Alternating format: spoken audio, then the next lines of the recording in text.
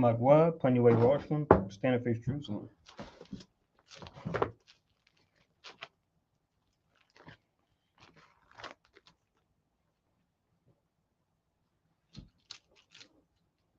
Blessing of the Sabbath.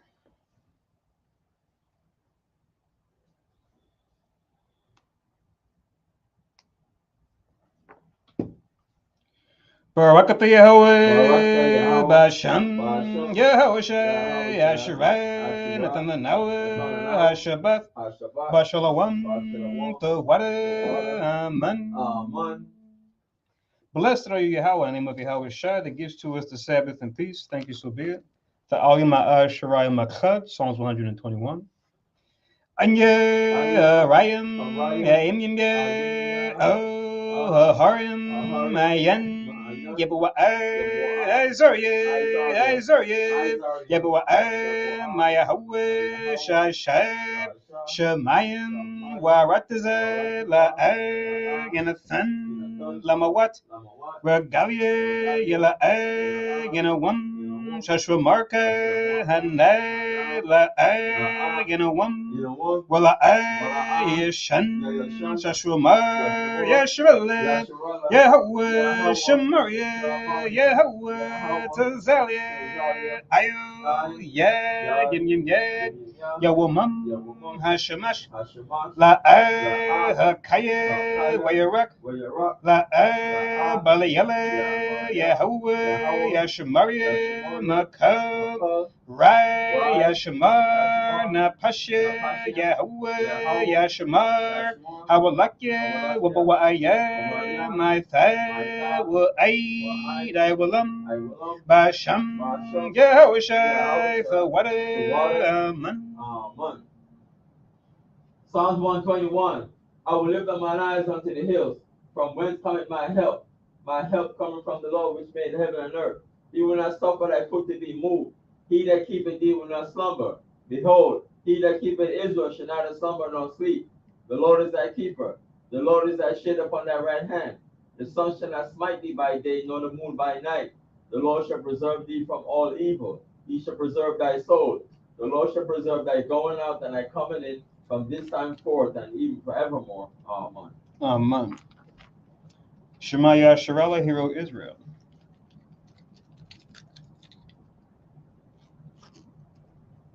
Shemaya Sharala, Yahweh, Elohim, Yahweh, Akad. Shemaya Sharala, Yahweh, Elohim, Yahweh, Akad. Shemaya Sharala, Yahweh, Elohim, Yahweh, Akad.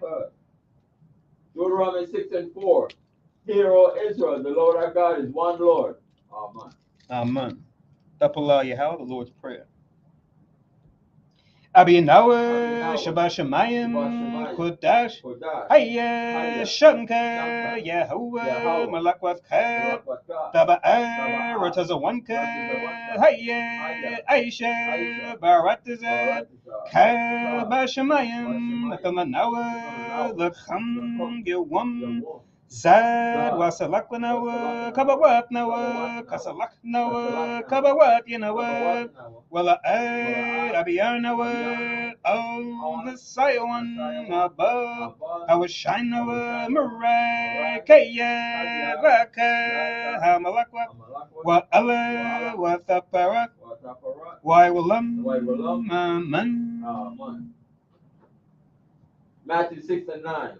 After this manner, therefore, pray, Our Father which art in heaven, hallowed be thy name. Thy kingdom come, thy will be done in earth as it is in heaven. Give us this day our daily bread, and forgive us our debts as we forgive our debtors. And lead us not into temptation, but deliver us from evil. For thine is the kingdom, and the power, and the glory, forever. Amen. Amen. Aisharamatazawa, the Ten Commandments.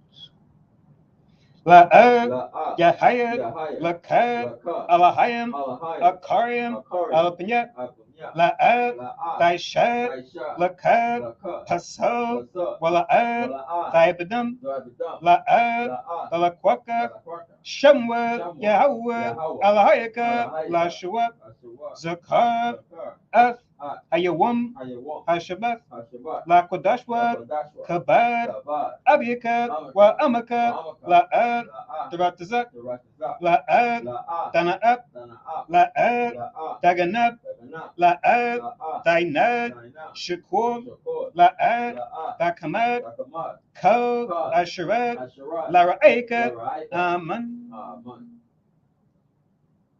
Exodus 20:2. I am the Lord thy God, which have brought thee out of the land of Egypt, out of the house of bondage. Thou shalt have no other gods before me. Thou shalt not make unto thee any graven image, or any likeness of anything that is in the heaven above, or that is in the earth beneath, or that is in the water under the earth. Thou shalt not bow down thyself to them, nor serve them. For I, the Lord thy God, am a jealous God, visiting iniquity of the fathers upon the children, unto the third and fourth generation of them that hate me, and showing mercy unto thousands of them that love me and keep my commandments. Thou shalt not take the name of the Lord thy God in vain, for the Lord will not hold him guiltless that taketh his name in vain. Remember the Sabbath day to keep it holy. 6 days shalt thou labor and do all thy work. But the seventh day is the Sabbath of the Lord thy God. In it thou shalt not do any work, thou, nor thy son, nor thy daughter, thy manservant, nor thy maidservant, nor thy cattle, nor thy stranger that is within thy gates. For in 6 days the Lord made heaven and earth, the sea, and all that in them is, and rested the seventh day. Wherefore the Lord blessed the Sabbath day and hallowed it. Honor thy father and thy mother, that thy days may be long upon the land which the Lord thy God giveth thee. Thou shalt not kill. Thou shalt not commit adultery. Thou shalt not steal. Thou shalt not bear false witness against thy neighbor. Thou shalt not covet thy neighbor's house. Thou shalt not covet thy neighbor's wife, nor his manservant, nor his maidservant, nor his ox, nor his ass, nor anything that is thy neighbor's. Amen. Amen. Yeshabah, you see that.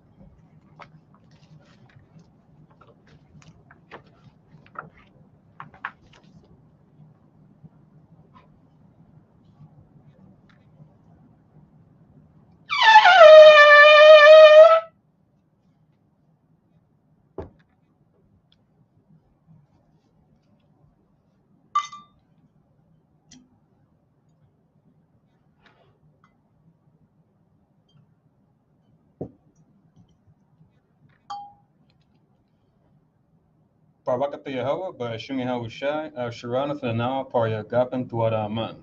La Yahweh, Ba'ashim Yahweh Shai, Yashar Allah. English translation.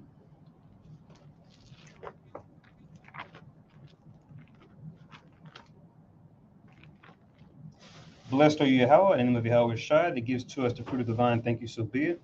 To Yahweh, in the name of Yahweh Shai, with Israel.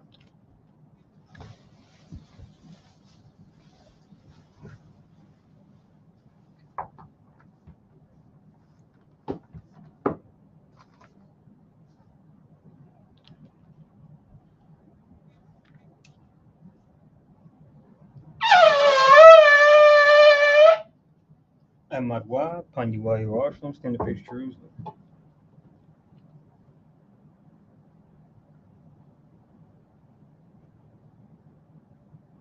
Barakata Yahweh, Haggadah, Rakawam, Yabiyah, Wanawa'eh, Aliyawan, Malak, Shau, Shemayim, Warataza, Wakal, Dabarim, Kayayam, Wagam, Hamashiach, Mayahawa, Arawanawa, Ahabnawa, Hapalat, Yawaitaza, Yahawasha, Zakarnawa, Yahawa, Baratazawan, Ainka, Yasha'ala, Izarnawa, Bana, Wazap, Yasha'ala, Oh, Nanawa, Yam Yam, Aitha, Kayawum, Makwadam, Babakusha, Shalak, Mike Allah, Watazawatak, Alahayam, La, Maganawa, Rapharnawa, Washamar, Ilnawa, Bakur, Shalak, Haruka, Shau, Yahushai, Lanawa, Madnawa,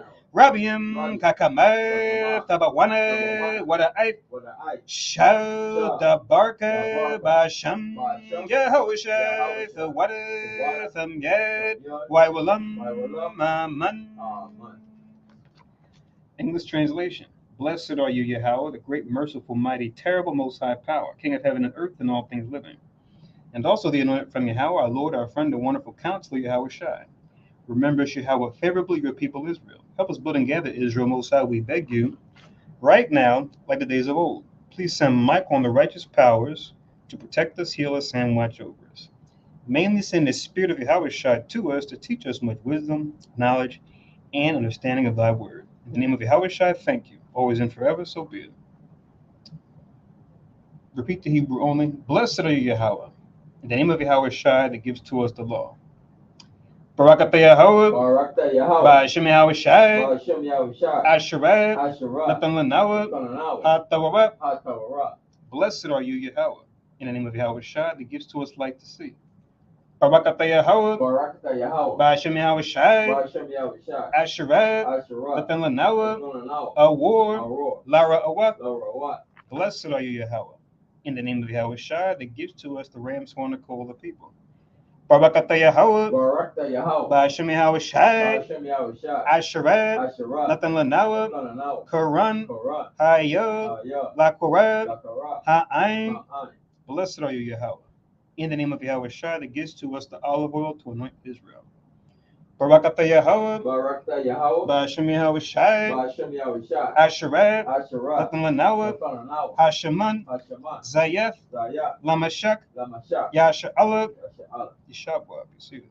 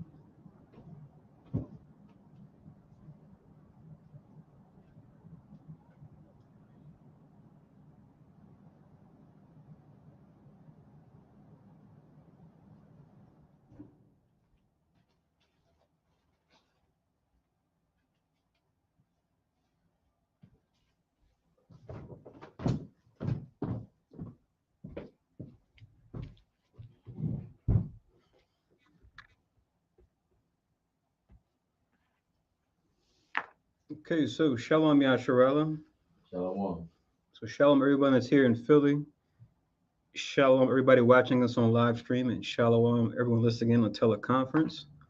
Welcome to Ha Yasharala Kanas, or the Congregation of Israel, where we teach that the descendants of slaves, as well as the indigenous peoples found mainly here in the Americas, as well as the Caribbean, make up the southern and northern kingdoms of the 12 tribes of Israel, and that we fall into a lower state as a people, politically, economically, even religiously, because we broke the laws of God found in this Bible, given to us by Moses. And we come at this lower state that we fall into by turning back to his commandments that we broke, by following Jesus Christ as our example, who did no sin, neither was guile found in his mouth. And right now we're coming together to keep the Sabbath holy, which, according to the calendar, is every Friday sundown to Saturday sundown. And as our particular branch of Christ does, we go into a regular Sabbath service. Today we're going to be going back to the Apocrypha again in 2nd Esdras 3 and 4. Once again, 2nd Esdras 3 and 4 is going to be what we're reading today. My name is Nabi Azarubal. I have the privilege of going through the service with you guys today. Just write down that for your records. According to the Gregorian calendar, it would be July the 15th, 2023. But according to the Gregorian calendar,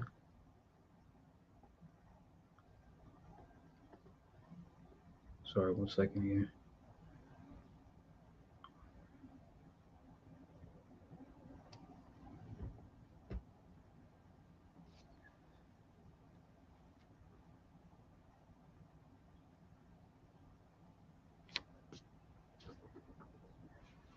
It would be the fourth month. Sorry.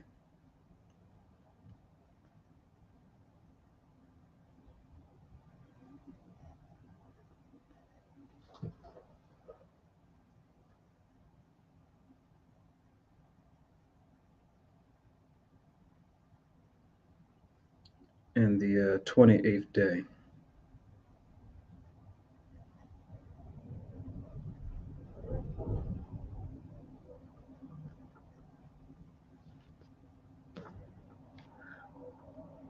Sorry, hold on 1 second, guys.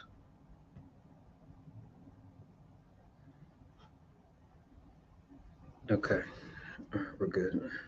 All right, just had to check something there. Right, so 7th July 15th, 2023, fourth month, 28th day. So we know we're getting close to the end of the month, which, as you guys are probably seeing the messages I sent out to you guys, got back-to-back holy days, right? The Sabbath coming in, and then at least our particular congregation, we're just celebrating the first fruits tonight, which, there's some discussion around that between different camps as far as when to keep it. I put together the calendars for the next 2 years, probably do a third one. Well, yeah, 3 years, sorry. Just so that logistic-wise, we can kind of get ahead of the curve with when it's going to be, at least have a date that's set that tends to be the trend when it comes to when the wheat harvest begins, which seemed to be the 3rd week of May, but it looks like the 4th week of May is probably going to be the best date to go by. This is the default. And even if it starts earlier or starts later, like if it starts the 3rd week of May or the 1st week of June, maybe just to keep that date stamped, but just keep it like there. And then we'll just maybe talk about, technically we'll begin this date, but just keep it as that date. That way we can plan around it and do better with that logistically, because I know the date sometimes will move like a month before, and folks who work on the weekend might be tough for them to get off. So for the next couple of years, we'll at least try to have a date that's stamped for the first fruits. And our hope is that, with the harvest year, at least in North America, typically is the last week of May is when the wheat harvest begins. The other dates are fixed, obviously, because, the new moon, we know the new moon's always going to work the way it does, but the harvest sometimes is like a moving goalpost. So we'll just use the 4th week of May as like a standard default time, and then we just might put it out there if it starts earlier or later. But we'll just still keep the date. That might be the best way to go about it going forward. This year, going into 2024, 2025, and then 2026. But then at the Feast of First Fruits, Saturday sundown to Sunday sundown, then we got the new moon, Sunday sundown to Monday sundown, right? So back-to-back holy days. How wonderful. But since we're in the Sabbath, let's talk Sabbath business first.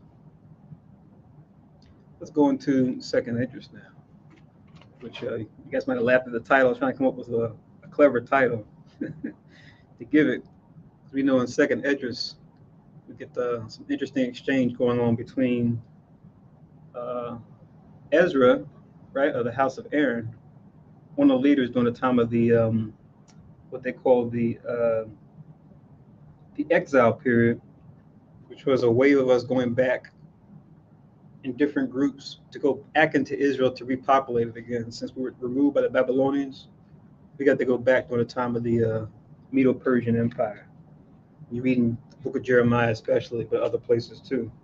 There was a 70-year period we have to make sure that we underwent at the very least before we could be freed, and then be able to go back and then go back and rebuild the temple and rebuild everything that was destroyed as a punishment from God because of, as a nation our disobedience.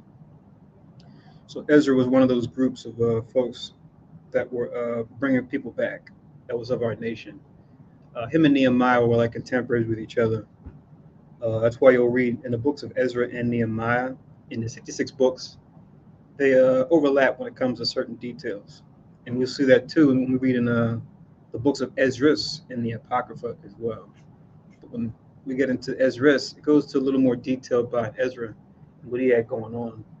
And some interesting questions he had for the Most High. Uriel, one of the 7 archangels, being summoned to go and to interact with Ezra, a righteous man, to give him insight into his questions that he had, and even to give him some things to think about. But we know when we get into second Esdras, it's a lot of fun. A lot of it's very relatable, because in the things that we have questions about, we always laugh and look at Ezra or Esdras, however you want to spell it, in the Hebrew, Izarah. We can see ourselves asking ourselves similar questions. We had a distinct privilege or pleasure to speak to one of the Most High's hosts, at least if we haven't already and that we're aware of it. We had a distinct pleasure to speak to the Most High's hosts and ask them certain questions. So Ezra kind of does it for us, and we say, yeah, you know what? I got to talk to one of the angels. And I was aware of it, because, sometimes we entertain angels unawares. We'll probably ask some of the same questions that Ezra's going to ask. But even with his curiosity, we'll also get kind of put in our place as far as realizing sometimes the questions that we might have for the Most High are well beyond our grasp and scope, even to even get the answer if we were given it. So yeah, a lot of fun we get into second Esdras. A lot of dark parables and visions we're going to get into as well, because he was shown many visions. Similar to how like Daniel was shown visions, and like how Joseph was shown visions, right? Could definitely add Ezra to that list too, where you'll see how the visions will align sometimes. Things that the Most High would have shown Daniel, Ezra was given the other piece that Daniel wasn't really expounded on. He was given a certain part of it, and Ezra was given the other part going into other details. But when he says he comes in the volume of the book, Psalms 40 and 7, Hebrews 10 and 7, we know that to be true. That includes the Apocrypha, right? Because the prophecies and the visions and the history we're going to read about in second Esdras going forward, we can find that in the 66 books as well, and we can find there's a harmony between the two. And we when you see Ezra's going to even be speaking about or showing visions of Christ himself, and things are going to be happening to us right now in these times, and things are going to come when Christ makes a second coming. Ezra is going to be shown that as well. So let's go to second Esdras 3, and apologies for the late start. I'll try to be brief yet complete, right? Since a lot of what Ezra's going to be going into here is more just a review for us, as far as reviewing things we should already know, as far as the history of the how the nations came to be on the earth, and namely how the Most High came to choose Israel as his chosen people. We're going to see this discussion between Ezra and Uriel the Archangel, and him stating things we should already be aware of, but questions based on those considerations. So second Esdras 3 and 1, it says, in the 30th year after the ruin of the city, I was in Babylon, and lay troubled upon my bed, and my thoughts came up over my heart. Right? So now going into Ezra during his time in Babylon, but now mentions the 30th year after the ruin of the city. So now, oh, thank you. I'll put it in the bottom banner. I forgot to update that. There we go. And if you guys don't know, if you see here, this just says Ashar Shabbat Yasharallah in the Hebrew. Should be in your email. So second Esdras 3:1, it reads, in the 30th year after the ruin of the city. So now we do the math. We might remember, well, let's see if we do remember. What year was Jerusalem finally destroyed by the Babylonians? Who's remember that year in BC times? You remember that year?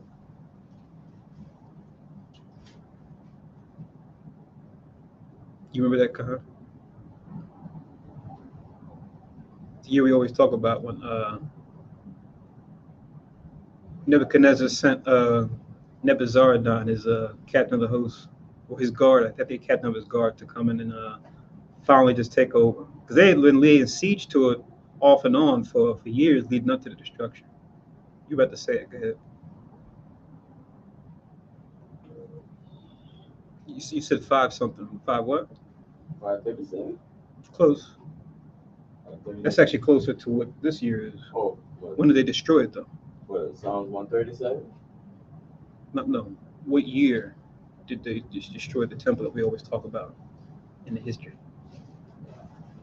537 is closer to when Ezra's probably writing this or talking about this.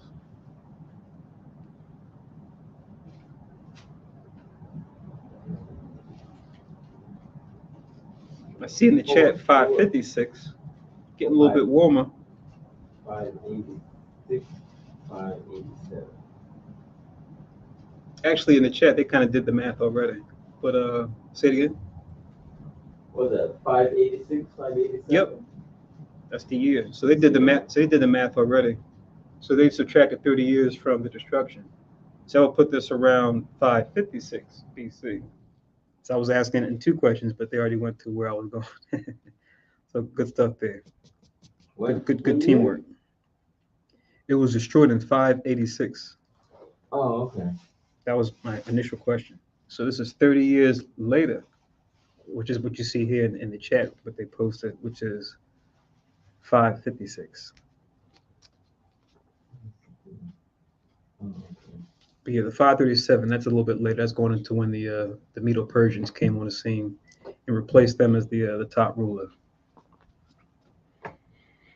Come, so now this is Ezra during this time, because remember you had many prophets that lived through both. Like Daniel lived through both, Jeremiah, Ezra, as we can see here as well. Ezekiel was a prophet during this time as well. So we had a lot of prophets during this time period. The Babylonian time being the dominant, going into the Medo-Persians being the dominant. So 3 and 1 is what? What year is it? 30 years afterwards? It's right there. 556. I think that's Lab Tawab. And Khan, that's correct. So Dwada for posting that. That's good. You see it? Yeah. Okay. So now in verse 2 it says, for I saw the desolation of Zion and the wealth of them that dwelt at Babylon. Because when we fall, the nations come up, especially those that took us over. Right? You go into the future during the Roman times, we know there's another famous year like 586 is. We know what year was Jerusalem destroyed by the Romans? Anyone remember that year? Say it loud. 70 AD. There you go. And it's so ironic that what? Because like we read here, it talks about the riches of Babylon due to our fall, right? Well, the wealth that they had, how was it increased? Isn't it ironic that Jerusalem being destroyed in 70 AD, and then you had what I think it was in 72 AD? You had the completion of the Colosseum. So you might ask the question, you say, is there a connection between those 2 dots? Maybe, just maybe. Right, as far as the funding that I went into building that big place of exercise that's famously talked about throughout history. Once again, a come up on our downfall.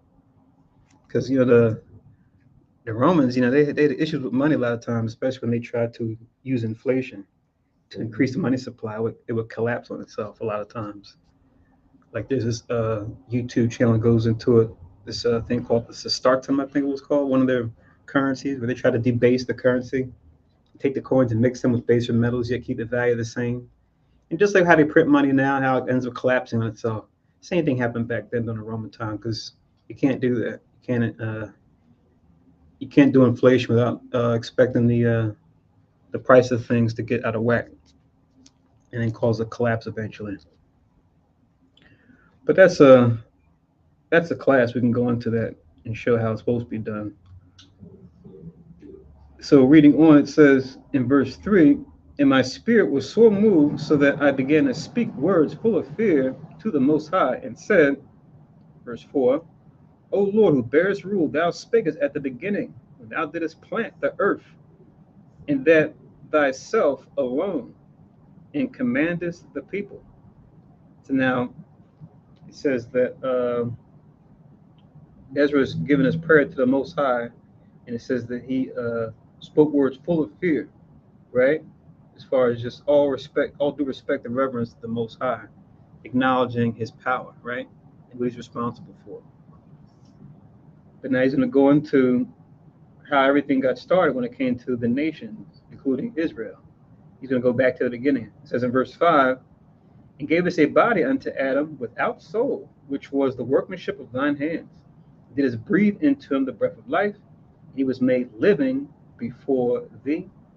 It says, and thou leddest him into paradise, which thy right hand had planted before ever the earth came forward.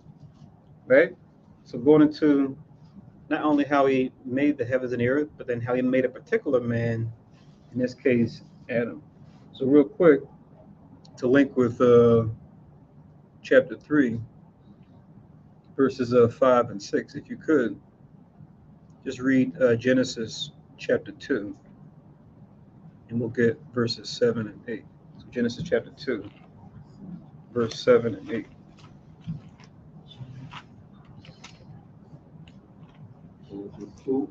Yeah, nice and loud. So I think this microphone is okay. So folks should be able to hear in the audience. If you can't, just post something in the chat. I know before it was hard to hear myself and others in the audience.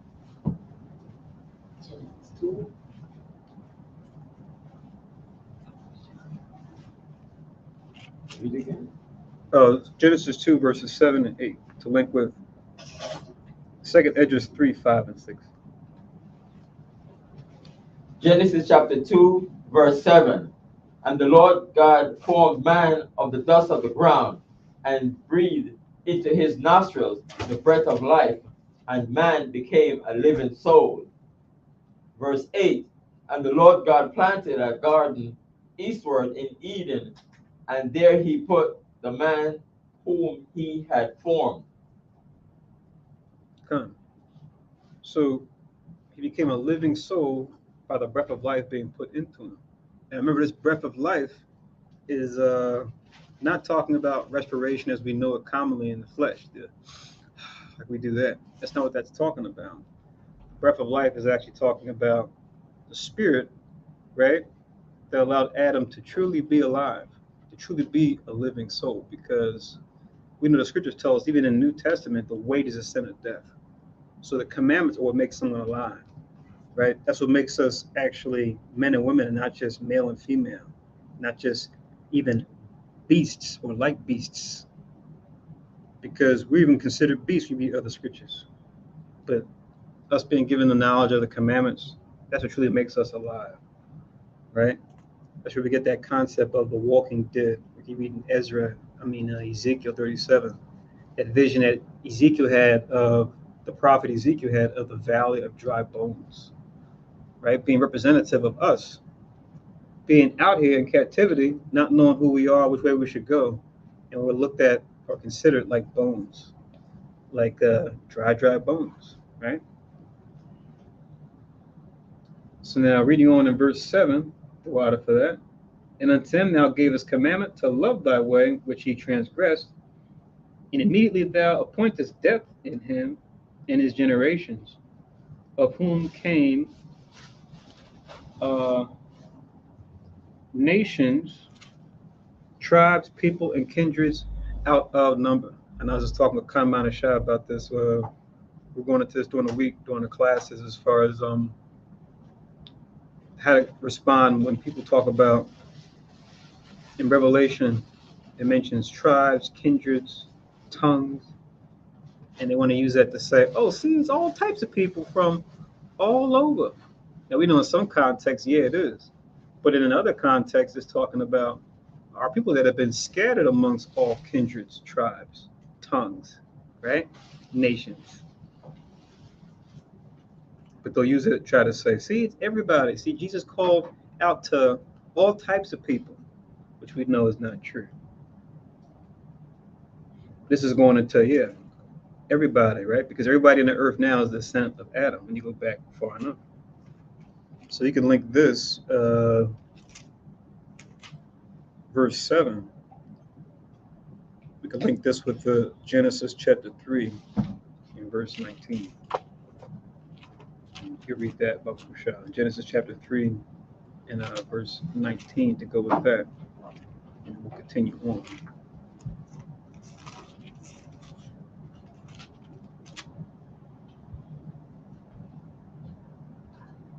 Actually, start from 17 and then read down to 19.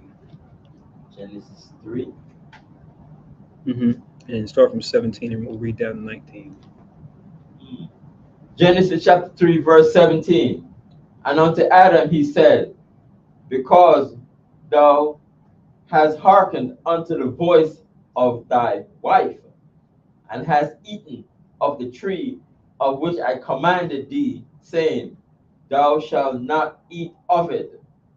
Cursed is the ground for thy sake. In sorrow shalt thou eat of it all the days of thy life. Right. So now going to the judgment that's fallen upon Adam. Now, when it says hearken unto the voice of his wife, it doesn't mean just you listen to her and you shouldn't listen to her at all. He's talking specifically about what she suggested to him, which was to eat of this tree of knowledge of good and evil. That's why it explains, and has eaten of the tree. Someone might read that one part and be like, see, don't listen to your wife at all. And it's just like, that's not what that's saying. It's like when people read the law where it says, thou shalt not make any graven image. And they stop and they go, see, no graven images at all. You can't make a picture of anything. Like this behind me, that's wicked. But it says a graven image to worship and to serve. You have to understand the fullness of what that law is talking about. So let's make sure with all our getting, we get understanding. So a part of that judgment for listening to what she told Adam, which the serpent told her, to eat of this tree of knowledge of good and evil, which we're not supposed to talk of or deal with, which is other doctrines, which aren't the commandments. The ground is cursed for his sake. And it says, in sorrow he shall eat of it all the days of thy life, right? Hence us, being laborers of different types, different professions, even to this day. Whether it be God's chosen people that would have come later out of Adam, or even the other nations. Read on in 18. Genesis chapter 3, verse 18. Thorns also and thistles shall it bring forth to thee, and thou shalt eat the herb of the field. Right. So instead of having all that plentifulness that the Garden of Eden would provide, right? Literally and figuratively, you have to go out there and actually work and tame the land to get to actually be useful for us, right? For us to yield agriculture, right? And use other tools like irrigation and farming and husbandry, right? And planting vineyards and other stuff to actually make the land yield what's needful for us to survive. And it's funny because even though we're in the information age, right? Before that, the industrial age, the iron age, until all these different ages, they're all built around the ages that came before it. Even though when it comes to the agricultural age, that thing is still here. So it doesn't get rid of the age that came before it. If anything, it's just a circle around a circle.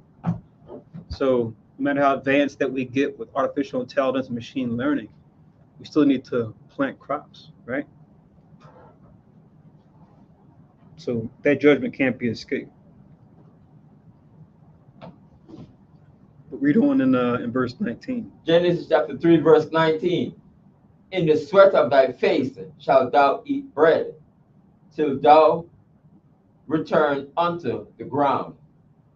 For out of it was thou taken, for dust thou art, and unto dust shalt thou return. Right.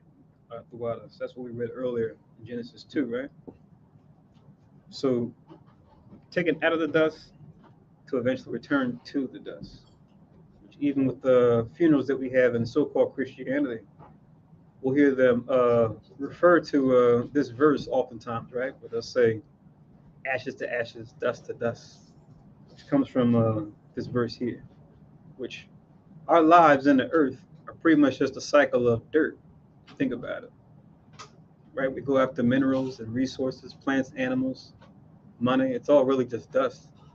To consume it, to increase it, to hand it down to those that come after us.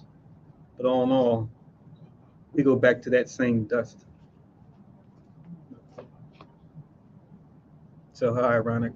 So that's Genesis 3:17 and 19 to go with 3 and 7. Let's go on in verse 8 back in 2nd Esdras 3. So 2nd Esdras 3 and 8 now it says, and every people walked after their own will and did wonderful things before thee and despised thy commandments. And now it's talking about people doing what they want, right? Do as thou wilt, right? We see that even being a phrase today used by those who sometimes directly, sometimes indirectly or unawares, promoting Satan, right? By instead of putting the Most High's will first, they say, no, I'm going to do what makes me feel good and put that at the highest priority, right? So this isn't a new thing. People having the choice to be rebellious against God. So they were doing that back then, during the times after Adam. It says in verse 9, and again in process of time thou broughtest the flood upon those that dwelt in the world and destroyest them, right? So that was the judgment the Most High brought upon them. So for verse 8, since we know Ezra here is pretty much going into like a history lesson, let's jump forward in Genesis. But let's go to Genesis chapter 6 this time.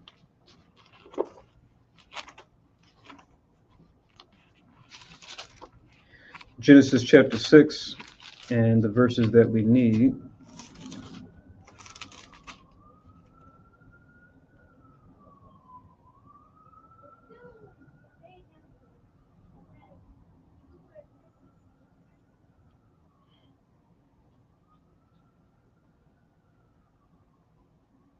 And we'll start from verse 5.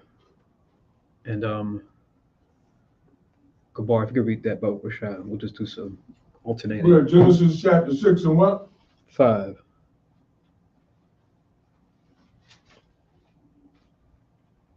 We could read down to about verse 7. That should do. So book of Genesis chapter 6 and verse 5.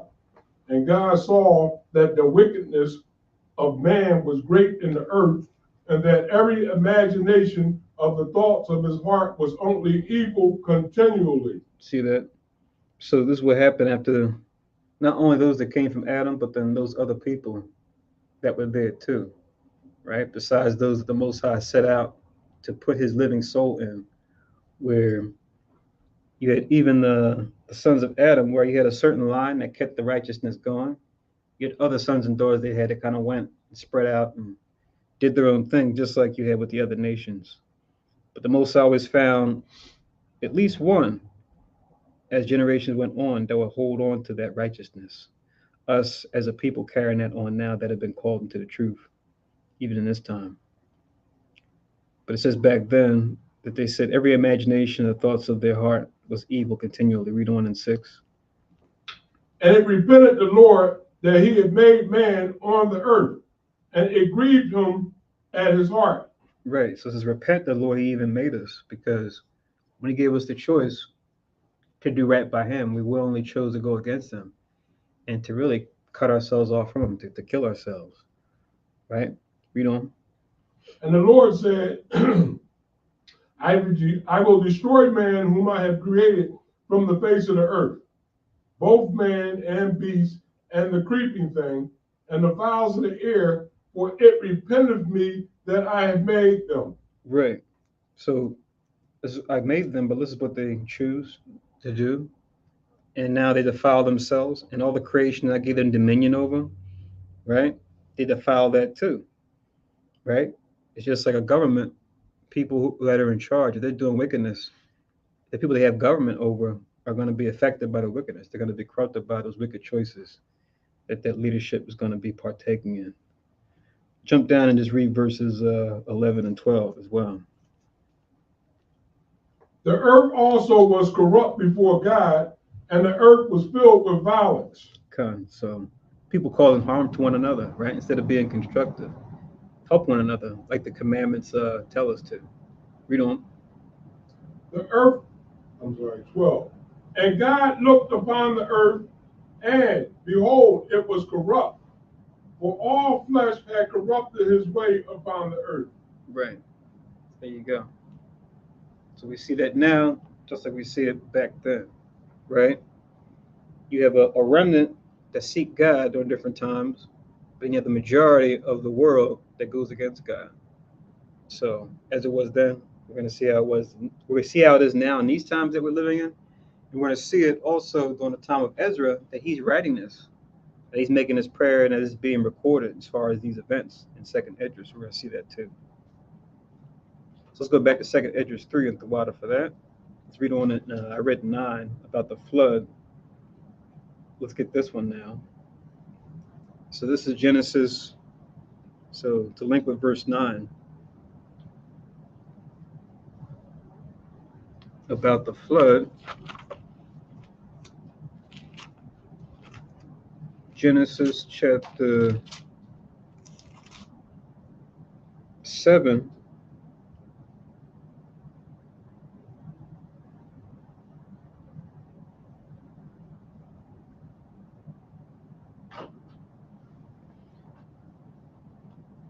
I'll read chapter 7. And I'll start from 7. It's Genesis 7 and 7. It reads, And Noah went in, and his sons and his wife and his sons' wives with them into the ark because of the waters of the flood. That's where we see in the New Testament it mentions Noah being one of 8 persons. Those are the 8 persons that live, that everybody on the earth now is a descendant of, because everyone else died during the flood. That's another discussion we might have to have during the class, during the week, because you'll see different things out there on like these different, History Channel and Gaia and all these different networks that are like, New Age that claim to do historical research, but then they come up with all types of fantastic fables and call it history or so-called archaeology. And it's just like, you got to question it if it goes against what the Most High said. Verse 8, it says, Of clean beasts and of beasts that are not clean, and of fowls, and of everything that creepeth upon the earth. So look at that. Clean and unclean beasts. So they had to have knowledge of the law to know which beasts were clean and which beasts were not. Right? To let us know that they had the law even that time. Even though Moses was the first one to have it written down in these first 5 books that we read now. But that knowledge was always there, even going back during the time of Noah. Even going back to the time of Adam before him. It says, There went in 2 and 2 unto Noah into the ark, the male and the female, as God had commanded Noah.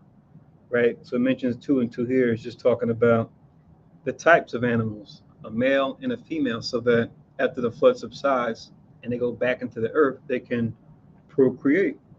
But remember, you read above, and we'll get that after I finish in verse 7. Check this out. And it came to pass after 7 days that the waters of the flood were upon the earth. So it took about a week's time for the floods to get going. But now, remember this. When you go back up to verses 1 and 2, this was something that oftentimes we didn't see or we weren't shown growing up. If we went to Christian school or Bible school or Sunday school, whatever you want to call it, regardless of whether we're, Protestant, Catholic, doesn't matter. Anytime we watched the movies or saw pictures, not only did they have Noah and his family looking like so-called Caucasians, right? When they were people of color, they got every animal by 2, doesn't matter what kind, whether it was clean or unclean, getting on the ark, right? That's what we remember seeing. I know you guys probably remember that book. I think we might have a copy in the back. I know my sister and I had it growing up. Well, sisters later on. I had a younger sister, but that book called Bible Stories. It had like a golden cover. It's like the red cursive letters. I know I think it's in the back on the computer table. Copy of it. But it was like a famous book that they would have kids read, and in there you saw pictures of different patriarchs and matriarchs, and it's like they look like that. Noah looked like that. Abraham looked like that. What? Really? Adam looked like this, and Eve? Really? Yeah, they got him looking like so-called white people. That's that brainwash. But yeah, it's not true. But where was I at? Okay, 7:1 and 2. It says, this is same chapter 7. I'll go to verse 1 and 2. It says, and the Lord, or Yahweh, said unto Noah, come down all thy house into the ark, for thee have I seen righteous before me in this generation. And it says in verse 2, of every clean beast thou shalt take to thee by sevens, the male and his female. And of beasts that are not clean, by two, the male and his female. See that? So they missed that part. They don't show us that, but here it is in scriptures.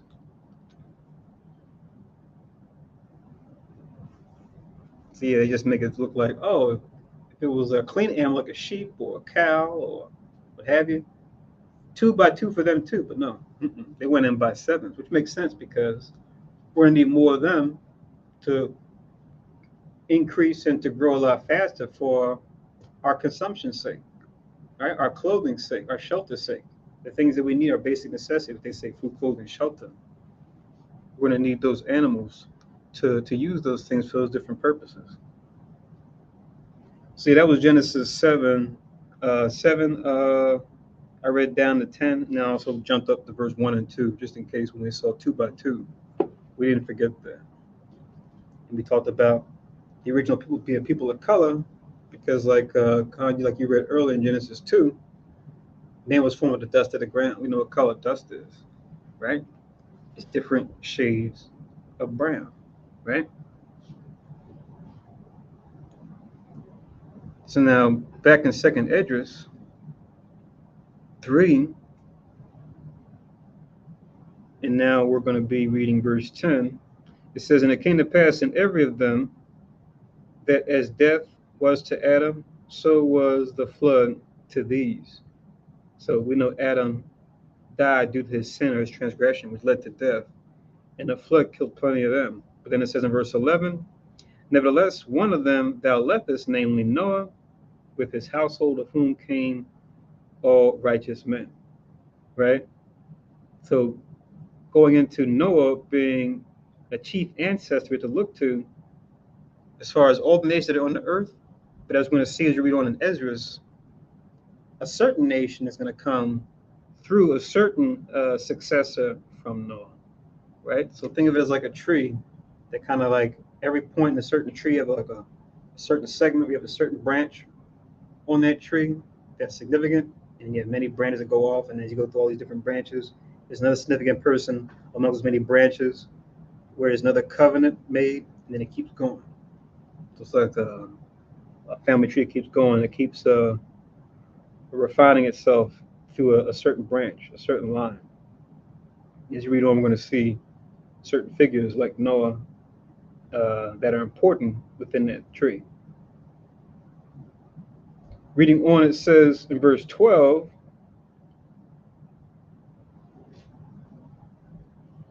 and it happened that when they that dwelt upon the earth began to multiply and had gotten them many children and were a great people, they began again to be more ungodly than the first.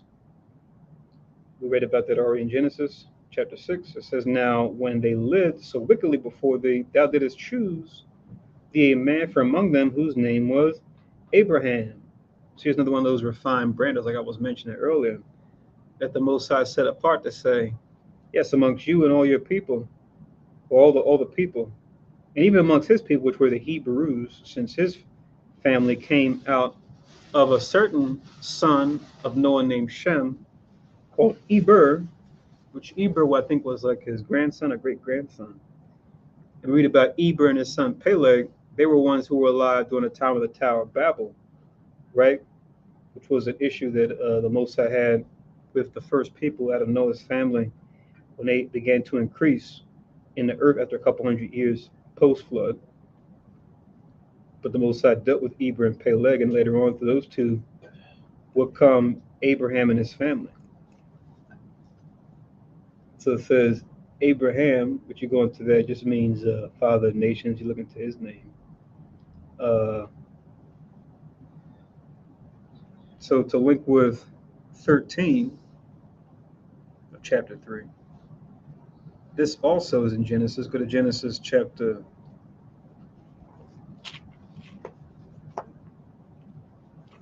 'Guess the first place we can go is chapter 12. It's mentioned more than once. It's Genesis chapter 12. Let's get verses 1 to 3. You can read that, Baba Kushah.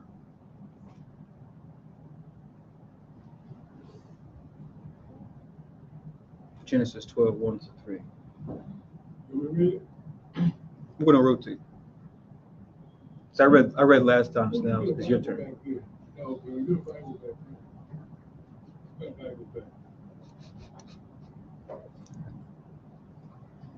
Genesis 12, verses 1 to 3.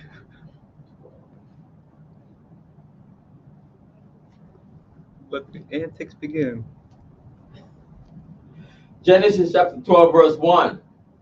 Now the Lord had said unto Abram, get thee out of thy country, and from thy kindred, and from thy father's house, unto a land that I will show thee. Mm-hmm.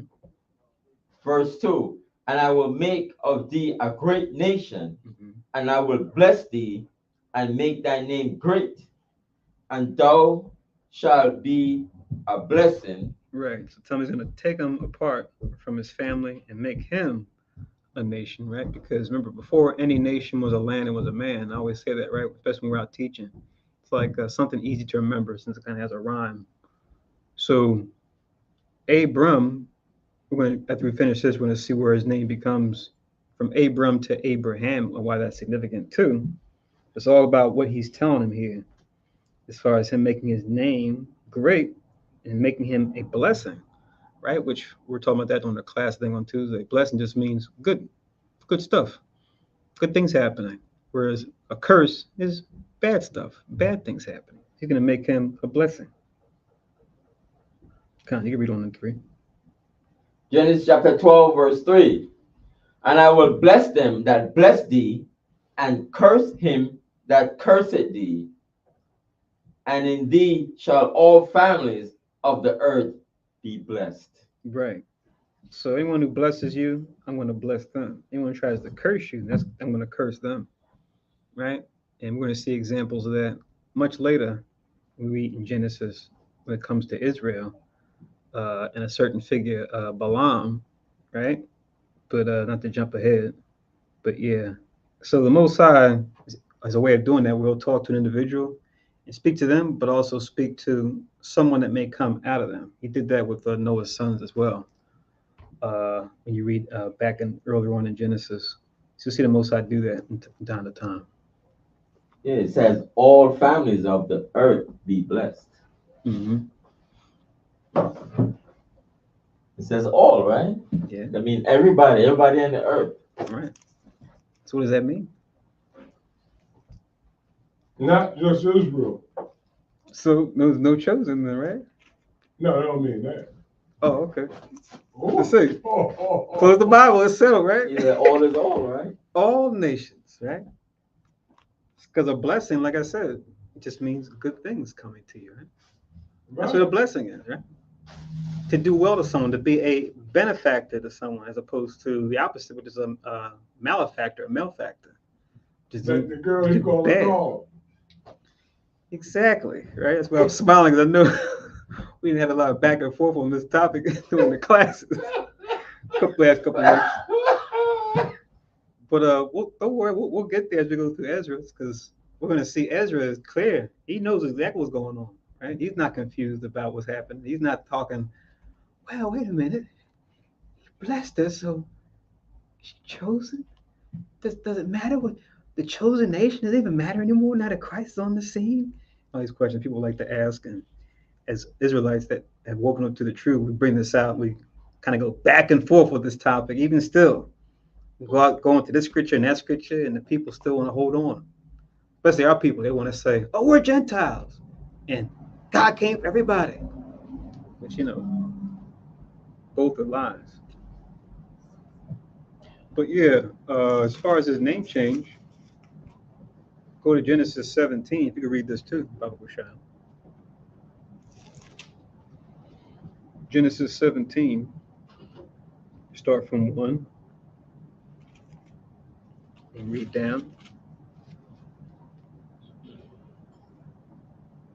We saw in 12, he was still called Abram, but now his name's going to get an upgrade to Abraham. He's going to explain why. It goes back to what he told him in chapter 12. So you can start from verse 1 in Genesis chapter 17. Genesis chapter 17, verse 1. And when Abram was 90 years old and 9, the Lord appeared to Abram and said unto him, I am the Almighty God, walk before me and be thou perfect. Check that out. So called Abram and said, at 99 years old, he says, I am the Almighty God. Right? That's another topic we were talking about during the week too, about, what do we call the Most High? And what did they call the Most High before, say, the time of Moses, right? So here's an example of that, right? As far as being called the Almighty Power, or I think in the Hebrew, is Shaja Allah, where you'll see them say with the Yiddish, they'll say the El Shaddai. He called upon the El Shaddai. You hear the so-called Jews say it that way. We know in the Hebrew it's Shaja Allah, which just means terrible, terrible God, or terrible power. That's what it translates into. He says, walk before me and be thou perfect, which we know going into the scriptures what it means to be perfect before God. Read on in verse 2.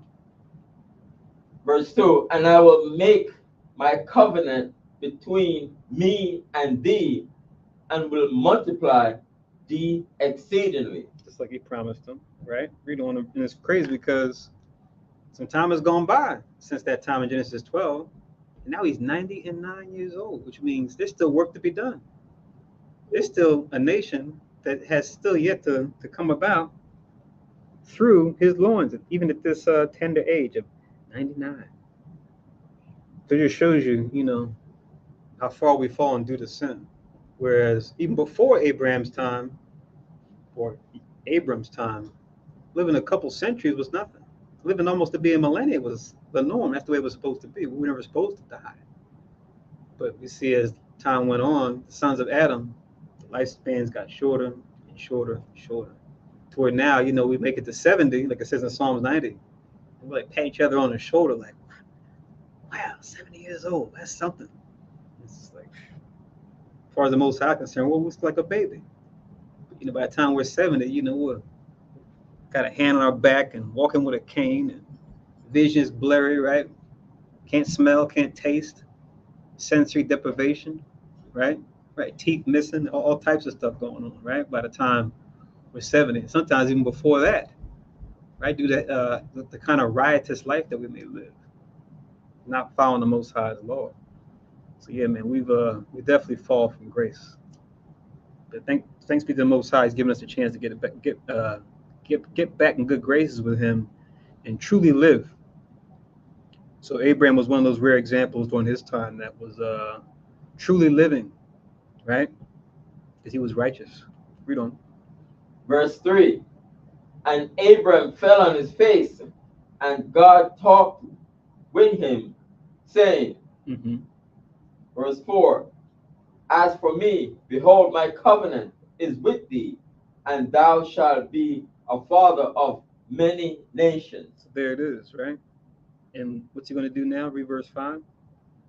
Verse 5, neither shall thy name anymore be called Abram, but thy name shall be Abraham, for a father of many nations. have I made thee. Right. So that's where he gets from Abram to Abraham. Remember we read it in Esdras, he calls him Abraham, right? The name he would be called later.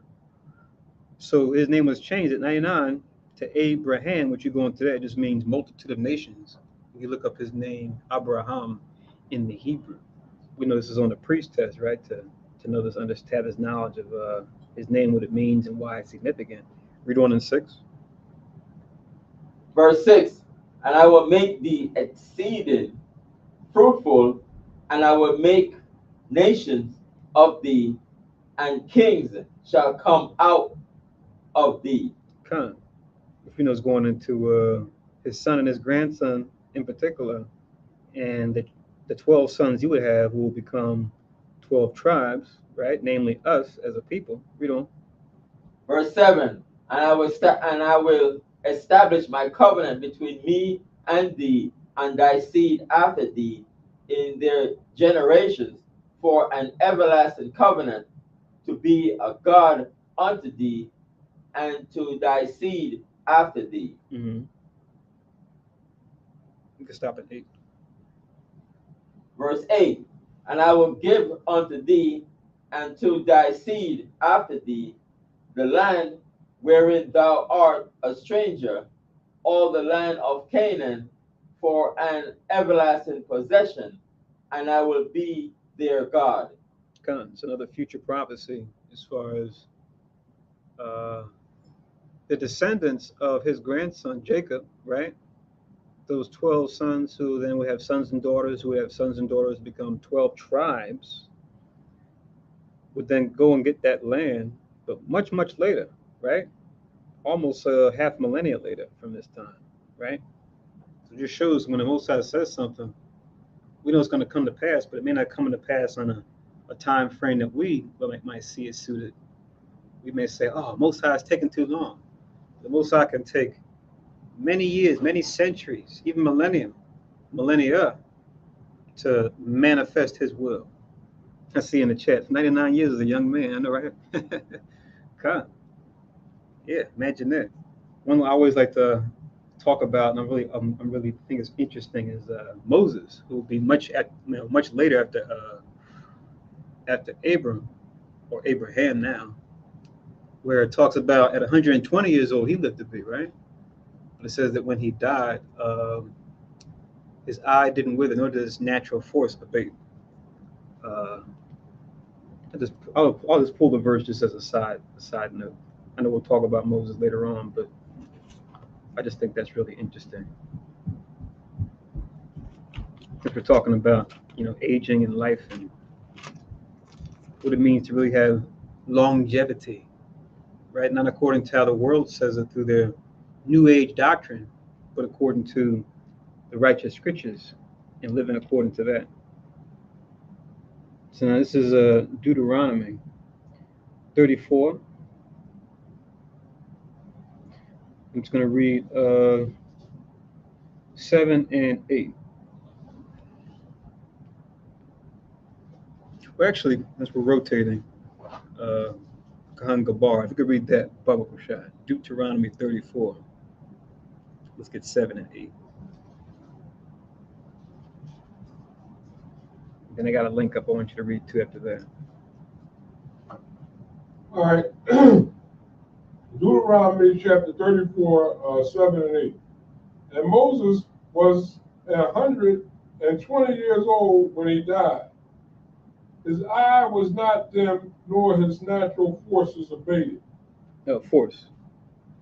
Natural force abated. Right.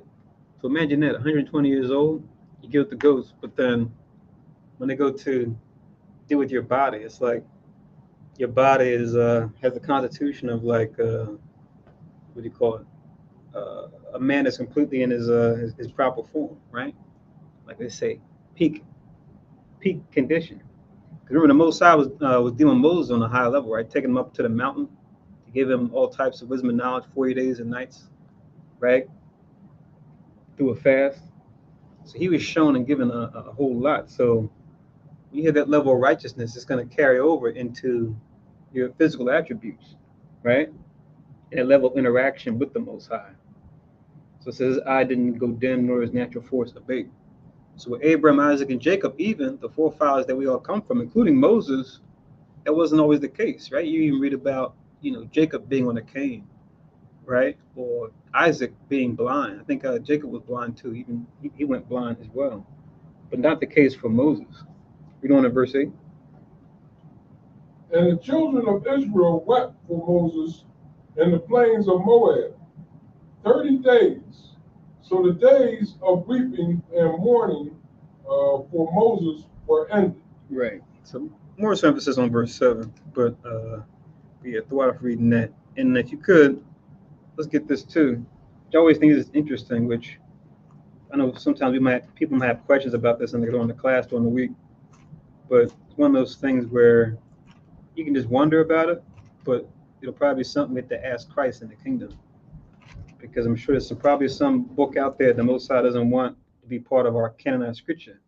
So maybe it might go into that with more detail, but just be careful because I'm sure someone might have a book that says, oh, this was missing out the Bible. This is going into what this is talking about in more detail. And you read that same book and you find bones in it you can choke on, that you don't want to eat. So let's make sure that we hold fast that which we have, like Christ advises us in Revelations 2:25. But now, real quick, get Jude verse 9. Jude is one chapter. So Jude verse 9. You can read that too, Papa Kushan. Like I said, just a little quick tidbit since we're talking about aging.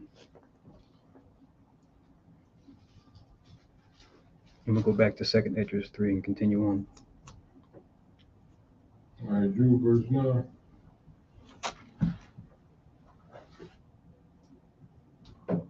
All right, Jude verse 9. Yet Michael, the archangel, when contending with the devil, he disputed about the body of Moses, does not bring against him a railing accusation, but said, the Lord rebuked thee. Right. So Jude is just going into how we should consider the way we interact with each other, right? Where we always defer to the Lord, right?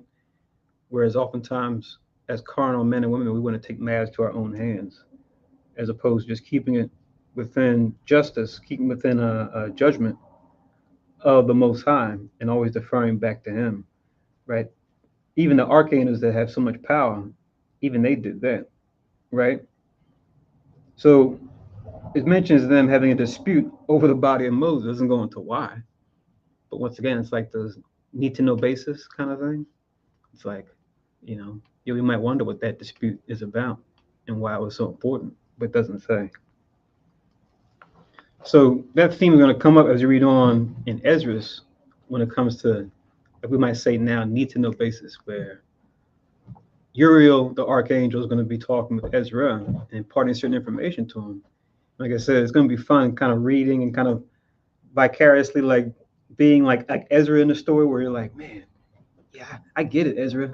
I would have a bunch of questions too if the archangel came to visit me, but even the angel's going to tell him, all right, I'll tell you this part, but that, you're going a little too far with that. All right, I'll answer that, but then let me ask you this. And then he's going to start asking them certain abstract things when it comes to the Most High's creation that are clearly going to be difficult, if not impossible, for us to reach at this point, as far as to grasp the concept, right? So yeah, the angels dispute. They don't go to war with each other. That's not the doctrine, right? As far as Greco-Roman mythology, actually is taken from the Hamite mythology, where you had the gods fighting with each other, right? Having disputes with each other and overthrowing one another, right? Like how we do on this level. But no, they all follow the Most High's instruction, whether it be on the right hand of God or on the left hand of God. Do they have disagreements? Yes, we have an example here. Does it go into detail? No. Is it really need for us to know what that disagreement was about specifically? No. What was needful for us is to what? No, we're supposed to do as the children of Israel in keeping the laws, statutes, and commandments, right? That's what our focus should be on, right? That's how we play our part, play our position, as they say. So back to 2 Esdras 3. Let's continue on. Let's read on in verse 14, which reads, Him thou lovest, and unto him only thou showest thy will. Right? So it's showing that he loved Abraham, right? And it says, and unto him only thou showest thy will, right? Which we was reading about that too. As far as him speaking to him, we just read that in 17, right? But something else I think is interesting to consider as well that we may not have come across. Let me just give you this real quick too. So we're talking about the will of God. We were just reading about that in the Tuesday class about, being God-fearing and following God's will is tied to the commandments. Check this out. This is Genesis again. This time I'm going to go to verse 26.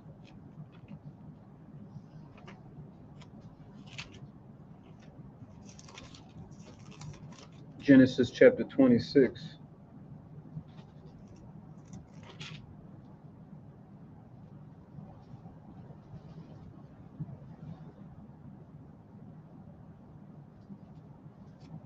I skipped it.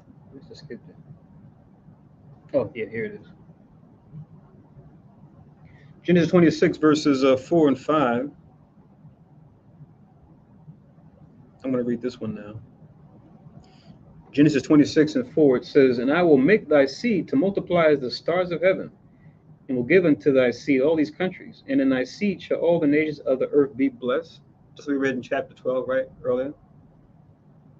Us being a blessing unto others, right? And Abraham's descendants, who we are. Now it says in verse 5, Because that Abram obeyed my voice, kept my charge, my commandments, my statutes, and my laws. I thought it was the Mosaic law. That's what the scholars call it, right? The law of Moses. But even Moses were here now, and we call it the Mosaic law, he would probably shake his head and go, yeah, I was the vessel used to write it down, but really it's Yahweh's law. Even he would tell us that. So this law goes back before Moses. So oftentimes when people argue with us at camp and just in different situations, they'll try to say, oh yeah, that Bible. Not only will they try to say the Bible started on the Dark Ages, right? Not realizing it was translated from older texts.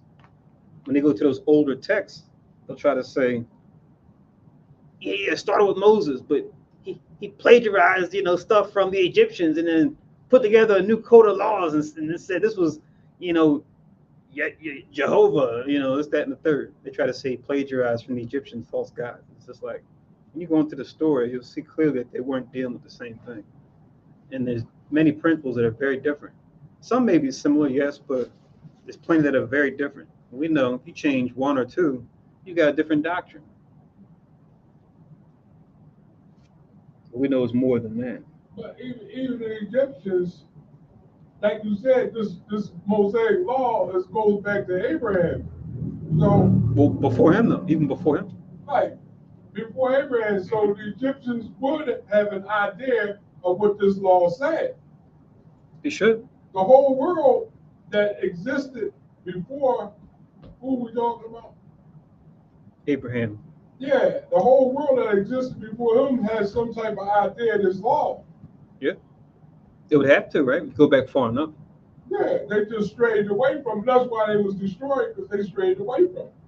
Exactly. Because we know Egypt, they all go back to a man that came out of Ham. Want to know his son's name, Mizraim, or in the Hebrew, Matazar. And he would have to have some type of idea of what his father said, Noah, who was a man of God. He would have some type of idea. Or his father, Ham, you mean? Right. Mizraim, Noah would have been his grandfather. Ham, yeah. Go back to Ham, would have certainly told him something about what Noah was talking about. He just strayed away from it. Right. Because you go back, I was kind of referring to the story indirectly earlier, but when he laughed at his father's nakedness and was judged for it, he wasn't like, what's the big deal? What's the problem? It's like, they knew that was wrong, even though he did it. Right? As far as seeing his father's nakedness, which goes into the law. Just like why he cursed him. Just like we talk about the dietary law, the laws of nakedness too. Yeah, that's all part of the law. Mm-hmm.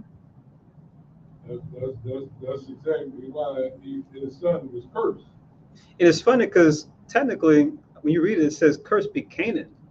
Right. That's what I was alluding to, because it's weird how the Most High will speak to one person, but he'll be speaking to you, but talking about someone going to come from you later on, and how they're going to bear the judgment of whatever's going on here. He'll talk about something that's going to happen as in a later, a second or third order effect after you.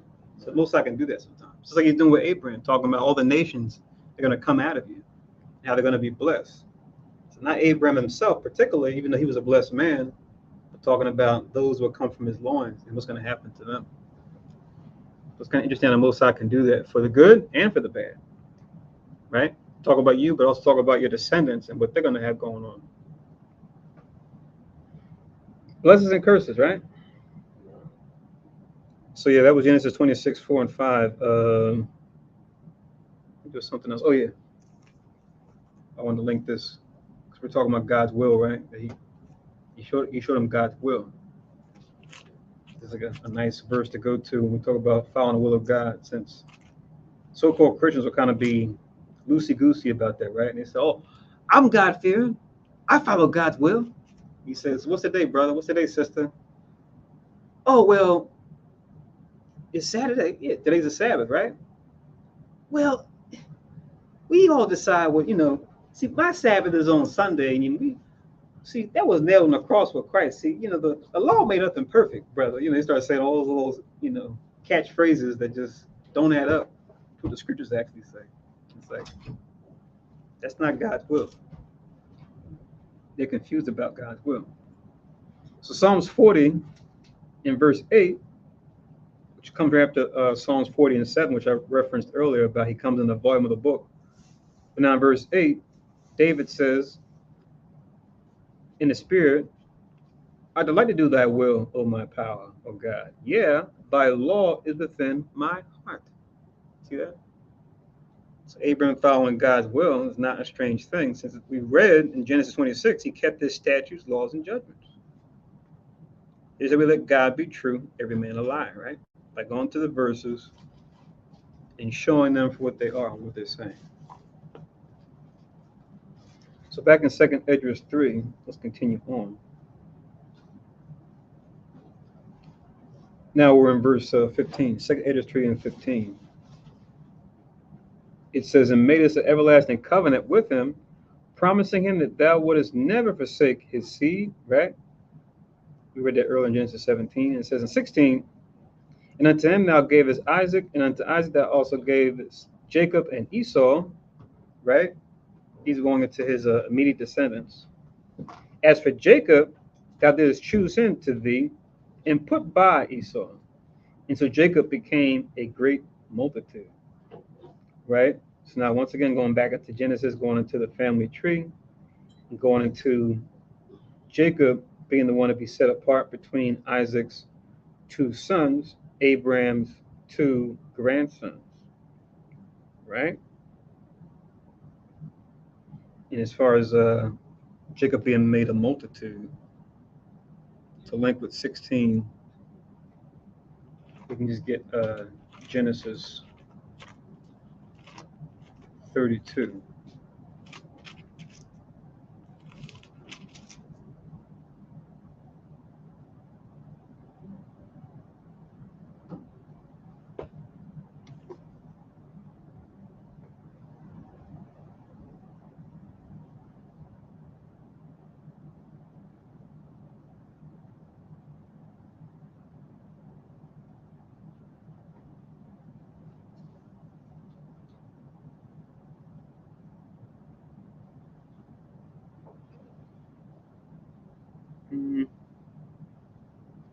Is that the one I want? I think there's one I like better than before this. I think it was in 28. Hold on a second.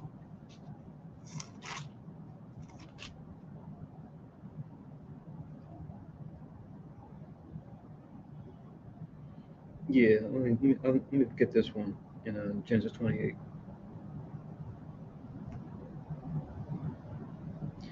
So Genesis 28.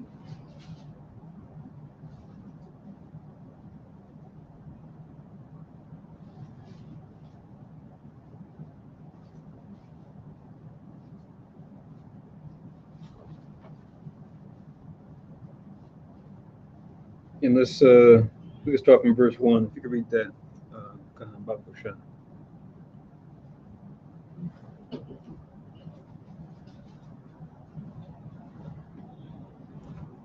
For sake of time, like I said, was touching on key verses to look at as far as just the understanding of the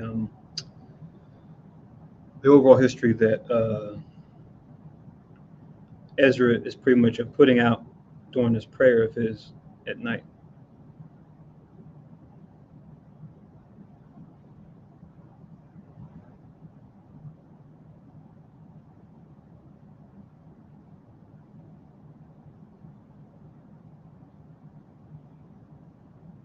You could read that when you have a book. I'm gonna rotate it. Genesis 28, Mm-hmm. verse 1. Okay.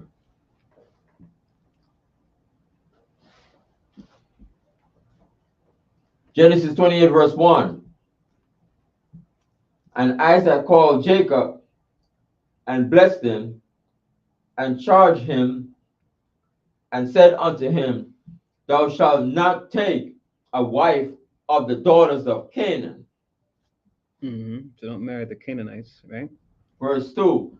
Arise, go to Padanaram, to the house of Bethuel, thy mother's fathers, and take thee a wife from thence of the daughters of Laban, thy mother's brother. Right. Let's check that out. Padan, right? Anytime you see that Padan in the name, just means the plains, right? Like how lions dwell on the plain. But then it says Padan Aram, which we know Aram, right? That's where you get Aramites, or what they call Syrians today. That's why when we had that other verse where it's like a trivia question where it calls Jacob, says Jacob the Syrian, right? We say, Jacob the Syrian? What? I thought the Syrians were Aramites. Those are other nations. Yeah, they come from Shem, but they're not God's chosen. That's more so not so much talking about his ancestry, but talking about where he's from, as far as the region that he came from. So that's the Padan Aram, or the plains of Syria. That's where his family was living at. So that's why he's called Jacob the Syrian. In what we call Syria. Oh. Syria is still Syria. It's just back then it was at least this part of Syria was called the plains of Syria, or the Padan Aram, or the plains of Aram. Oh, so they were living in Syria. Right, in that region. Oh. Remember, we weren't in Canaan yet, of course. The Hebrews were kind of like somewhere just throughout the Middle East, like kind of in different pockets. So we weren't in Canaan yet. That wouldn't happen until Moses later on, right? And set it up. The best we would have at this time was Abraham pretty much buying a plot, right, from the children of Heth to be a grave site for him, his wife Sarah, and that would be the grave site for his son and her wife and his wife Isaac and Rebekah, and then finally for Jacob and his wives. So that was like kind of the earliest, example, at least at this time, we had any land that was considered ours in Canaan. That's back in Genesis 23. You kind of get that story when you read that. But at this point, it was still dominated by the Canaanites. Verse 20. Just saying these names are, you do the history on these names. It kind of tells a story all on its own, right? When we name places certain things, or when other nations name places certain things, you say, oh, okay. So the names, the names themselves actually speak. So like anytime we see a place called Kirjath something, that just means like the city of, or you see a place called Padan, whatever, that just means the plains of, or you'll hear a place called Beer. Looks like beer, like the beer you drink. But beer, you go into the Hebrew, that word just means the wells of. It's like a well you dig, for water. Go back to 28 and 2, right? Oh, you're in 3 now. Oh, sure. Oh, yeah. Genesis 28, verse 3. And God Almighty bless thee and make thee fruitful and multiply thee, that thou mayest be a multitude of people. So there it is. So that would be handed down from Abraham to Isaac, from Isaac down to Jacob. Read on. Verse 4, and give thee the blessing of Abraham to thee and to thy seed with thee, that thou mayest inherit the land wherein thou art a stranger, which God gave unto Abraham. Right, talking about Canaan, right? Because they're strangers in Canaan still. Read on. Verse 5, and Isaac sent away Jacob, and he went to Padamaran unto Laban, son of Bethuel the Syrian, the brother of Rebekah, Jacob's and Esau's mother. Right. So even here it calls Laban a Syrian, but talking about where he's at. Because we do we do the lineage on Laban and their family back in Genesis 12. It shows they come from Eber. So they're Hebrews, but they're just living in the region of Aram, right? At least some of them are. So like I said, the children of Eber are kind of spread out throughout the Middle East at that point. Ham was mostly what we call North Africa and Central Africa at that point. And then Japheth was like north and westward, like what we call Europe and like different parts of Asia. And like where you have, Russia today and those places. That's where Japheth was at around this time. That's where they went to after the flood, right? Oh, you can stop there. The water. I just want to read that about. Okay. He said where they lived in Syria, right? Okay, he said something. Okay. Remember, anytime you have not a suffix, but like a title attached to somebody, it's either talking about their ancestor, where they come from, or it's talking about a region where they live, right? Like, for example, David. Let's use David for example, right? So read about him in 2 Samuel. We know David was a Judite, right? His father Jesse had a plot of land in Judah. So he's a Judite, but then David's also called the Bethlehemite, right? So Bethlehem isn't his dad, right? But Bethlehem is the city where his dad is from, you see? That's why he's referred to as a Bethlehemite as well, right? Referring to the city that, to a certain extent, birthed you, if you will, right? So you're from your mother's womb, but you're also from a place, right? Like a land, a region. So it's like a lot of interesting, symbolic language used there too, because, the land is considered, feminine, just like a woman's womb is. A woman has a womb, and seeds grow in the soil, like a seed grows in a mother's womb. So it's like a lot of parallels there, right? We talk about being from someone or somewhere. See, there's little things to check out when you look at the language and how things are phrased. Anyway, 2nd Esdras chapter 3. Let's go on, and we're in 17 now. So verse 17 says, and it came to pass that when thou leddest his seed out of Egypt, thou broughtest them up to Mount Sinai. It's now jumping into the future again, going into now when we're pretty much dealing with the time of Moses, right?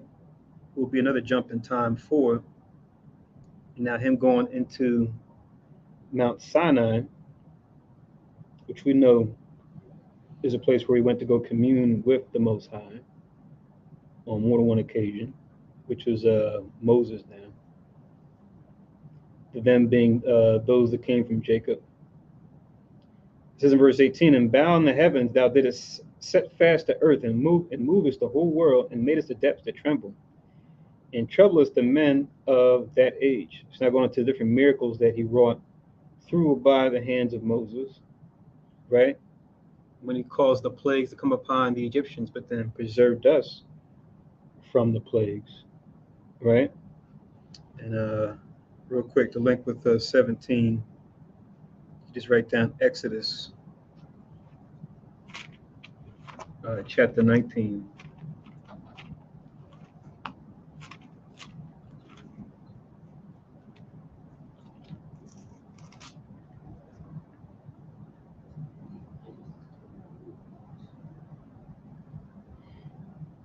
And we read verses 1 and 2. We can read that Gabar Overshot real quick. 19, 1 and 2. Genesis 19, 1 and 2. And there came 2 angels to Sodom at even. Exodus, that's Genesis. Exodus. Yeah, we're jumping ahead again to Moses now.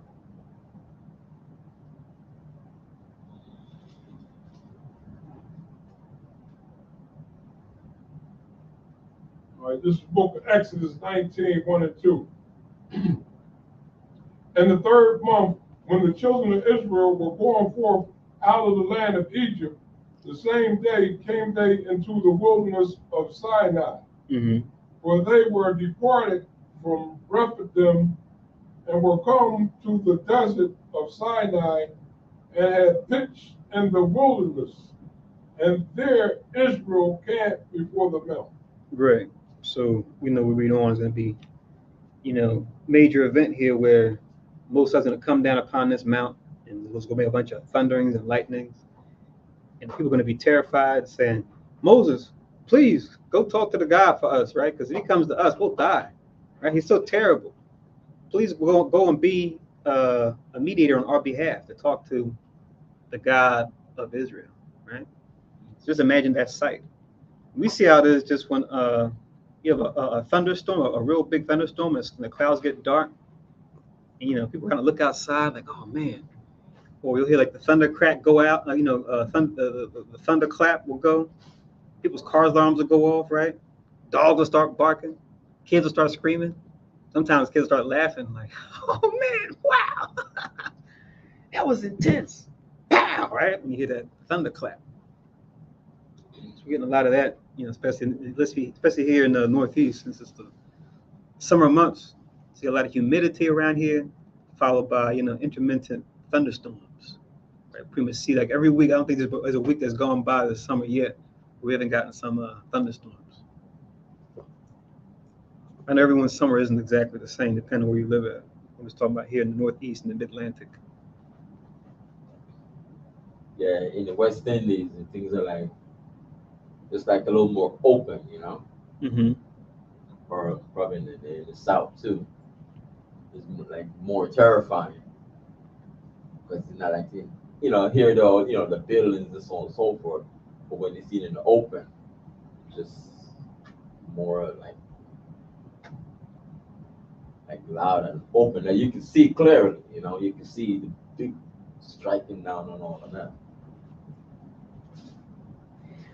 So 2 Esdras 3 and 19, it says, back in verse 19 in 2 Esdras 3,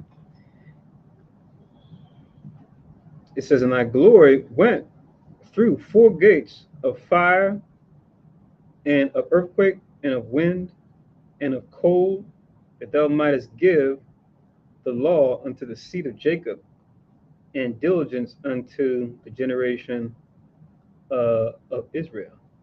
It's interesting that it mentions these as 4 gates, right? We're talking about how the Most High pretty much utilizes the different elements, right? Somebody look at this verse and be like, "Oh, the 4 elements, right? We see that in the zodiac, or different pop culture kind of take the zodiac, turns it into fantasy, like this popular cartoon that people talk about called Avatar, right? We have these 4 different nations, right? And each nation represents a different element, It's kind of funny they do that, but all in all, these elements, the Most High can take them and use them, right, to bless us, but also can use them to curse us and curse the nations, give them a spanking, right? We can hurt them with that, and even in some cases, even hurt us with it, right? Because, there's an example of the Most High uses elements to jack us up, like, was it Aaron, who's Moses' elder brother, his 2 elder sons, who they offer strange incense, strange fire you're not supposed to offer, according to the law. The Most High had them get consumed by flames right there on the spot. And then told Moses, and he said, "Don't mourn for them." I said, wow. Jesus. Most High's not playing when it comes to the sons of Aaron at that priesthood. He wanted that thing to be, tip top. He didn't want any slacking off when it came to the priesthood. We had the earth open up to swallow up those who try to have a coup against Moses, right? Saying, "Oh, you're the only person that God talks to, like God talks to us too." And it's just like they see him renting their clothes, like, Oh God, Most High, again, got more drama in the wilderness. Why are they doing this? And, you know, yeah. And it said like all that is like a bunch of, it was like three main people, right? Korah being one of them. He was a Levite named Korah. I think he had another guy who was like a Reubenite, one other person. Then they said they had a whole bunch of elders and chief people with them. I said, oh man, you know, had it been in the world, right, not the Most High's help, that would have been a coup if we were all worldly, right, at that point, not dealing with the Most High. We got overthrown. They put in a new government. Mm-hmm. So, once again, 19:9, glory went through the four gates of fire, of earthquake, and of wind, and of cold. Thou mightest give the law unto the seed of Jacob, and diligence unto the generation of Israel. Reading on, it says, and thou tookest thou not away from them a wicked heart, that thy law might bring forth fruit in them. So in other words, we were hard-hearted, right? And we know this goes back even to Adam, like we started, where it says in 21, for the first Adam, bearing a wicked heart, transgressed and was overcome, so be all they that are born of him. See that? So that's where we see, and we even see Paul talk about this in the New Testament, right? Where he mentions through Adam we all die, right? And then be mindful too, because you hear this doctrine out there about they call it original sin, right? Which is supposed to be dealing with what happened with Adam, right? It's kind of one of those things like the rapture, where they give it a funny name, but it's really just talking about a concept. You can look in the scriptures and see specifically, okay, here's what's actually happening, as opposed to, you know, what theology is going to tell you what happened. Which, you know, some aspects of theology is on point. But you got to make sure you look at it and make sure, because they'll take the truth and then mix it, or make claims that aren't scriptural. So just make sure you always verify. But yeah, this is 1 Corinthians.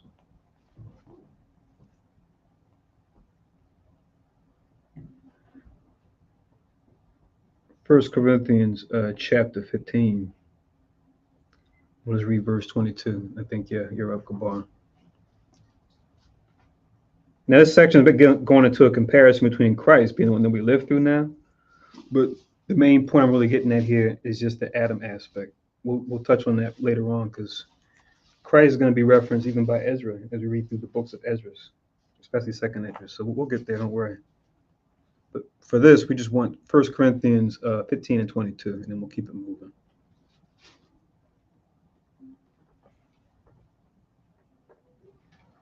Who turn this is to read? That's you. All right, 1 Corinthians chapter 15 and 22. For which cause also I have been much hindered. What's that? Oh,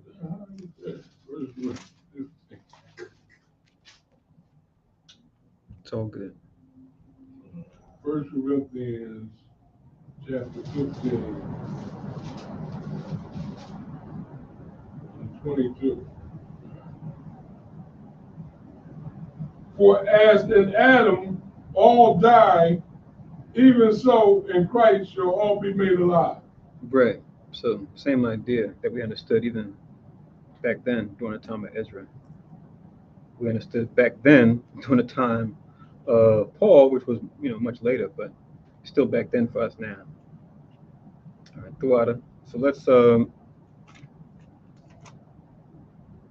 continue. Let me see if I want this one too. 14.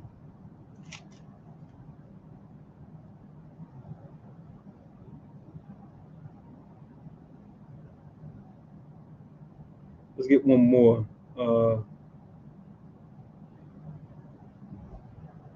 Romans 5 and 14, and we'll head back. If you could read that too, Baba Bashar. Romans chapter 5 and verse 14.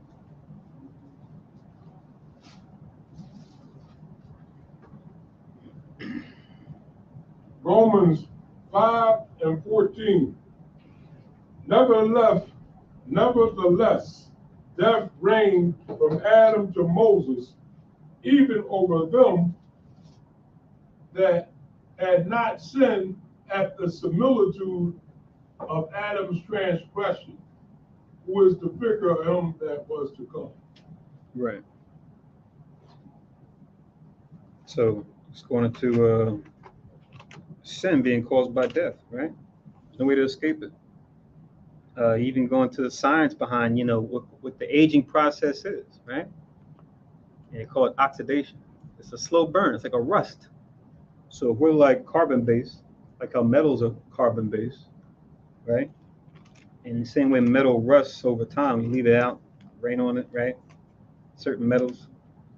That's pretty much what happens to us that are made of that same material, but are organic material, but yet still with a carbon base. So even the science talks about how we die. It just does it with on a more granular level, right? When they talk about the oxidation, which causes aging. So a little chemistry, right? How chemistry backs up the scriptures, right?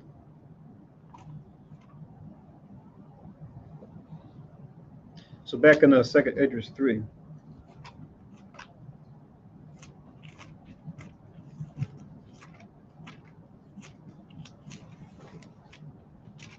Sorry, move my bookmark.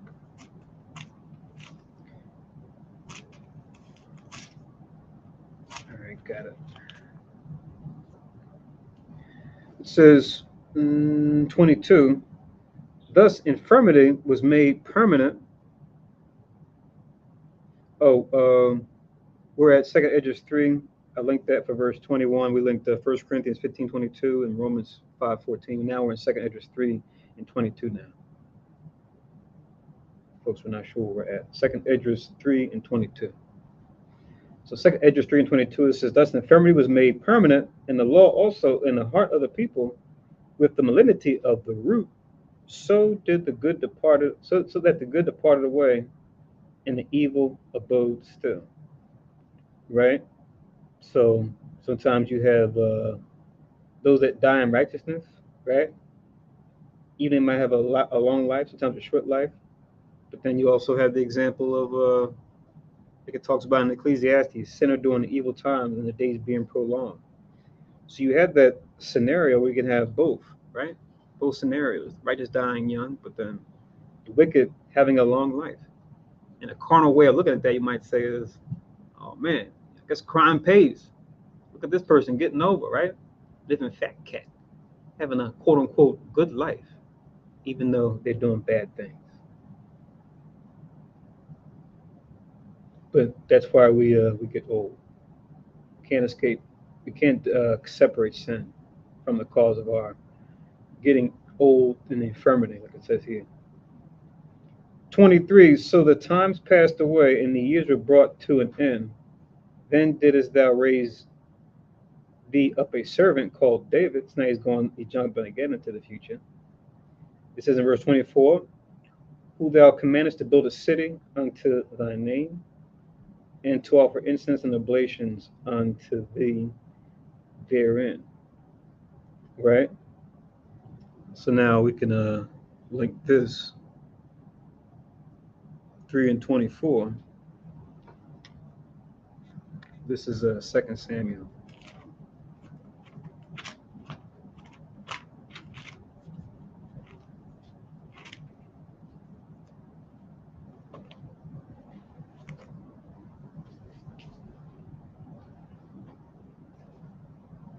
So the 2 Samuel chapter 5, I'm just going to read 1 to 3. This is going into when Israel was set up under David, and him beginning to become, because remember he was on a run from Saul for quite some time. But now this is now the Most High establishing him as the new official king, right?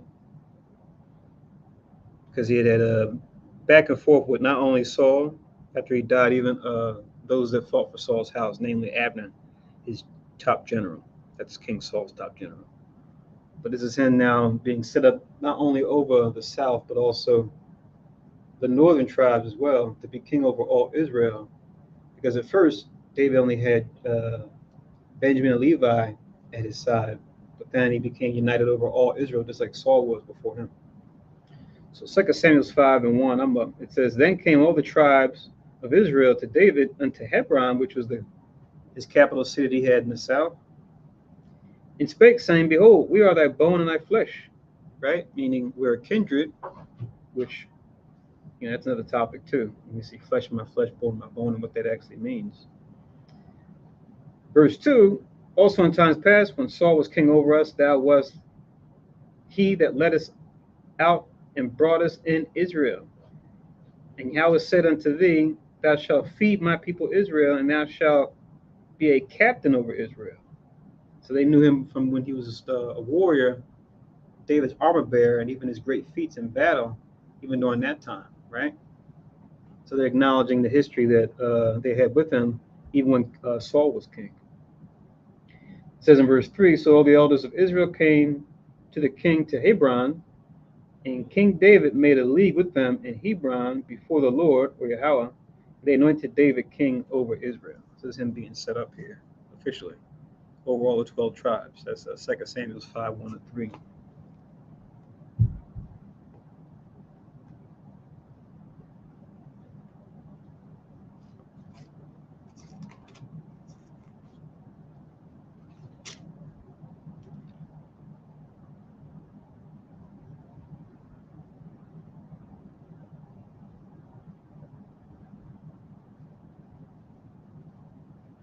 And then the other place we want to write down is also in 2 Samuel chapter 7. I'll start from 4 and I'll read down. 2 Samuel 7:4, it says, And it came to pass that night that the word of Yahweh came unto Nathan, saying, which was one of David's prophets. Verse 5, Go and tell my servant David, Thus saith the Lord, Shalt thou build me an house for me to dwell in? Whereas I have not dwelt in any house since the time that I brought up the children of Israel out of Egypt, even to this day, but I have walked in a tent and in a tabernacle, right? Which we know the Levites carried with them. Indeed, set up camp and broke down camp. Verse 7, In all the places wherein I have walked with all the children of Israel, spake I a word with any of the tribes of Israel, whom I commanded to feed my people Israel, saying, Why build ye not me a house of cedar?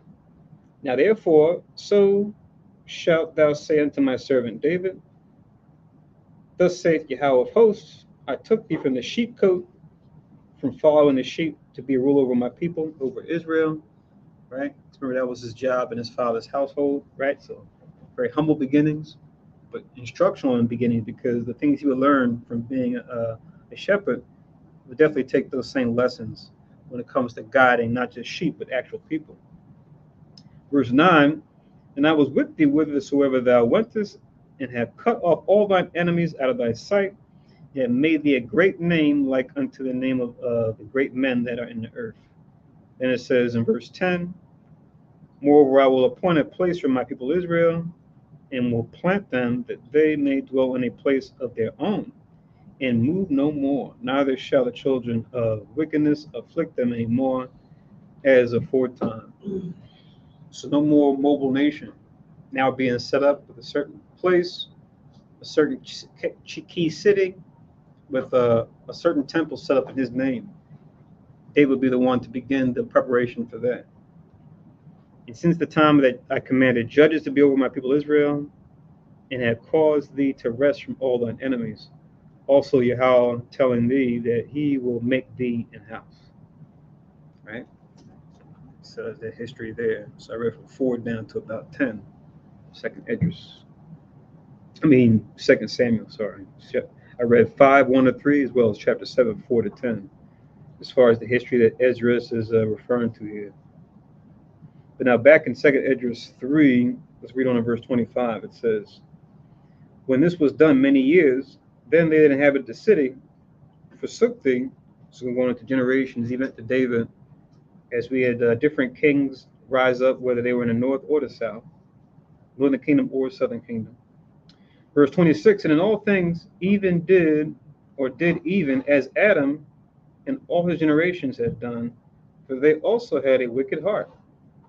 And so they gave us thy city over into the hands of thine enemies, right? So now you go far enough, we're getting up even to the time that Esdras is in as well, right?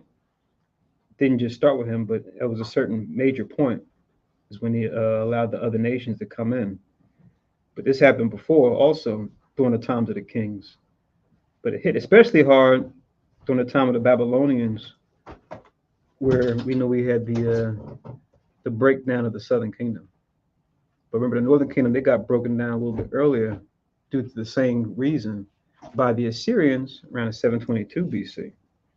So always remember those 2 years as far as 722 BC, which was the fall of the northern kingdom, and 586 BC, the fall of the southern kingdom. But that's what he's talking about here. It says in verse 28, are their deeds then any better that inhabit Babylon, that they should therefore have a dominion over Zion? Right? So now he's posing the question, yeah, we've done wickedly, and we've fallen due to our sin, but why should the Babylonians get to prosper?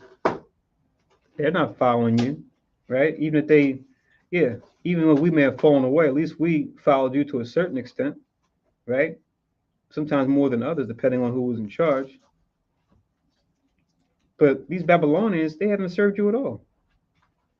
How can they have dominion over us, your people?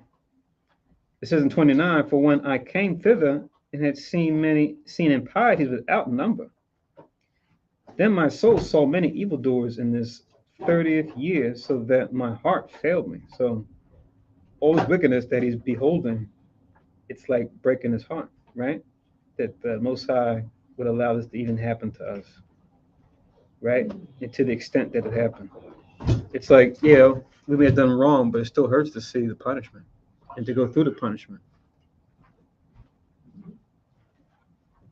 It says in 30, for I have seen how thou sufferest them or allowed them sinning, and hast spared wicked doers, and hast destroyed thy people, and has preserved thine enemies, and has not signified it. So you allowed them to continue, but then you allowed us to pretty much fall down, fall apart, and to be taken over by them. And these people don't even know you at all, let alone us that needed it and then made mistakes. 31 says, I do not remember how this way may be left. Are they then of Babylon better than they of Zion? Which we know is a rhetorical question, but he's asking it because he's in a tight spot, seeing how they excel and they're wicked, but then they look at us and how we are in captivity. It says, or is there any other people that know of thee besides Israel? Or what generation have so believed thy covenants as Jacob? So at least we've had time in history of following you, whereas they've never had a history of following you at all. So he's pretty much asking that question and posing it this way. So verse 33, it says, and yet their reward appeareth not, and their labor hath no fruit. For I have gone here and there through the heathen, and I see that they flow in wealth, and think not upon thy commandments. So they don't think about your commandments at all. Yet you allow them to come up and to excel. Hold on 1 second, guys.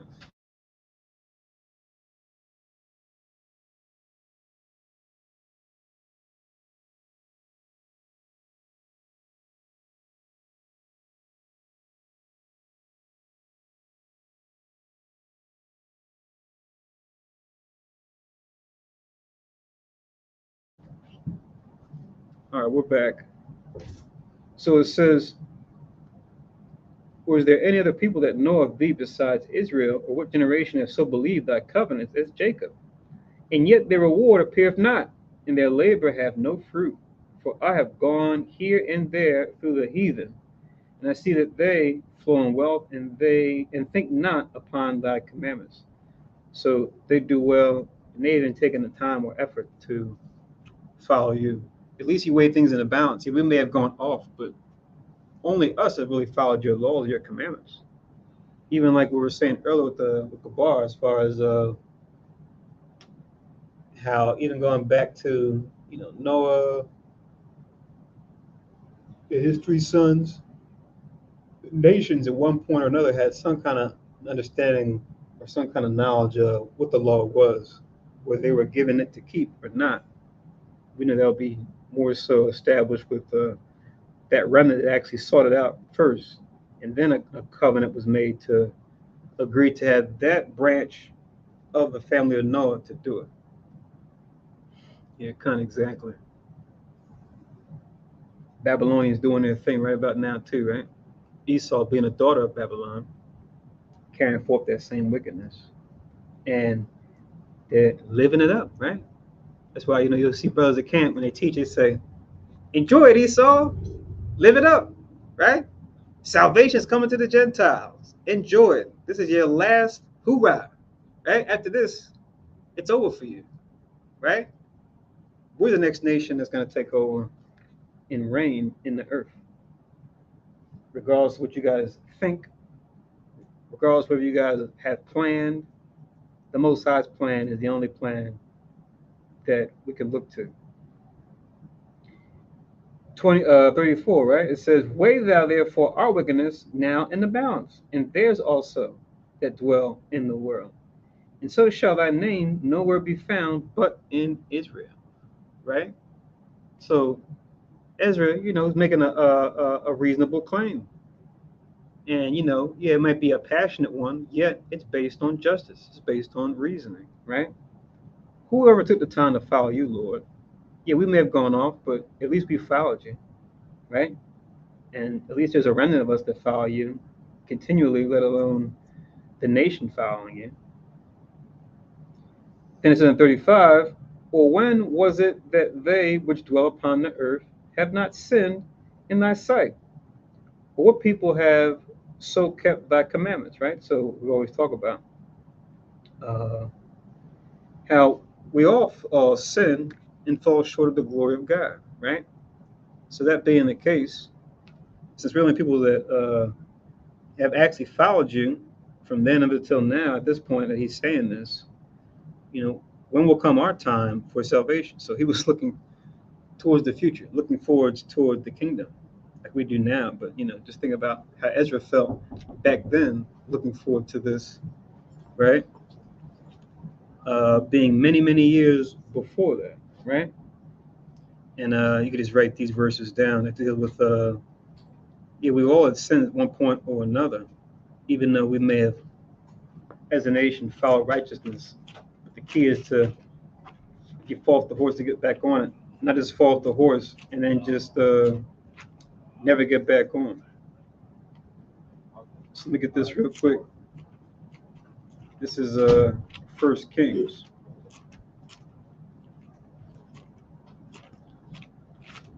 This is 1 Kings chapter 8 to go along with that sentiment.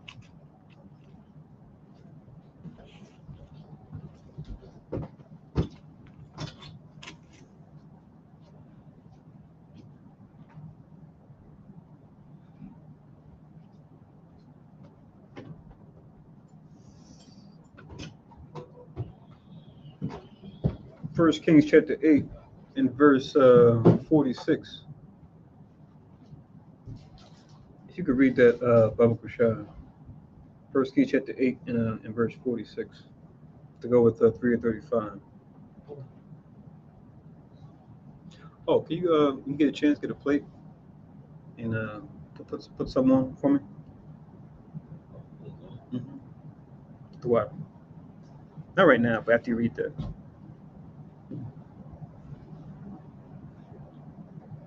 Repeat it. No, 1 Kings 8 and 46.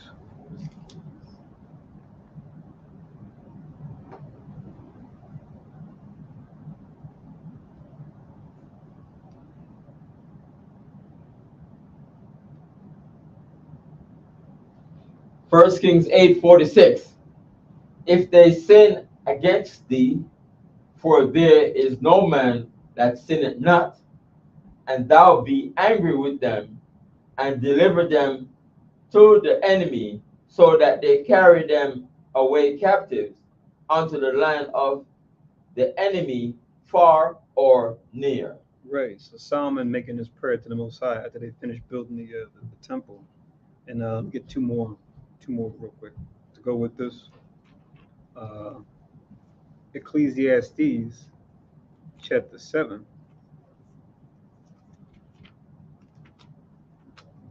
Ecclesiastes chapter 7 in verse 26, where it says the same, and we'll get one for the New Testament after that. Ecclesiastes 7:26.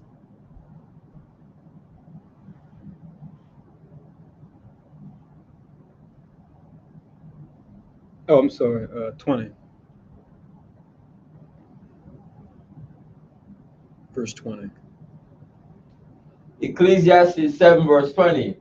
For there is not a just man upon earth that doeth good and sinneth not. Right. Same as 1 Kings 8:46. And then the one we always hear about in the New Testament, Romans 3:23.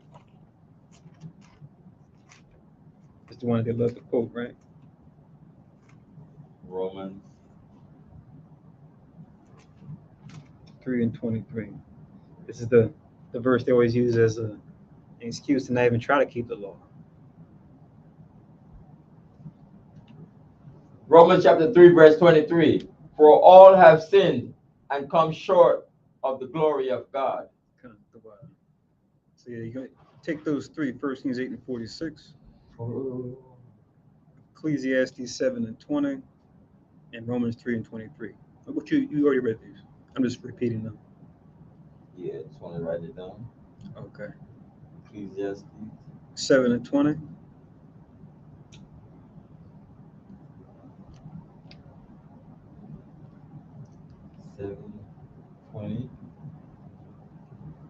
And then Romans 3 and 23.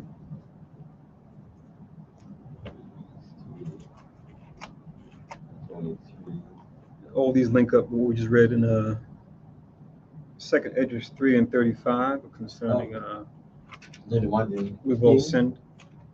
One of the Kings again? 1 Kings 8 and 46.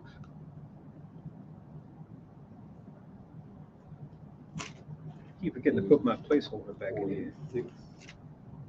1 Kings 8:46 and link to 2nd Ezra 3 and 35. Where it says, or when was it that they which dwell upon the earth have not sinned in thy sight? 3:45? 35. Oh, 35.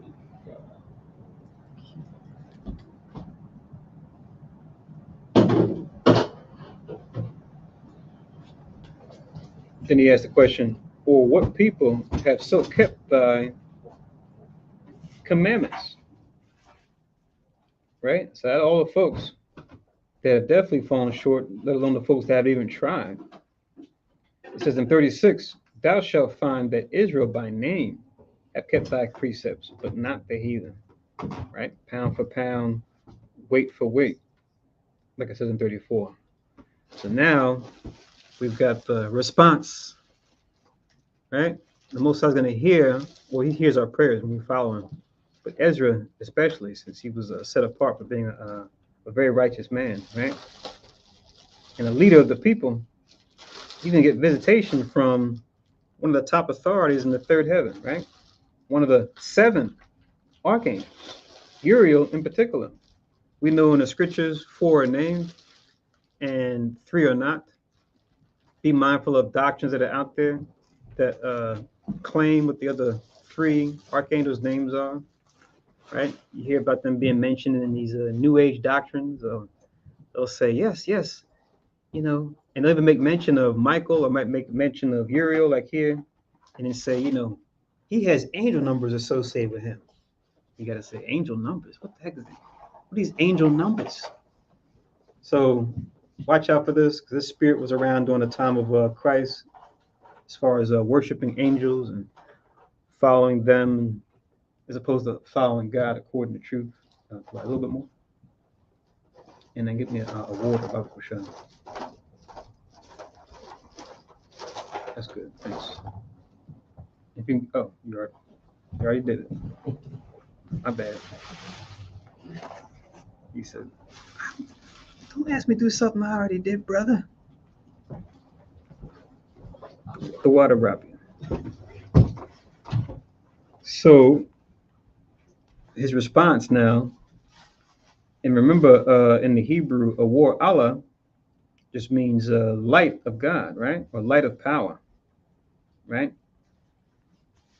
It's similar to the name Uriel, which means light of Yahweh, which is you'll see that spelled in English as Uriah. Or anytime you see in the English Uri, that's in the Hebrew awar, which just means light. So like going back to Genesis when it said God's let there be light, the Hebrew word there is awar, or we see spelled here Uri. We even hear well no that's you'll hear about certain fake Jews called Uri, right? Uri. Or they take that you'll see them have the name Ari too. It's supposed to be like a abbreviation for like a lion, which is uh, the Yiddish, so they'll take the Hebrew and kind of add vowels to it. So oftentimes their names do have actual Hebrew roots. You know, to remove the vowels and kind of decipher, or just see it spelled. You can just look at the Hebrew. So anyway, in chapter 4, verse 1, let's get this interesting response because him being one of the Most High's top messengers, he's got some interesting things to lay on Ezra, as we're going to find out. So it says in verse 2, and said, thy heart hath gone too far in this world, and thinkest thou to comprehend the way of the Most High? So your heart's gone too far, Ezra. Do you think that you can actually comprehend the Most High's way? You can understand what he's talking about? And what he's about?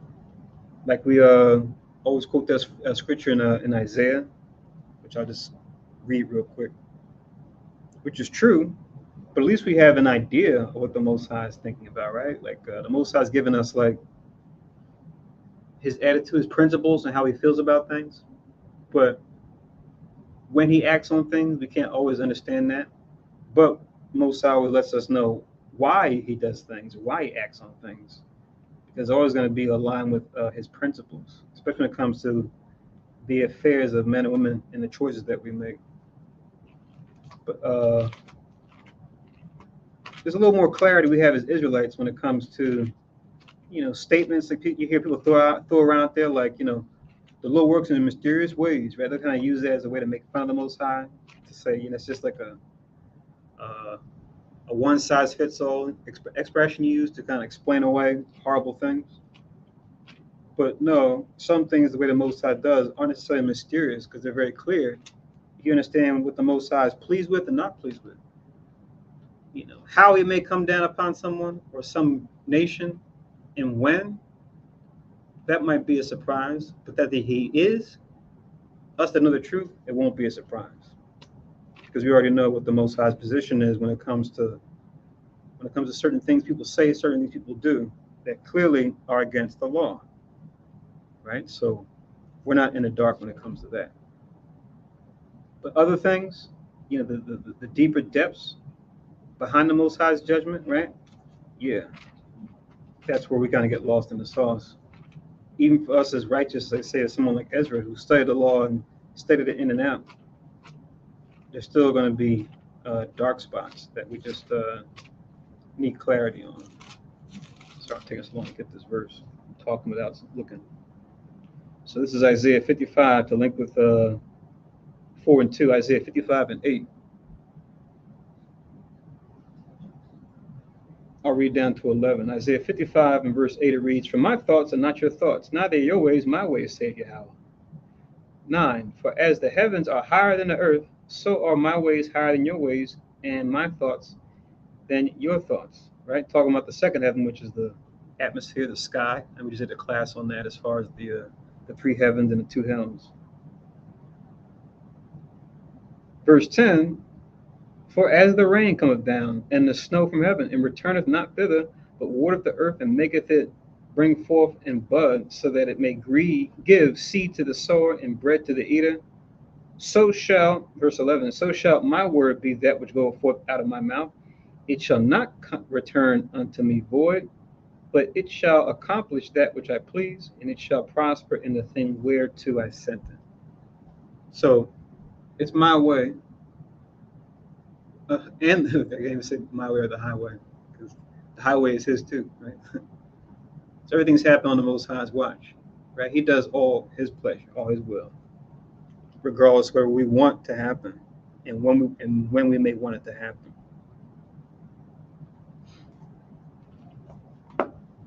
Now he uses examples that we can relate to, right? Everyday life, right? As far as we can go outside every day and look at the sky and see the earth and see the separation. Or on a rainy day, we can see the clouds gather together and rain coming down. He just uses that metaphorically to refer to his will being done all the time, whether we can make sense of it or not. So, go ahead. Your hand up.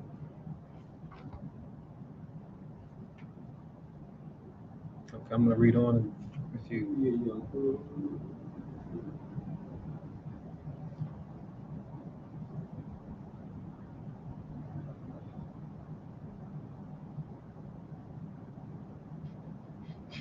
It's so funny how he's going to respond in verse 3. Okay, when you find it, just stop us. So in verse 3, right, it reads, 2 Esdras 4 and 3. It reads, then said I, yeah, my lord. So Ezra said, yeah, I think they comprehend the ways of God. Sure, why not? So he goes for it. That's what it says. Very amusing watching this exchange we're about to get into. Oh, you got it? Okay. I'm going back. Judges chapter. Did you read this? Judges chapter 13. Oh, Judges chapter 13, verse 17. And Manoah said unto the angel of the Lord, what is thy name, that when thy sayings come to pass, we may do thee honor. Verse 18. And the angel of the Lord said unto him, why askest thou thus after my name, seeing it is secret? That was 18 as well?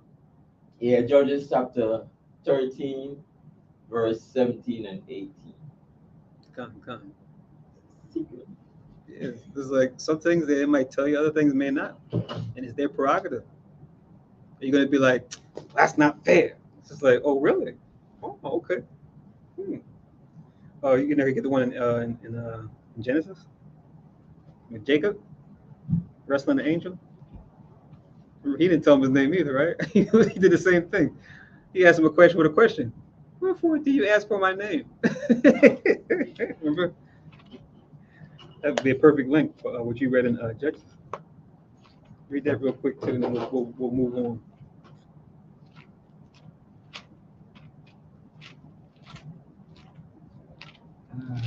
Are you on reading now?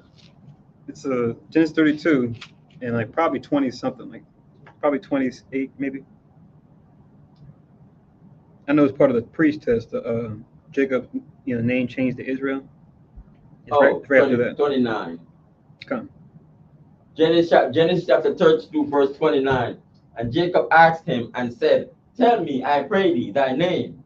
And he said, wherefore is it that thou dost ask after my name? And he blessed him there. So he still blessed him, but he was just like, none of your business. Like you say in the world, none your business. Worry about my name. That's for me to know and you to wonder, Jack. See, that's how it is sometimes, man. It's funny how men on a carnal level try to do the same thing. Especially you see Esau wants to be like God, where he'll create these different layers in government, right? Where he has these clearance levels, right? Where they say, okay, you got secret, you got top secret clearance, you got, according to some records, they talk about what they call cosmic level clearance. That's a real thing. Now, what that contains, is arguable because according to the document, they'll say, oh, that's just a falsified document, or that document's redacted. We don't know exactly what the details are. But you'll see them kind of set up a similar scenario in the world where the higher up you go in their setup, they have a lot of need-to-know basis kind of things. They get that from the Most High in the Alahayim. They're from the Most High and His hosts. They're the ones that do it and do it right. And even they have the Area 51. Mm-hmm. It's so top secret over there. Mm-hmm. But Mm-hmm. 1 second, I want to ask it because I have the angels. I have Gabriel, Raphael, Michael, and this angel is Uriel. Yeah. Those are the four that are named. Hmm? Those are the four that are named. Yes. E-U-R. No, you are.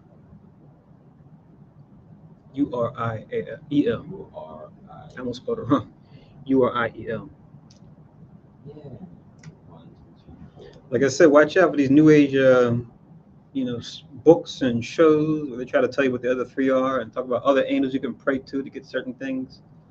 And Catholic Church. yeah, they got angels there. They got patron saints that you pray to too. Just that's kind of funny style.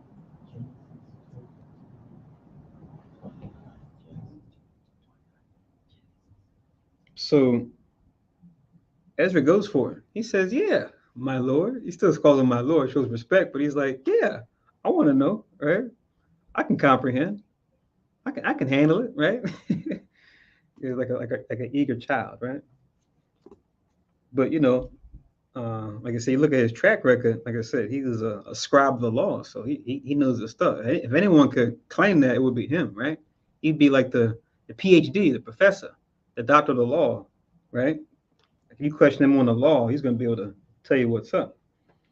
So he put in his work. But even Uriel is going to say, even you being a doctor of the law, right, being a scribe of the house of Aaron, even you still got stuff that you don't understand when it comes to the Most High. He's about to hit him real quick with something. Check this out. Verse 3, then said I, yeah, my Lord. And he answered me and said, I am sent to show thee 3 ways, and to set forth 3 similitudes before thee. Right? Similitudes like a parable or a parallel, right? Where you compare 2 things, right? You do what they call reason, what do you call it? Reason by analogy, right? Verse 4, whereof if thou canst declare me one, I will show thee also the way that thou desirest to see, and I shall show thee from whence the wicked heart cometh. Right? So just answer one of these things for me, and I'll give you insight into where the corruptible mind comes in, right? The mind of men that want to seek mischief. 5, then I said, tell all, my Lord. So Ezra's in, man. He's like if it was like a game show. They were like, do you want to wager all your money for the next bonus question? We have to warn you, it's going to be a bit harder than the previous question. It's like, yeah, let's go, I'm ready. Let's hear it. Let's give it a shot, right? So he's going for broke, as they say.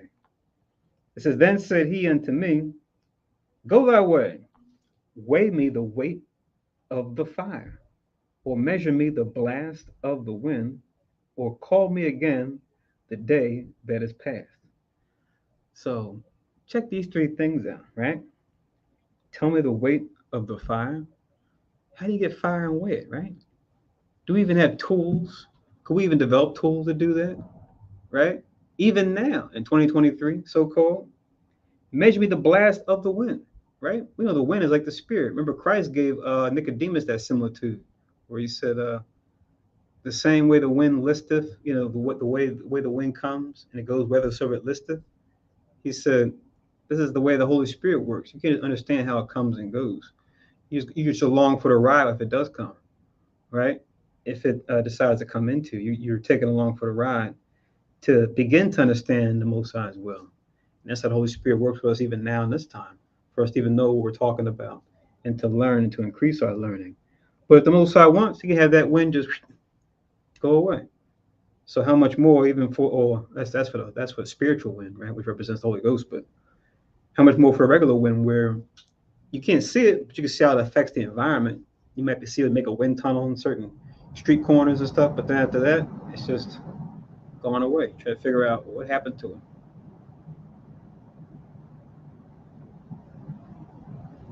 So the best we can do is like measure temperature and things like that, barometric readings and things like that. But as far as measuring the blast of wind, you can't do that. Well, call me again the day that is past. Now it's like, okay, not only that, that's even more than just traveling back in time. We always have different, sci-fi books, movies, music, even to talk about, time travel. But now this is not just talking about that. It's actually talking about going and bringing the day back and saying, okay, I'm going to take my own might. And when you guys wake up tomorrow, you know what, heck that, right this minute, I'm going to snap my fingers and it's going to be, May 17th, 1998, and I'm going to make everybody be in that year. I'm going to go right back and just set it up. Like, imagine they snap your fingers and we're just back in time, just like that. You can't do that. For the old movie, Time Cop. Oh, yeah, con, remember that, yeah. But one more thing also. I mean, a lot of people born and die every day, born and die, things happen. And it's like, wow. Yeah, con. Yeah, born and die every day, every minute, every day. The closer we even got to this was Joshua, and that was the day they were even in. He just stopped it. But what he's saying is to do even more. He's like saying, go back to like when you were young in Egypt. Go back to it, go back to Abraham's time and bring that day and make it now. It's like just all you can do is shrug your shoulders, like I can't do that. Wow. I mean, yeah, kind of. I guess I kind of outdid myself on that one, But like I said, we love reading this because Esdras asking all the hard questions for us, right? That more than likely we'll probably ask too. We had like I said earlier, the pleasure and opportunity to get to talk to one of the Most High's top 7. Just like we're going to do with Christ in the kingdom, we're going to ask away, right? Christ, what about this? Christ, what about that? What about this? So now verse 6, then answered I and said, what man is able to do that thou shouldest ask such things of me, right? So we'll probably have to say the same thing now, right? Today we might have a guest trying to maybe measure with the blast of wind, right? Uses certain materials, right? Like what's there's a movie I think that came out, but they actually had this technology too where they it was called Twister. Remember that movie Twister that came out in the 90s about those people chasing the twisters, try to get readings on them. I remember like toward the end of the movie they had like this pickup truck where they had this like a big like wheelbarrow, but it was full of like these electronic sensors that they had to get close up. They had to get close enough to the tornado or the twister for these things to get up in there, and they got close enough where the truck didn't get sucked away. Movies, but they popped the hatch, and it says you see all the little sensors go up into the tornado, right? And the sensors have like radio signals they give off. So you see the computer has like a simulator on the screen where they pretty much are like seeing the sensors as they move around and the motion that they're moving and how fast they are and everything. And you see the guy on the computer like, yes, we have the data that we need, I guess, to predict the twister or to be able to undo it, to learn more about it, right? Because, the whole point of the movie is going into just how fantastic, even though it's a real phenomenon, just how elusive, the whirlwind is, right? To try to grasp it, to try to tame it. I think once it gets going, it's like you just gotta get the hell out the way, and hopefully you don't get sucked up in it. But it's like man trying to figure out God's ways when it comes to nature and the aspects of nature that you can't control like that. Or even flying in a storm. Yeah, I want to feel how it feels. Mm-hmm. But one thing they wouldn't do now, the Bermuda Triangle. Yeah. Oh God, let's not even talk about that. Yeah. Nah, we all. And that's some interesting stuff there, because even a lot of interesting things that I'm sure we definitely ask the Most High about now. Maybe we fast and pray on it now. This time we might get some insight, or definitely ask Christ in the kingdom. Maybe he might show certain things to us now. But yeah, about weird places and weird occurrences. Even like what they call like a haunted house. You have a haunted house on wicked All Hallows Eve, right? Deals with the left hand. but then just areas that they consider like accursed, because there was some sort of left-handed stuff that was being done there. Like with like the northern tribes, and like at least in North America. I'm not sure how it is in the Caribbean. I know in North America, Gad has certain places where they did some kind of stuff, and like the area itself, like when you go there, there's like strange or weird occurrences because whatever root work, whatever they were doing on the left hand side that was there in ignorance, it left like a residue, if you will. And you got them here in the northeast, you got them down like going towards the southeast, like in Virginia. This is one that's like a legend, but in Jersey they refer to him as the Jersey Devil. And you got a sports team that's actually based on a real legend about some northern tribe, shaman type stuff that they were doing, and it like affected a certain person where it changed their physiology, but it looked different now. I guess I'm not sure if that person was still around or if they died or if it's just a specter or a spirit just doing this. But they have all these different witnesses people have of, the Jersey Devil. They pop up every now and then. Say, "Oh, I saw him," and they say, "Ah, you didn't see him. He's just crazy, But you got, plenty of people talking about it since then, and it's still a thing. Yeah, there's a lot of weird stuff some stuff is just totally made by man. It's just a fabrication. Other things are actually some spirits just doing stuff, that we would consider outside of the laws of nature. Maybe supernature, which the word itself, supernatural, is kind of interesting because we know even when it comes to the spirit realm, that's still part of nature. So is it really super nature? Is it really above nature, technically? But that's like a philosophical discussion. I think angels have nature too. So it's just, one of those things. But I get it. We want to, from a linguistic standpoint, you want to talk about the natural world versus the spiritual world. From that standpoint, you can say, yeah, it's super nature, or it's above supernatural, or it's above nature. So just to make a distinction, I can see why folks might, refer to it that way still. But yeah, weird stuff that goes bump in the night, man, as they say. But isn't John 10:16?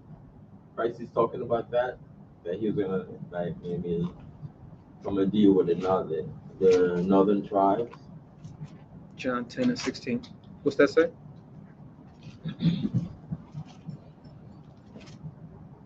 John chapter 10 verse 16. And other sheep I have which are not of this fold, them also I must bring, and they shall hear my voice, and there shall be one fold and one shepherd. Right. That's what he's talking about. So it's like the Ezekiel 37 prophecy, the two sticks becoming one, right? Oh, he came and he dealt with the Native American, with the northern tribes and stuff. Oh, that's what you're getting at. Oh, okay. Yeah. Oh, that? What the Khan is talking about in certain history books that brothers have brought out, you'll see where it'll talk about the Spirit of Christ appearing to Gad during certain times and like visions and things like that. We think that may align with what we're seeing here. Now, as far as were that being true or not, yeah, those witnesses could be in those history books. It could be something else, right? But it also could be Christ actually appearing to them, showing them certain things. I know the Book of Mormon talks about this, right? But then you got a lot of other stuff they talk about too, where it's just like only underwear and the plates and all that stuff. So it's weird with them. Like it's like once again, it's good and evil mixed together, like the other doctrines, where they talk about the northern tribes being Israelites. Like they say that, but then they talk about other things, like you said, the Nephites and the Lamechians and those other stuff. And it's just like, what's this? What's this story? Like you said, magic underwear as far as customary practice. And I was telling brothers, I ran into them a couple of days ago, and I said, let me pick their brain a little bit. Just it's been a while. Kind of want to pick their brains, so they're going hardcore on them. And they were, I hit them with, of course, the second Nephi 5:20 about the curse of blackness, and the best he could do was say, oh, that was spiritual, spiritual darkness. And then I was talking to the brothers, and then one of the brothers brought it out, actually read it, and it literally said, the curse of blackness in the skin. When you read it in the Book of Mormon. So it's like, when he said that, I kind of let him, I was like, yeah, I'm gonna have to look more into that. I don't know about that being spirit of darkness, but let me ask you this. And I started asking some other questions. But yeah, we actually read the verse in their book. It was like, no, in the skin. So Job in 30 and 30 says, my skin is black upon me. That's not spiritual darkness. Oh, my skin is spiritually dark, Or when Jeremiah says our skin was black like an oven because of the terrible famine. Right there, he's not going into spiritual. He does sometimes, but not there. Okay, so John 10 and 16. And you could link that with, or just what we're talking about, you mean? Yeah. Okay. John chapter 10. You say Ezekiel Verse 6. Yeah. Mm-hmm. Mm-hmm.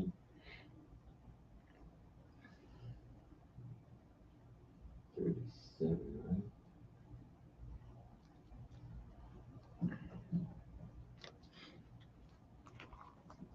But yeah, it's what's it? View of the Hebrews by Ethan something? Ethan Smith, I think. Yeah. We gotta go back to some old history notes to see what the what you call it, what the scripture is that or the history book that the brothers brought out that dealt with that history. As far as what being prophesied here. Because we know when it comes to northern tribes, yeah, they were visited from Christ on some occasions, sure, but then they were also visited by other stuff too, because other things that they were into. Yep, and here we go again. Let's see. Here's what I'll do. Sorry, guys. That's picked up. I have a partial. This is my partial. Say hello to my little friend. They'll come by later anyway, but at least this helps starting out. I'll just have this play in the background. I'm not sure if it'll if it'll get them to go. So kind of get used to it after a while. But I'll just have that play in the background as we continue the service. It's not like you skedaddled already, right? After I turned it on. So hopefully it'll stay. But if you have something playing long enough, they'll get used to it. Yeah. That's a suspended seat. So where are we at? 4 and I keep losing my place. I keep taking my bookmark out. Second Esdras 4 and let's see.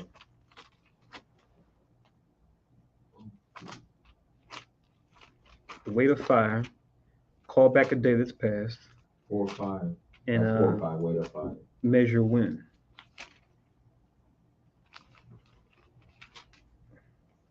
It'd be something we can have fun with, right? With the so-called scientists of today.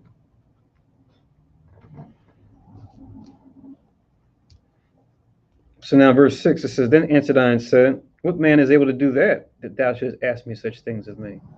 Verse 7, He said unto me, If I should ask thee how great dwellings are in the midst of the sea, or how many springs are in the beginning of the deep, or how many springs are above the firmament, or which are the outgoings of paradise.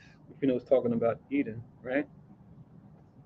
So now he's going into like locales, right? As far as where they're at, how long they are, how deep they go.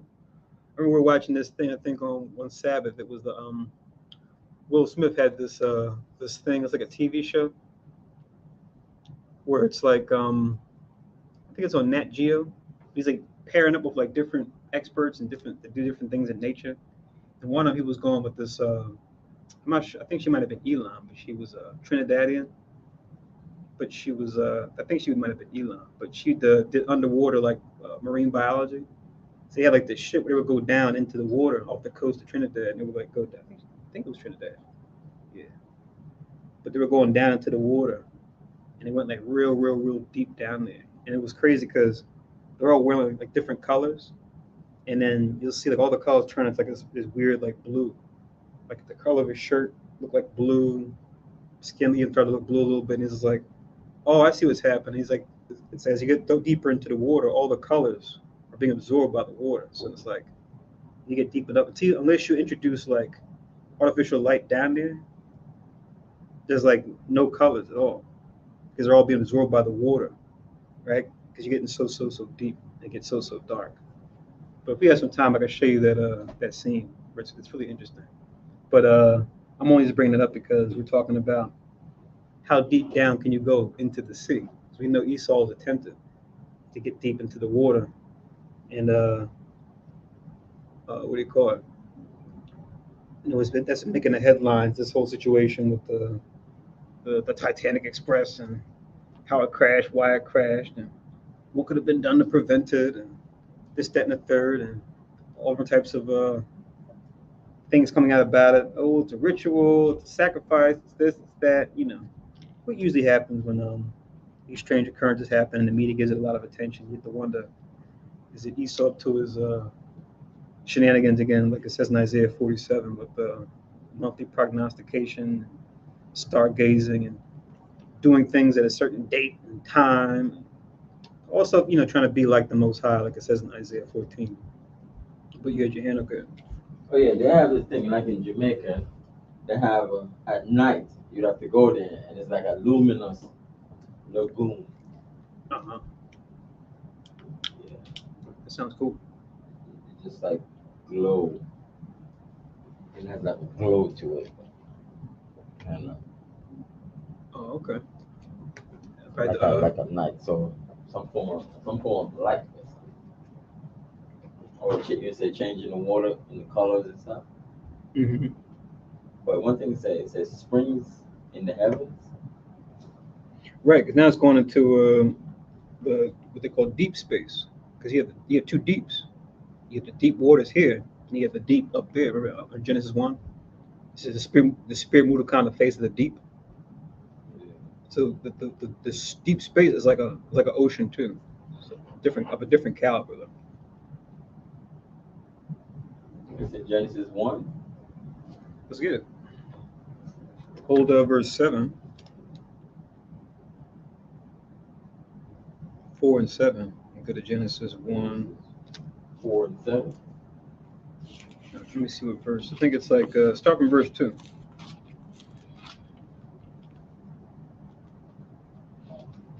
You can read that. Genesis 1. Chapter 1, verse 2, second verse. Yeah.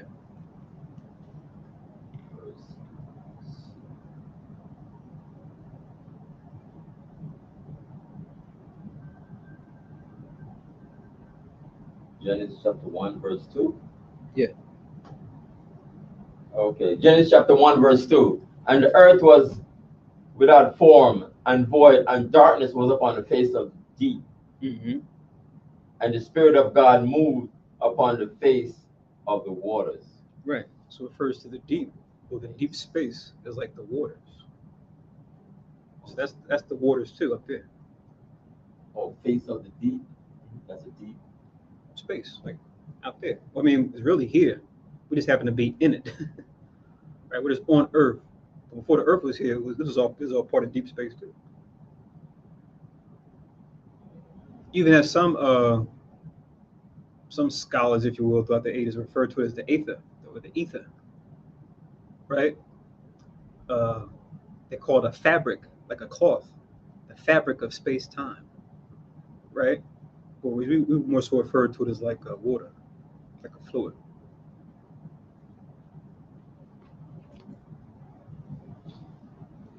So it's the face of the deep. Right. Because the thing we have down here with like the oceans, that's like similar to, or it's like not the same, but like the oceans up there, or the waters that are up there.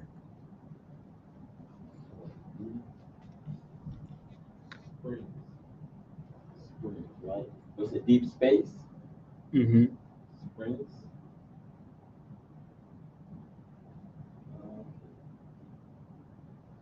when it says how many springs are above the firmament, or which are the outgoings of paradise. You may think of this one now too. Go to Psalms. I didn't think about this when I read it earlier. Go to Psalms real quick. Psalms. Watch my time too. Time we got left. Shoot, we gotta move. Psalms.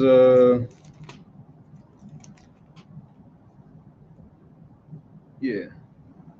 Psalms 148. Start from verse 1 and read down to 5.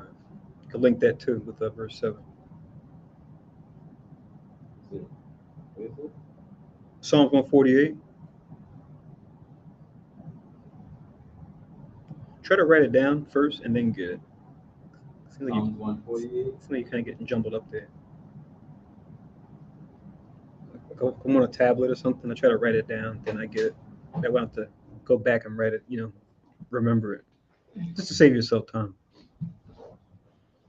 Got to take notes different on a tablet. You should go to where Psalms, read it. Mm-hmm. Psalms 148. Psalms 148. Verse what? 1 down to 5. Oh. Psalms 148, verse 1. Praise ye the Lord. Praise ye the Lord from the heavens. Praise him in the heights. Praise ye him, all his angels. Praise ye him, all his hosts.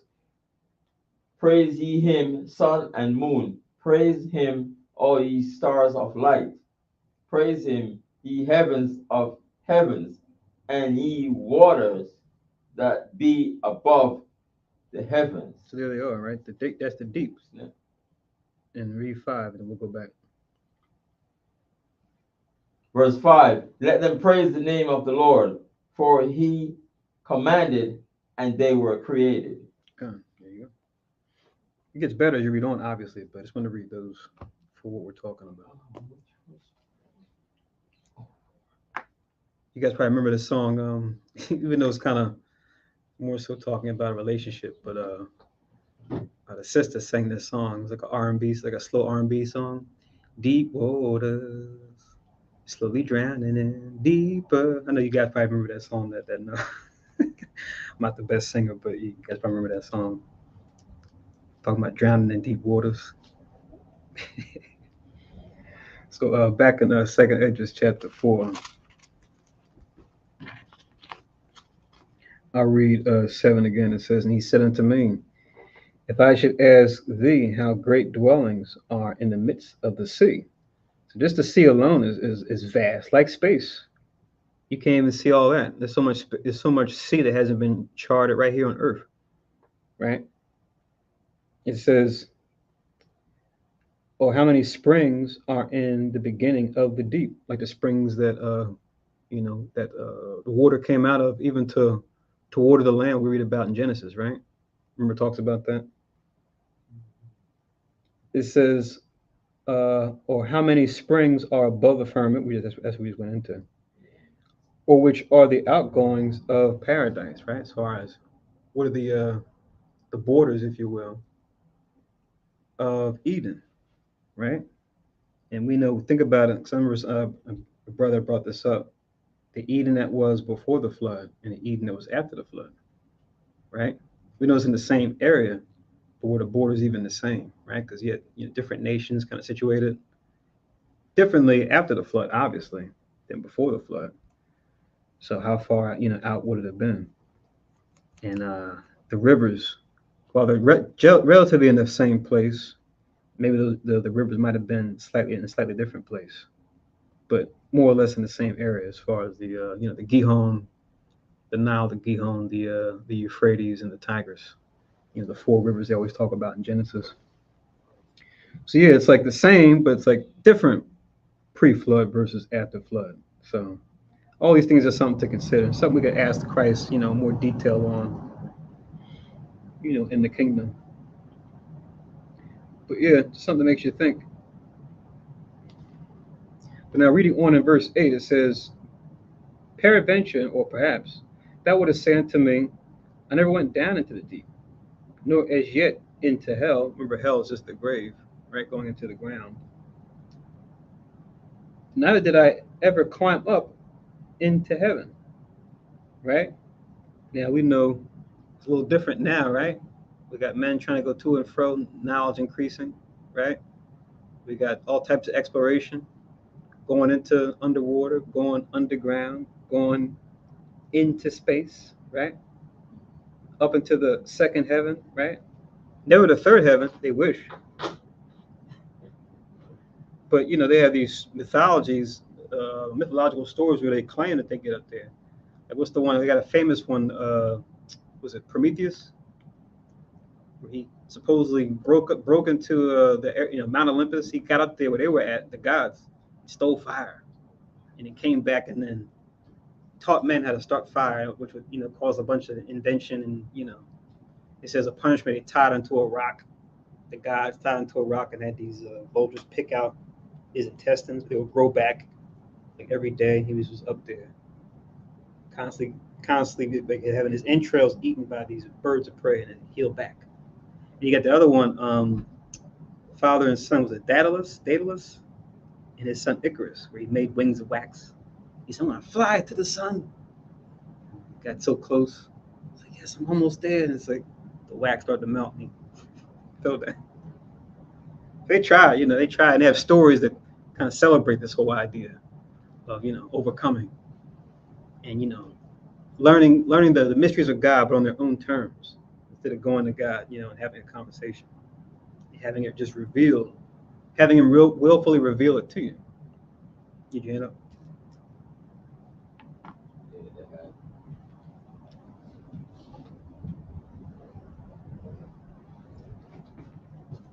One second. Oh, it's Rockefeller Center. Yeah, Rockefeller Plaza. Yeah. That's that TV show that's set up in that same building. Was it 30 Rock, that TV show? He's bringing fire. With the Fire, yeah. with the Alec Baldwin, right?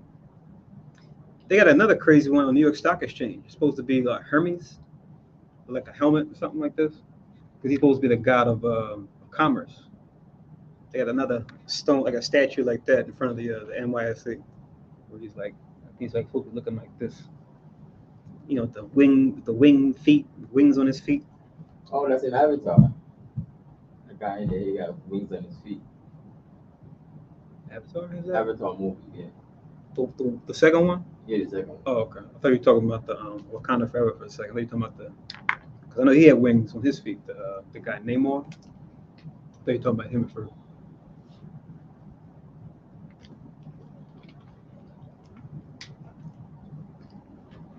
All right. Well, let's continue. What verse again now? Verse 9. So Uriel says, nevertheless, now have I asked thee, but only of the fire and wind, and of the day wherethrough thou hast passed, and of things from which thou canst not be separated. And yet canst thou give me no answer of them. So he's like, I could have gave you harder questions of things of place you can't even get to, right? Because with the Alahine, they can go to and fro, no problem, right? We've only been doing that maybe the last couple of centuries. Even that's been limited, right? Through planes, trains, automobiles, right? As was prophesied in the book of Daniel, chapter 12 and 4. But he said, I'm not even going to try to give you a hard one, like something I could easily do. I can go to and fro all throughout the creation, but you can't do that, right? I didn't ask you questions about that stuff. I asked you questions about things that are part of your everyday life, the fire, the wind, right? Days go by, and you can't even do that. So not only did he give him 3 things, but he even told him like to add insult to injury. Those supposed to be easy questions. I could have gave you some hard stuff, right? That you really have to dig and search hard to find out, but you couldn't even do that. You can't even do these. So it's like you're trying to learn, calculus, but you can't even master geometry, or trig. But you want to get right into calculus. Like it doesn't work like that. one other verse before we continue on as far as what the Most High's got going on.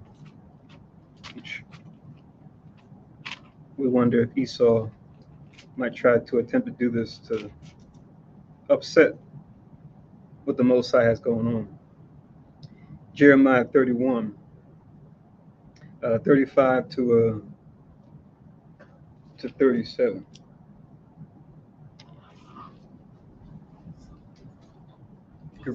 If you could read that real quick, and then we'll continue on. Jeremiah 31, start from 35, and read to 37.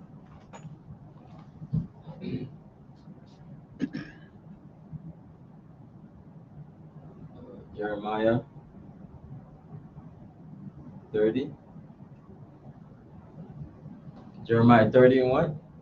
31, verses 35 to 37. Jeremiah 31.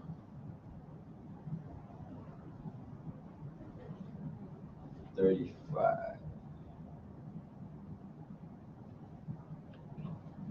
Jeremiah 31, verse 35.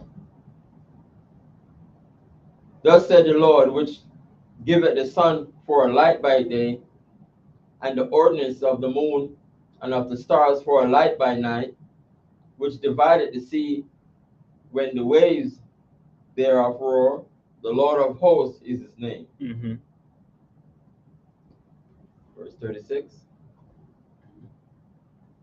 Verse 36, if those ordinances depart from before me, said the Lord, then the seed of Israel also shall cease from being a nation before me forever. So we jokingly call this Esau's real mission impossible, right? If he could upset the will of God and say, we're the firstborn, we're the chosen, right? They're kind of doing this, they're trying to do this on their own terms, right? But they could add insult to injury to say, yeah, look what we did to the moon. You'll see certain sci-fi movies, like I think it was like The Time Machine. I'm not sure if it was in the book, but in one of the movies they had, it was like way in the future that they went, and you see like the moon in the sky was like broken up. I said there was some kind of war, and they shot a missile at the moon. The missile was like the moon was like broken into pieces, and it caused like all types of like tidal waves and weird storms that happen on the earth. So you see this like in science fiction, and with our own technology, us messing up the sun or the moon. There's another movie I think called Sunshine. We have like these team of astronauts. They go to the sun to like to throw like some kind of like atomic bomb inside the sun because the sun was dying early. So because the sun was dying, it was causing all these different weird effects on Earth, like solar flares and whatnot, and they were going to die out. You had this mission that was sent there to restart the sun. So it's just like they always play with this idea of the Most High made the sun and the moon, but these things could die off eventually. These things could go old, or mess up, or stop. So that's what the Most High said. If these things ever stop, I'll cast off my people, my seed, the seed of Israel, from being my people. I have one more question. This is like modern questions now. People that the Most High can even, just saying. Let me read it. Psalms 50 and 12. If I were hungry, I would not tell thee, for the world is mine, and the fullness thereof. So, he said, if the Most High was hungry, so it's like, is that a possibility? You wouldn't tell him. Right. Oh, read 37 also. We weren't finished. But the water for sharing that, though. That's good. That verse makes you think. I'm gonna connect that verse you just pulled, Psalms 50 and 12, with the one of Corinthians like to pull, where it says the weakness of God is stronger than men, and the foolishness of God is wiser than men. It's like if God were weak, right? That weakness would be stronger than anything we could ever do as far as strength. If God was foolish, even God's foolishness would be better than anything we could ever come. Like the best of the best, whatever we could do, God's foolishness would still be better than that. It's like the same kind of scenario where it's just like you can't mess with the Most High. Like you can't. You can't even begin to even think to step to the Most High. One more before I read 37. I'm going to read it, all right? Psalms 19, verse 12. Who can understand his errors? Cleanse thou me from secret faults. So who can understand his errors? The Most High is perfect. All right? Yeah. No, Psalms 19 and 12. And he's talking about the Most High. Oh.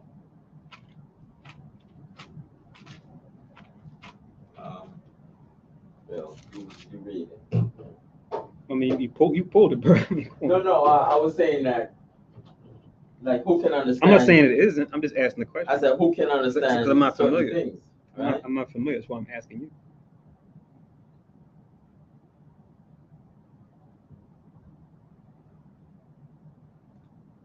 The Most High is perfect and everything. So, who's able to understand, a lot of things?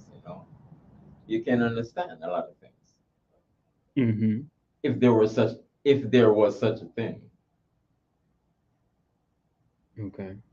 How can you break that down? Over by them is thy servant warned, and in keeping of them there is great reward, which is the wisdom. Who can understand his errors? Cleanse thou me from secret faults. Keep back thy servant also from presumptuous sins. Let them not have dominion over me. Then shall I be upright. Great transgression. I'm not sure if this is talking about the Most High's errors. There's no such thing. I think he's talking about.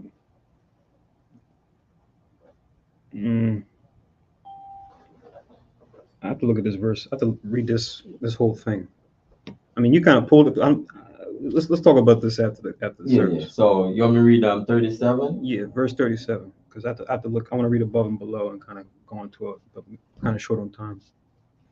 Yeah, verse 37. Thus said the Lord, if heaven above can be measured, and the foundation of the earth searched out beneath, I will also cast off all the seed of Israel from all that they have done, said the Lord.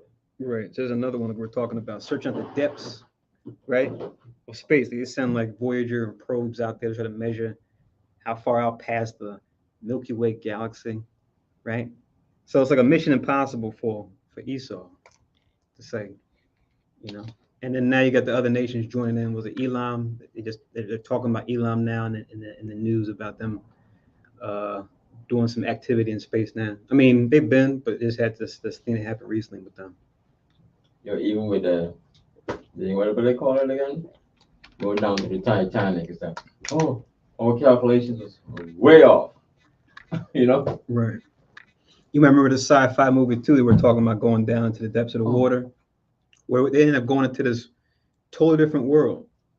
It was a movie called The Abyss, and it came out back in like the 90s or the 80s. But in that movie, that's what they were doing. They went like so deep underwater. They went to this place where they could actually get out the ship, and these weird like alien-looking things down there. So it's like okay. So it was, I guess, that science fiction interpretation of what would be like going up into space in those waters, what they might find right here in Earth already when you go deep enough. Like that was kind of the, I guess, the whole premise of that sci-fi movie. Yeah, one more thing. Even Esau trying to go down to what they call the Mariana Trench. Mm-hmm. They try to dive down there and go down there, and it's treacherous. Oh yeah. And even they try to come up. They say that as divers you get the bends. Yeah. You just can't come up. You get. You got to come up. You got to come up slowly. Yeah. I know that because it's been a while, but I was a certified scuba diver way back when. But yeah, you're right. They call it narking, which is just like short for nitrogen narcosis, where when you come up back up too fast and to be underwater, it causes like the pockets of nitrogen to open up too quick. It can cause you to hemorrhage. It can cause internal hemorrhaging if you come up to the surface too quick. You know, come up at a certain rate, and they have these things they give you called dive tables, where it's kind of like a grid where it shows you for every minute, however many minutes down, how long you've been down underwater at a certain depth. This is how much time you want to spend coming back up. So it's like a gradual process that your body can adjust to being back on the surface again. Yeah, it's interesting stuff, you know. It's kind of fun. It kind of makes you think about going into space. You need like a special suit to go out there, just like you need special gear to go underwater. It's just like, you know, knowledge seeks these things out. How can we go down there and live down there? But wisdom would say, how come my body just can't adjust to that? How come there's animals that are already down there that are just fine down there, but I want to go down there where they're at. But then when I come back up, I got to worry about, you know, narking out or whatever, you know, just like space. Or dying. What I mean, nitrogen narcosis it can be fatal for sure. Yeah. Well, you still want to do this? Yeah. I want to go down there. I want to go everywhere. Wisdom would say, okay, what's the purpose behind why you're going there? You know, what's the need to go there? That's like the deeper question behind, you know, just because you can do something, should you do it? Like the whole, you know, Jurassic Park, the Jeff Goldblum's character and the guy who wore all black in the Jurassic Park. He was like the philosopher was kind of like questioning the whole park, like why are you guys even doing this? Just because you can do it. But he's like, because he was kind of speaking from that wisdom standpoint, where he's like, the dinosaurs, they had their time, you know, you're trying to bring them back. You know, that's supposed to be, you know, so-called wisdom. All those were links for we were looking at those with verse 7, but what we were talking about was actually tying into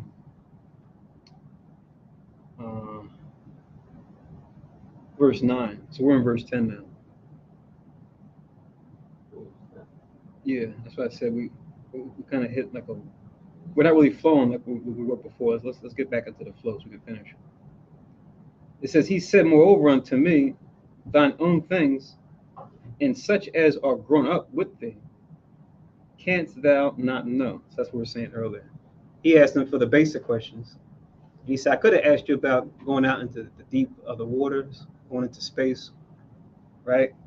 Trying to measure out Eden as far as how long the landmass went. But plenty of things you can't have access to. I could have asked you those questions. But I just asked you about things that you can actually deal with in day-to-day life. And I already know you're going to come up short with those because you just told me. But you know he knew.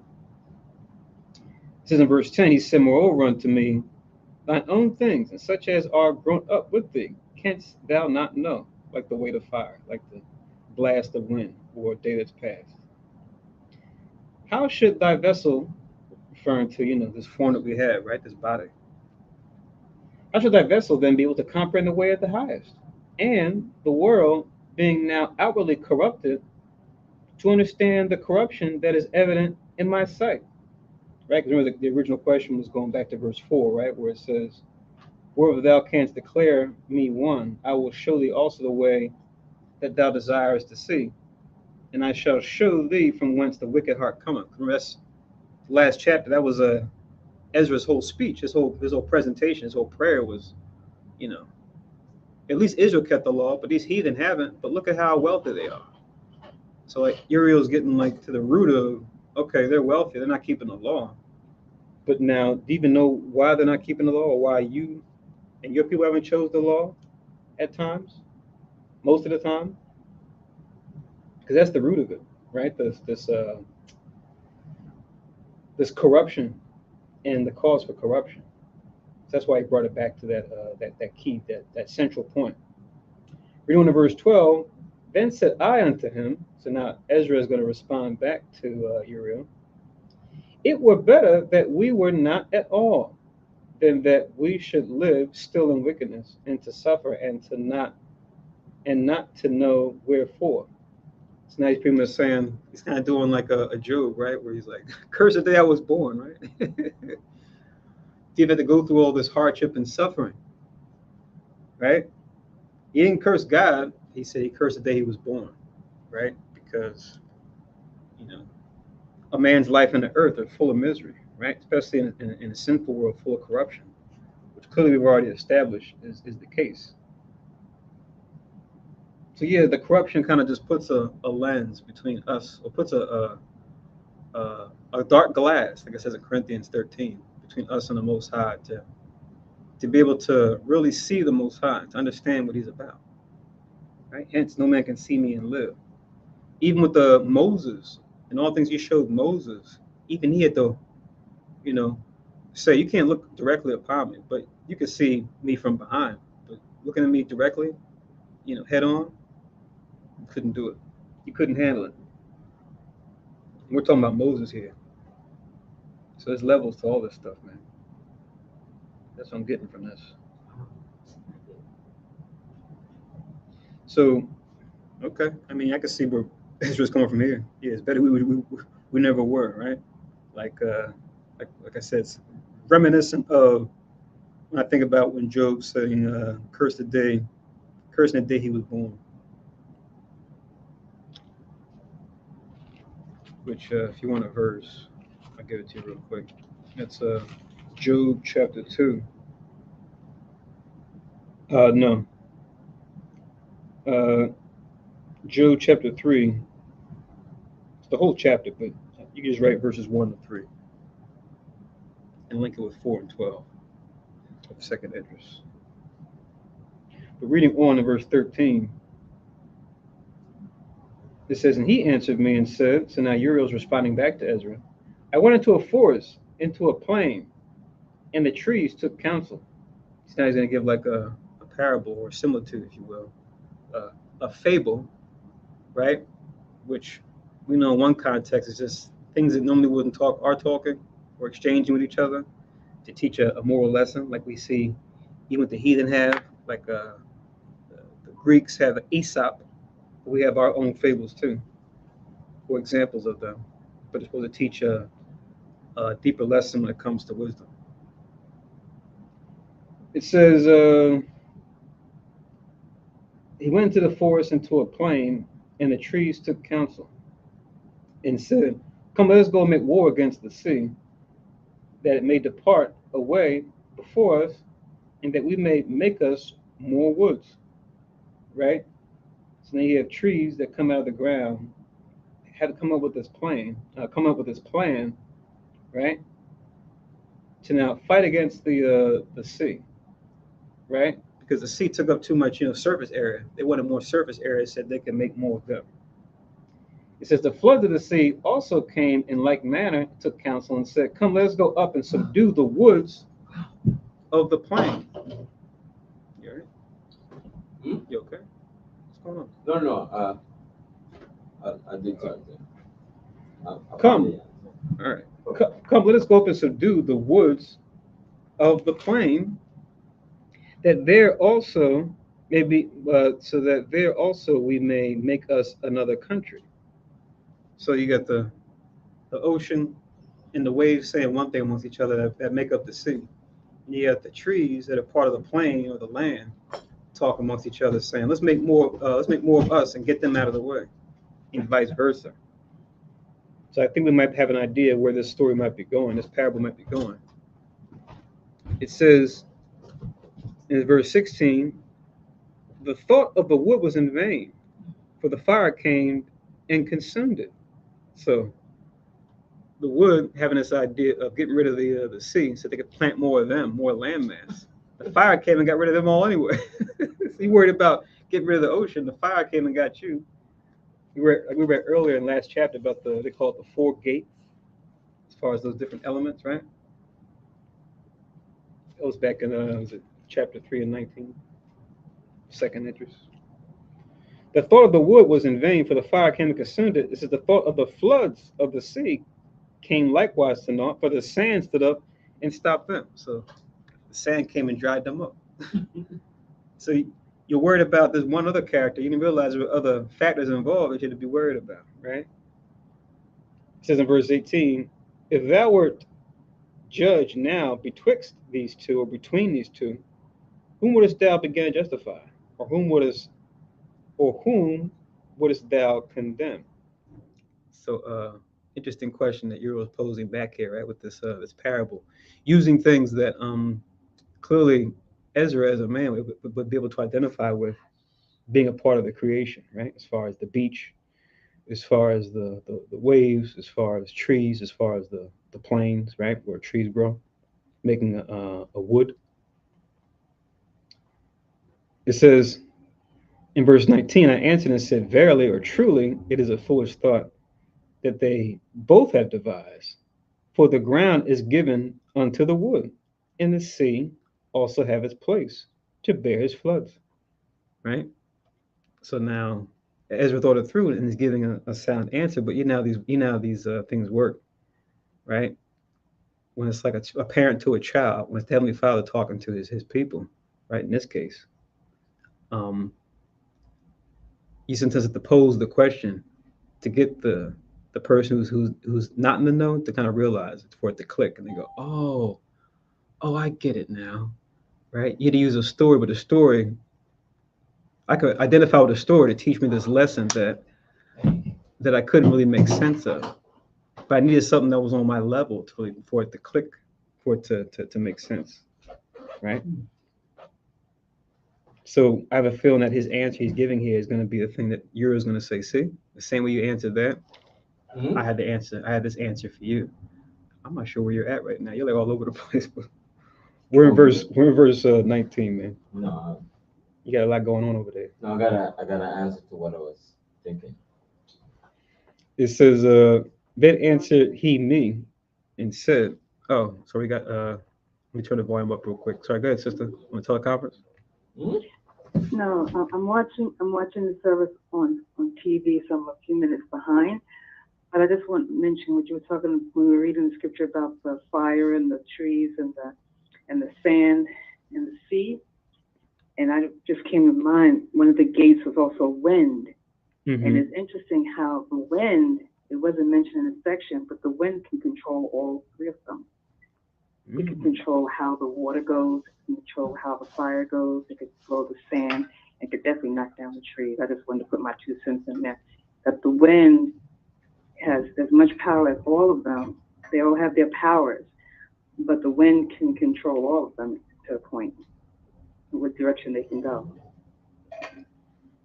It's definitely an ebb and flow between these the core elements. It's funny because I know I made a reference earlier to the that show, the Avatar: The Last Airbender, right? Okay. Where it's like a cartoon, but it teaches a lot of moral lessons. But they have these nations, each one representing these gates, right?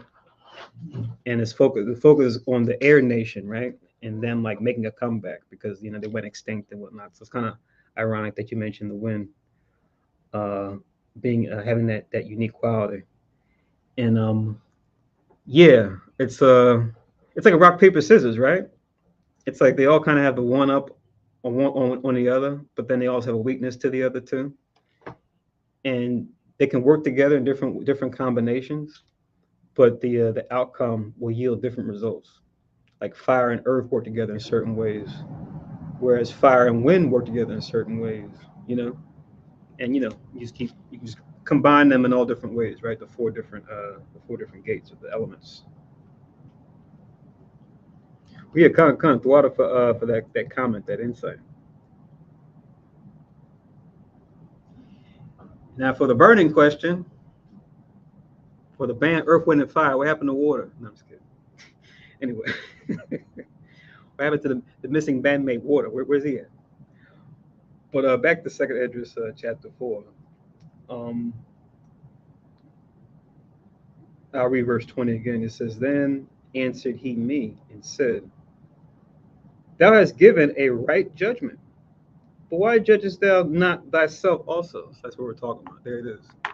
So you asked him a question knowing that he probably wouldn't catch it, or that he would catch it, but it's like, let me ask you this question to answer the other question, to get you to kind of realize everything you were talking about in chapter 3, this little scenario I just gave you here, you're trying to do the same thing. But you were able to answer this clearly, but you need to be able to apply this to what you're talking about when it comes to, nations and, who's in power and, why are we in captivity and this, that, and the third. He's going to explain as we go on.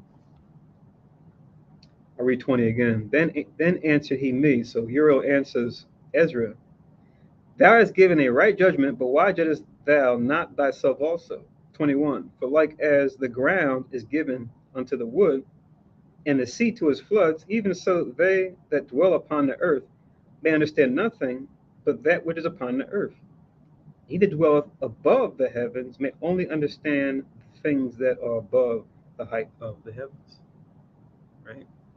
So we're all given to our like. Right? The matters of the material world pertain to matter, right? Which is us. But the matters of the spirit pertain to those things of the spirit. But now we're unique in that when we have the Holy Spirit, we begin to see into that realm, but we're still going to have questions, right? Because we're not fully immersed in that realm, right? We're immersed here on the earth, but we have insights into the heavens and can make certain conclusions about it. But to see the fullness of it, it's really difficult to do, only if you're in that form. Like what did Christ tell those men about the Sadducees trying to jam them up about who was she married to in the resurrection, right? And he told me, he said, well, besides the question you guys are asking me, right? Because I know you guys don't believe in the resurrection anyway. When we die, we're like the angels which are in heaven. They're not married. They're not given in marriage. So just the question alone kind of exposed the Sadducees and their, and them trying to jam up Christ. Just what little they did know about that realm, because according to them, there was no resurrection anyway. Now the Pharisees probably could have, at least chewed on that part of it, where he said, when we die, we're neither married nor given in marriage. We're like the angels. So, verse 22, then answered I and said, I beseech thee, O Lord, let me have understanding. So he's like, I want to know more, right, about this. Yes, my question was here initially, but I hear what you're saying. Okay, earthly things for earth, heavenly things for heavenly. Okay, great. But I still want to know why we're in captivity. I still want to know why these heathen ruled over us. They haven't dealt with the law at all. Give me understanding on this. 23. For it was not my mind to be curious of the high things, but such as pass by us daily, namely, wherefore Israel is given up as a reproach or shame to the heathen, and for what cause the people whom thou hast loved is given over unto ungodly nations, and why the law of our forefathers brought to naught, and the written covenants come to none effect, and we pass away out of the world as grasshoppers. And our life is astonishment and fear, and we are not worthy to obtain mercy. I got my shirt on, merciful. When will he then do unto his name whereby we are called? Of these things have I asked. Right? So he's like, I'm not trying to go above and beyond. I'm trying to understand what's happening right here. This guy's kicking our behind. Like, what's up? Like, who wants salvation? We want, which we know salvation is rulership, right? It's the first heaven. They go hand in hand. He said, this is the reason why I'm asking these questions, right? Let's see what Uriel's response is now. Then answered he me and said, the more thou searchest, the more thou shalt marvel. For the world hasteth fast to pass away. So the deeper you go, the more confused you get. It's like a song, like the more you try to figure out what a song means, it's like, I'm more confused. For there's a certain book you're trying to read, the more you read it, it's just like it's too deep. I can't grasp the depth. Just like I can't grasp the depth, right? This world, let's say, how deep the rabbit hole gets. Right. The more you dig, you realize I thought I hit rock bottom. There's still deeper to go. I like that. This is a rapper from Philly, Meek Mill, has a song called Levels. That's what he's talking about, right? There's levels. He's talking about more on the carnal thing as far as moving up carnally, but just the idea. There's levels to this. In the hook, you could apply that to other things too. It says, "The more thou shalt marvel, for the world hasteth fast to pass away, and cannot comprehend the things that are promised to the righteous in time to come. For this world is full of unrighteousness and infirmities. So the sins, once again, kind of block us from being able to see it, to really truly understand what's going on. I made a reference to this earlier. Let's get it real quick. Hold this and we'll come back. 1 Corinthians, let's see. All right, I don't want to go past a Hebrew watch. We're already past a Roman watch. Keep it under 4 at the very minimum. But go to 1 Corinthians chapter 13. The famous love chapter, as they call it. This is the so-called Christians like to call this chapter. Say, oh yeah, it's about love, brother. It's about love. You know, in the King James Version, it says charity, right? Which, yes, it's love, but it's very specific, right? It gives love an action, right? It's not just a feeling. It's a doing, right? When we call it charity. And you can go into the Greek. You can kind of get more. It goes kind of more in depth. You go into the Greek, like the agape versus this type of love, and you kind of do like a scripture lookup as far as the original text. But that's more than what I want to do right now. The only part I want to focus on here is come 1 second. Let me just finish this. What scripture you going to? 1 Corinthians 13. I mainly pulled this for this reason. I'm going to read verses 11 and 12.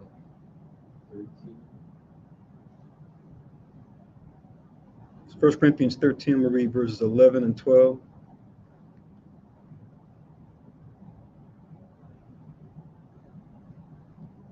So 1 Corinthians 13 and verse 11, it says,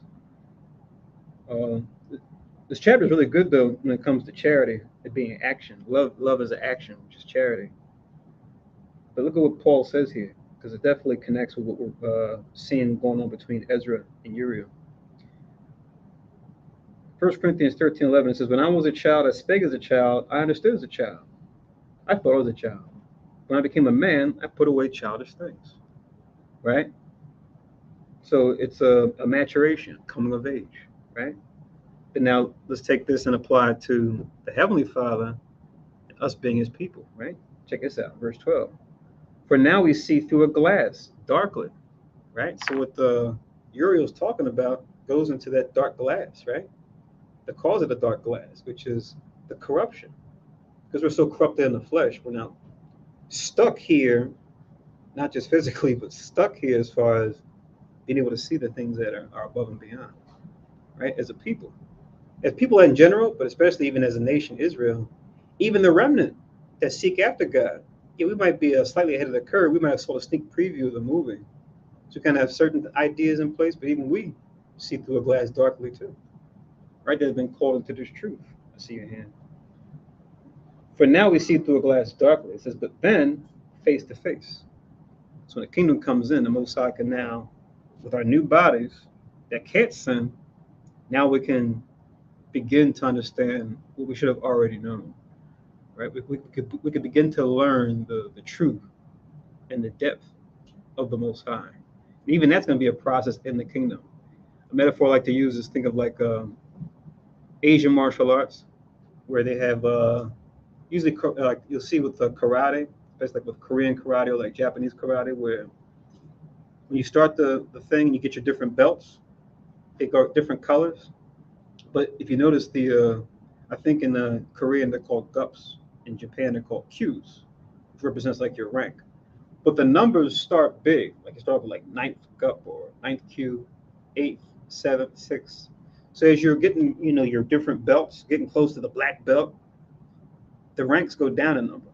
Once you get to the black belt, then in Japan, you have what they call first dan, then second dan, third dan. So there's like levels in the black belt that actually the numbers go up. And there's a reason for that, because the color belts before you got the black belt, that was all conditioning. That was all getting you ready to get the black belt. Oftentimes we think in the West, I got my black belt, I'm the man. It's like, no, the black belt is just pretty much a certificate that's saying, okay, everything you just learned before got you ready to begin the martial art. You don't really learn a martial art until you get the black belt. That's where you have the levels of the black belt. The black belt goes deeper. So I like that because it reflects how the kingdom is. The law will be written on inward parts, right? That's the black belt. That's the baseline. But now we have so much more to learn in the kingdom about all the laws and how to apply them in different ways, right? We do that through a glass darkly now. But in that day going forward, now we'll be able to see God and see, and begin to see his face, which is more figurative than literal, but we know it's in a sense both. That's why even Moses was like, we switched and wow, I know it's proven natural. Sorry about that, guys. We know it's just partially now, but in the kingdom, like I said, we'll begin to really understand the Most High, not just literally by seeing his face, but then figuratively by understanding his thought process. That's why he says, now I know in part, but then shall I know even also as I am known. So even he's talking about himself now being called to the truth. Even Paul and everything he was shown, he's like, even I know in part. But he says, in that day, when our Lord and Savior comes back to redeem us, I shall know even also as you know me, as Paul the apostle. But yeah. Yeah, I just want to read this. I need your opinion on a little bit too. Revelation 2:24. But unto you I say, and unto the rest in Thyatira, as many as have not this doctrine, and which have not known the depths of Satan, as they speak, I will put upon you none other burden. So, like in Revelation 4:9, 3 and 9, or the most I said, the synagogue of Satan, what Esau is doing, all of that stuff and all the wickedness that he's doing with him and being physical Satan and dealing with Satan on such a wicked level, like you don't want to go into all of the, what they do. Because some people even come up and say certain things and they're like, and they're scared because they don't want to get killed or anything like that, Right. Revealing certain things and like, oh shoot, this place is wicked as ever. And it's like, I can't say anything. And it's like, if we're a free country, what's the problem, right? Yeah. Because that's a lie we agree upon. Well, we know we can't just, like you said, talk about anybody, any group of people, any organization. Yeah, it's like, oh snap. Then you see all of a sudden he lost his job, he got fired, he lost his contract, he's a persona non grata, he's an outcast, in society. Everyone's like, oh, he's weird. He left the country to go in some foreign country and live there for so many years. Like, oh, must be highly weird. At it again, Yeah. And all of a sudden he's like, he's dead. Somebody's dead somewhere. It's like, shoot, what happened? Yeah. To go with that, that's a good verse. To go with that, you can link. If you could read it too, you might like these. When you read it, you probably will remember if you don't already know it. Ephesians chapter 5, verse 11, and also verse 12. To kind of speak to what we're talking about.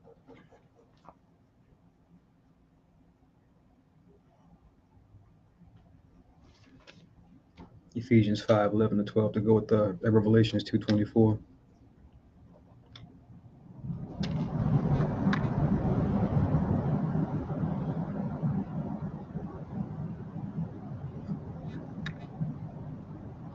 So whenever you're ready, you can read that.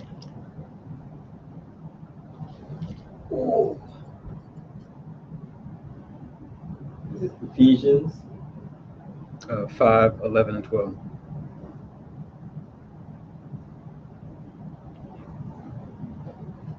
Ephesians 5:11, and have no fellowship with the unfruitful work of darkness, but rather reprove them, for it is a shame even to speak of those things which are done of them in secret. Right. So there you go. So that's our commission to rebuke, right? But even to talk about it, even though we know to a certain extent, it really can't be helped, because you got to edify the people. Like you look at like Ezra, Jeremiah, and like Baruch, how they kind of go into detail behind the idolatry and why they do the idolatry, right? Why they got caught up in it. right? It's like shame the shame. You want to shame the shameful behavior. But even to talk about it, as a principle, is even shameful, right? Because like we don't even want to talk about stuff they do when it comes to idolatry and ritual sacrifice and all this other nonsense that they do, right? For gain.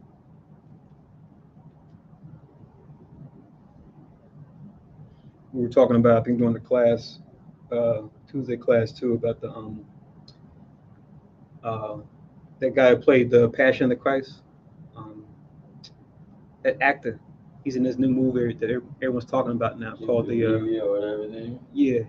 He's like a special agent in this new movie called I think it's called The Sound of Freedom. Well, this new movie people were talking about that just came out, going into the whole child trafficking. It's supposed to be like a lot of emotional stuff in there, and kind of pull your heartstrings, kind of get you, if you're not thinking about it, that you get more active. If if your family hasn't been, as far as you're aware, directly affected by child trafficking, to kind of get you, motivated to do something about it. Because Esau loves awareness, right? But it's just like you got the same folks that are probably connected to these same damn child trafficking rings, pushing this daggone movie. You know what I mean? To create awareness around it. It's just like Esau. Come on, man. Really? If you really wanted, more than awareness, you really wanted something done about it, you would have ended it. You would have prosecuted it regardless, right? There wouldn't have been this whole respect of persons you see when people that get caught up with child trafficking and everything like the Epstein stuff, Epstein Island. You would have thrown a book at everybody, no matter how high up the totem pole, but you didn't. So let us know you want this thing to keep going. But anyway, yeah, it's a new movie, like I said, talking about, child trafficking awareness. So, almost like, he cares about our Hispanic people, Mm-hmm. and he's such a good person, Mm-hmm. and Blanco is good. I don't know. I gotta look more at that guy. That guy. We say Jim. What's his last name again? Whatever. I gotta look more into him because he's been used this way for a while. Think about it. He was in the J-Lo movie. Remember? We were supposed to be like an angel in the sky. I think it was called like Angel Eyes. I think it was called like some kind of like thriller. Like it was like a cop thriller slash. I don't know. I don't know what kind of category to put the movie in. Yeah, he wanted. But yeah, he was supposed to be like. You thought it was a regular guy who was actually an angel or something, but it was called Angel Eyes. I think J-Lo was like a law enforcement or something in the movie. I forget the whole story. But yeah, they be using him a lot for that type of stuff. And one thing else, and he's now somehow trying to do a little preaching or teaching the Bible. And they say, Blanco, he's good.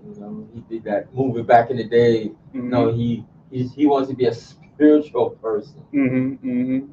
Yep, that's how they do it. It's like they sell a narrative, and it's just like, oh shit. But we see. Exactly. It was a TV show I thought was pretty good, at least when it was out. He was in it, and so was Taraji P. Henson. It's one of those like NBC of FBI cop type shows. I can't remember the name of it, but it was pretty good. I know she was in it. She was a cop also, or a lawyer or something. I think she was law enforcement, like with a different department. But yeah, he was like the main guy in that show. But back in 2nd Esdras chapter 4, and we left off in 4:27. So now we're in 28. 2nd Esdras 4:28. But as concerning the things whereof thou asked me, I will tell thee. For the evil is sown, but the destruction thereof is not yet come. Wow. So in other words, you can see reap what you sow. So the deed's already been done, but the response to the deed still has to manifest, right? It says in 29, therefore that which is sown be not turned upside down. And if the place where the evil is sown pass not away, then cannot it come that is sown for good. Yeah, I don't know who that is. Make sure you I don't know what that is. There's no clothes. Yeah. That's why. That's why we locked the door. Check up there. That's why we It's a little mental. yeah. Oh, shoot. Let's close the door. And lock it. Cause believe me, never fails. So it says you gotta turn the soil upside down if you planted something, right?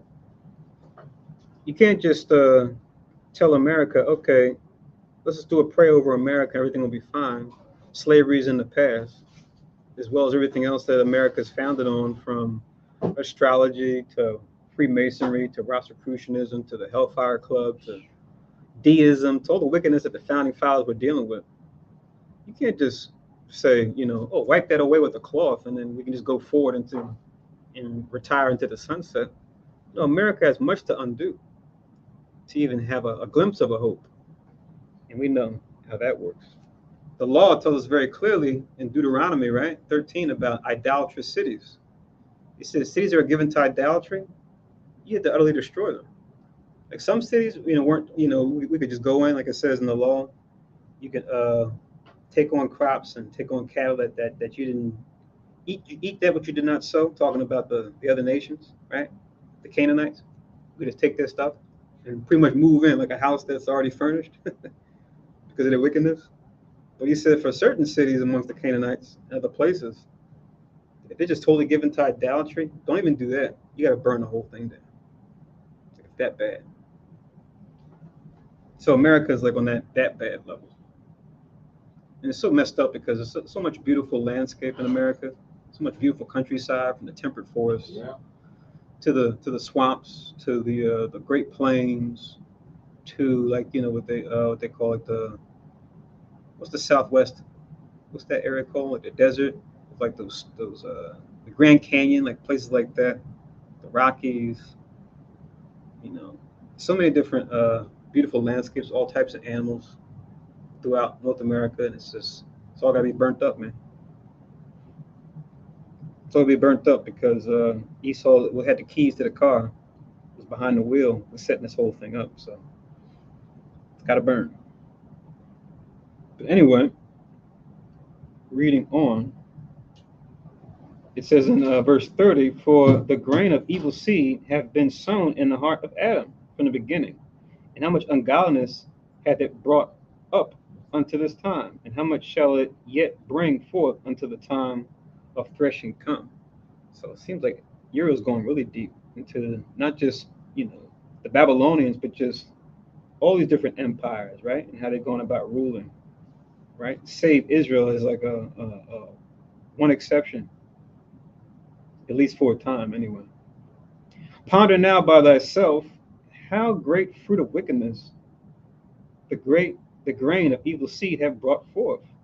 And when the ears shall be cut down, which are without number, what great a floor shall they fill?"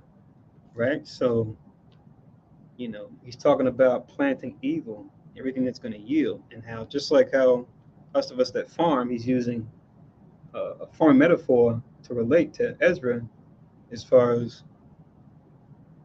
the same thing has to take that has to come to pass with an entire crop and the time that goes into that. Think about that when it comes to everything that mankind has done, even going back to Adam. It has to be answered for. This kind of reminds me of Revelation, where the disciple John was shown that vision. Let me see if I can get it real quick. I can get you to read that. Yeah, here we go. Revelations chapter 14. Start from verse 18 and we'll read to 20 to link with verse 32. So Revelation 14.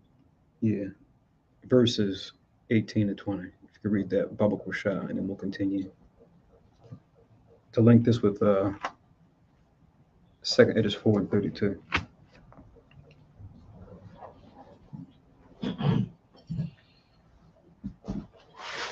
Revelation chapter 14, verse 18.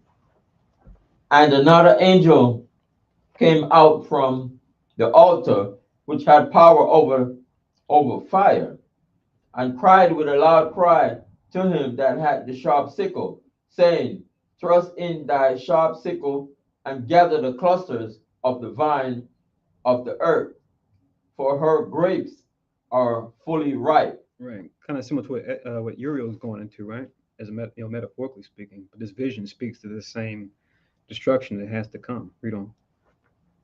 Verse 19, and the angel thrust in his sickle into the earth, and gathered the vine of the earth, and cast it into the great winepress of the wrath of God. Right. This great destruction has to happen because of all the sin, all the transgression, all the wickedness that's taken place over the years, right? At the hands of the nations. Read on. Verse 20, and the winepress was trodden without the city, and blood came out of the winepress, even unto the horse's bridle, by the space of 1,600 furlongs. So a lot of blood, right? That was pretty doggone high, right? So the same thing that Uriel's talking about. John is seeing it here in this vision, right? What does it say? The shedding of blood can only be cleansed by the blood that shed it, right? It says that in Numbers, right? Which one is this? Numbers, I think 35. We read it, I think, last Sabbath, but for another reason. I can get it real quick since it's towards the end. It was the Cities of Refuge chapter about the Avenger of Blood. I remember that. Let me see. 35. Yeah. And he shall take no sacrifice supreme, that they fled into the city of his refuge, that he should come again to dwell in the land. Yeah, here we go. 33. Oh. Yeah. You were reading what, 32, right? Yeah. Right. 33 is the main one. So you shall not pollute the land wherein ye are, for blood it defileth the land. The land cannot be cleansed of the blood that is shed therein, but by the blood of him that shed it. So that's even Stevens. That's how you get even Stevens. You gotta burn it down. So he's a murderer. I mean, within that specific case, but you can just apply that to what we're talking about, with the all the bloodshed that Esau has done, But now Uriel's not just talking about Esau. He's talking about Esau, of course, but he's talking about the us for a time, even the other nations too. Just so much has been done since Adam, We've kind of answered for in like little spurts here and there, but not like what's going to have to happen during the day of the Lord. It's going to be like a big, like, cascada sagrada, cleanse. To really cleanse, the body of all of its impurities. The earth has to do like a complete, like, redo. Hence, we look forward to a new heavens and new earth, right? Wherein dwelleth righteousness. It all comes together. Talk about a cleanse. Whew. Just when you get done, it's like, whoa, I feel lighter, right? I can think clear, right? That's how the earth's going to be after Christ comes back. So reading on, so we read Numbers 35 and 33, Revelations 14, 18 to 20 for 4 and 32. Now we're in 2 Esdras 4 and 33. Then I answered and said, how and when shall these things come to pass? Wherefore are our years few and evil? Right? So Ezra is not coming against the judgment, but he's saying, when can we get to this judgment finally? Right? So he's saying back then in the 6th century BC, can this happen like, soon, tomorrow? Like what we do now in 2023. Can we go to the kingdom like right now? Let's go to the kingdom. Cool, let's go. But as we're going to see, Uriel is going to explain to Ezra and to all of us that have similar sentiment how this thing has to work out. Let's see. He answered me, saying, do not thou hasten above the Most Highest, for thy haste is in vain to be above him, for thou hast much exceeded. So it's like he's claiming him to try to be like he's above him by trying to haste the Most High, like you're trying to carry him up. You can't do that. Oh, same with Acts chapter 1, verse 6. Yeah, nice link. Come. Yeah, you got it. Acts chapter 1, verse 6. When they therefore were come together, they asked of him, saying, Lord, wilt thou at this time restore again the kingdom to Israel? There it is. He said, you're here, we're here. Let's Good. go. Let's go. Kill the Romans, wipe them out. What? Ah, Christ was like, not yet. Not yet. and slowly, others, the disciples, they're dying, he's like, oh, he fell asleep, or I'm in the island of Patmos, and all this stuff, things are going on. We're dying, I know the letters to the church in Thessalonica, that was one of the big things Paul had to tackle, right? Because they had that same attitude there. That's why in 2 Thessalonians 2, he tells them, that will not come until it be a falling away first. And that man of sin, son of perdition, be revealed, right? To, what does it say? He's going to sit in the temple of God, showing that he is God, all that kind, all that. He's trying to tell them, too, at that time, there still have to be things that happen first before we get there. So it's like the same sentiment that the church had in Thessalonica, too. They were looking forward to the kingdom right now. So Paul to show them in the spirit of Christ, okay, these things are coming. These things to look forward to. But in the time being, here's what you need to do. So it's a question of when, right? Burning question of when. You read on in verse 35. 2 Esdras 4:35. Did not the souls also of the righteous ask questions of these things in their chambers, saying, how long shall I hope on this fashion? When come up the fruit of the floor of our reward, right? So now we got another peek into the third heaven, right? Where it talks about the righteous ask questions, these things in their chambers, right? Somebody say chambers. What? Where is this? Once again, this isn't talking about something that's on this level. It's talking about something that's on the third heaven. How do we know? Revelation deals with this too. We can link this with Revelation chapter 6, verses 9 and 10. 2 Esdras 4:35. And I'll read this.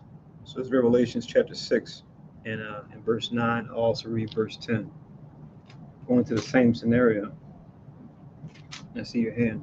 Revelations chapter 6 and verse 9, it says, and when he had opened the fifth seal, I saw under the altar the souls of them that were slain for the word of God and for the testimony which they held. Verse 10, and they cried with a loud voice, saying, how long, O Lord, holy and true, doest thou not judge and avenge our blood on them that dwell on the earth? Right? So same scenario Uriel was talking about. Right? You got whoever they may be up there in the third heaven, waiting for that final day. But who knows, those same souls might have to come back again, right? And whatever family line they've been traveling in, right? We might be some of those souls right now, at least we hope to be. Because many are called, few are chosen, God forbid, before it's all said and done. Whether we die in this life or until Christ comes back, that, we go back, we backslide, we return to the vomit like the dog. yeah. On scripture, John 6, verse 15. When Jesus therefore perceived that they would come and take him by force to make him a king, he departed again into a mountain himself alone. So people are like, if we're gonna make him king, and like, he's not want to take the glory from us, he don't want to. He's like he's gone. Wasn't his time, right? Others would probably say, I can't think of the scriptures right now, but it's in Acts. Want to make himself a name, and people following after him and such perish and all of that stuff. Oh yeah, we read that. We read that last week. That's what you want is Acts 5:33 down to the end, pretty much. Oh, Acts. Yeah, start from 33. We just read that. Gamaliel, right? Yeah. Paul's Pharisee advisor, counselor, guide. I'm not sure what their titles were specifically, but Paul's instructor in law. Oh yeah. Yeah, that's it. 33. You want me to read it? If you want. Okay. Acts chapter 5, verse 33. When they heard that, they were cut to the heart and took counsel to slay them. Then stood there up one in the council, a Pharisee named Gamaliel, a doctor of the law, had in reputation among all the people, and commanded to put the apostles forth a little space, and said unto them, Ye men of Israel, take heed to yourself what ye intend to do as touching these men. For before these days rose up Esdras, boasting himself to be somebody, to whom a number of men, about 400, joined themselves, who was slain, and all as many as obeyed him were scattered and brought to naught. And even 37, after this man rose up Judas of Galilee in the days of the taxing, and drew away much people after him, he also perished, and all, even as many as obeyed him, were dispersed. I like that one. Keep going. Let finish it up. I like that one. It says, Verse 38. Let me just say this real quick. I know. Let me just say this real quick. I like it says, on the time of the taxing. Yeah. You can have an idea, like, what's probably going on there. Think about it. Look what we do now. IRS. Man, F the government, F the IRS. Always in my pocket. It's the perfect thing to rally around, right? I'm sure there's probably some history that goes into who this particular Judas was and what he was trying to do. Yeah. Verse 38. And now I say unto you, refrain from these men, and let them alone. For if this counsel or this work be of men, it will come to naught. But if it be of God, ye cannot overthrow it, lest haply ye be found evil to fight against God. There it is. So Christ, and they're looking for him to be king, and he's gone. He's not here. Others they want to make a name for themselves. A name, I think, in the Apocrypha, some people perish, right? Or somewhere in the Apocrypha, I don't know where it is. Trying to make a name for himself. Oh, you're talking about, I think you're talking about the Maccabees. Or the Maccabees? Yeah. What verse are we in now? Hold on. Those all linked with 4 and 35. Well, that's the ones I pulled anyway. So we're in 4 and 36. We're in 36 now? Mm-hmm. Oh, crap. Let's hurry up. Let's finish this up. Brief yet complete. And unto these things Uriel the Archangel gave them answer and said, Even a number of seeds is filled in you.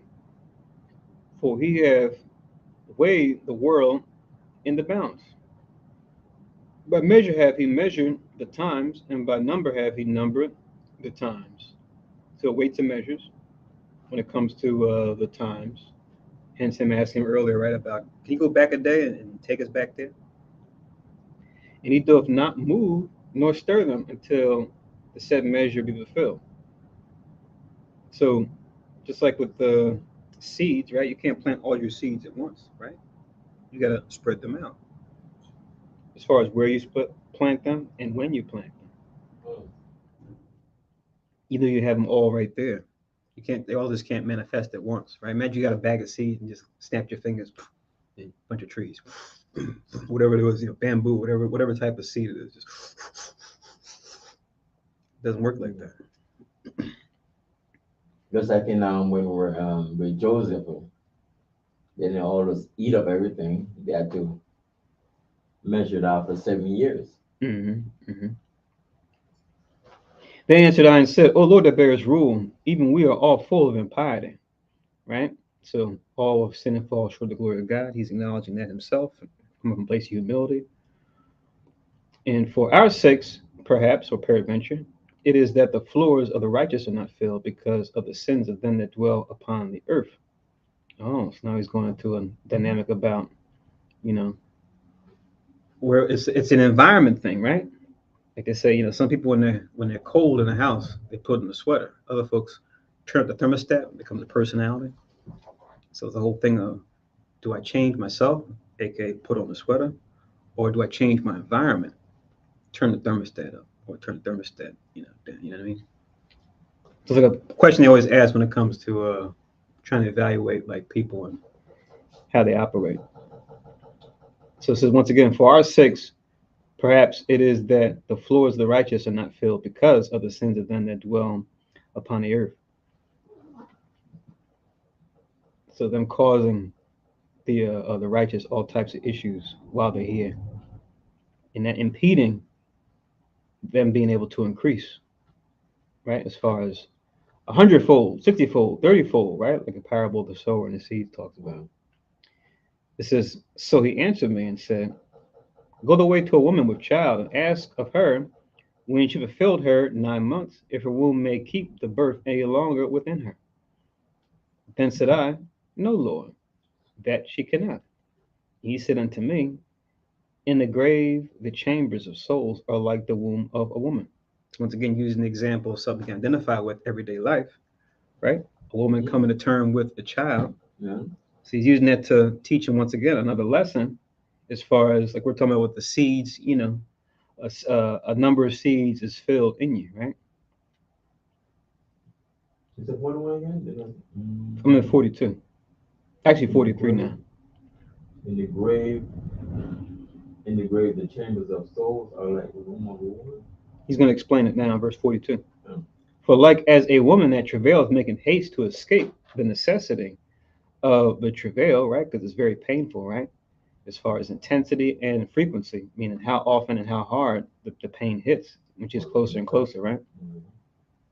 Even so, do these places haste to deliver those things that are committed unto them, right? So it's a process, a cycle that has to happen as far as the souls of the righteous as well as the souls of the wicked coming back every third generation to make decisions to cause pretty much world events, or to be the catalyst for world events, right? Because we know the Most High sends the Elohim down to either bless or curse us or the other nations based on our choices, right? That's world history.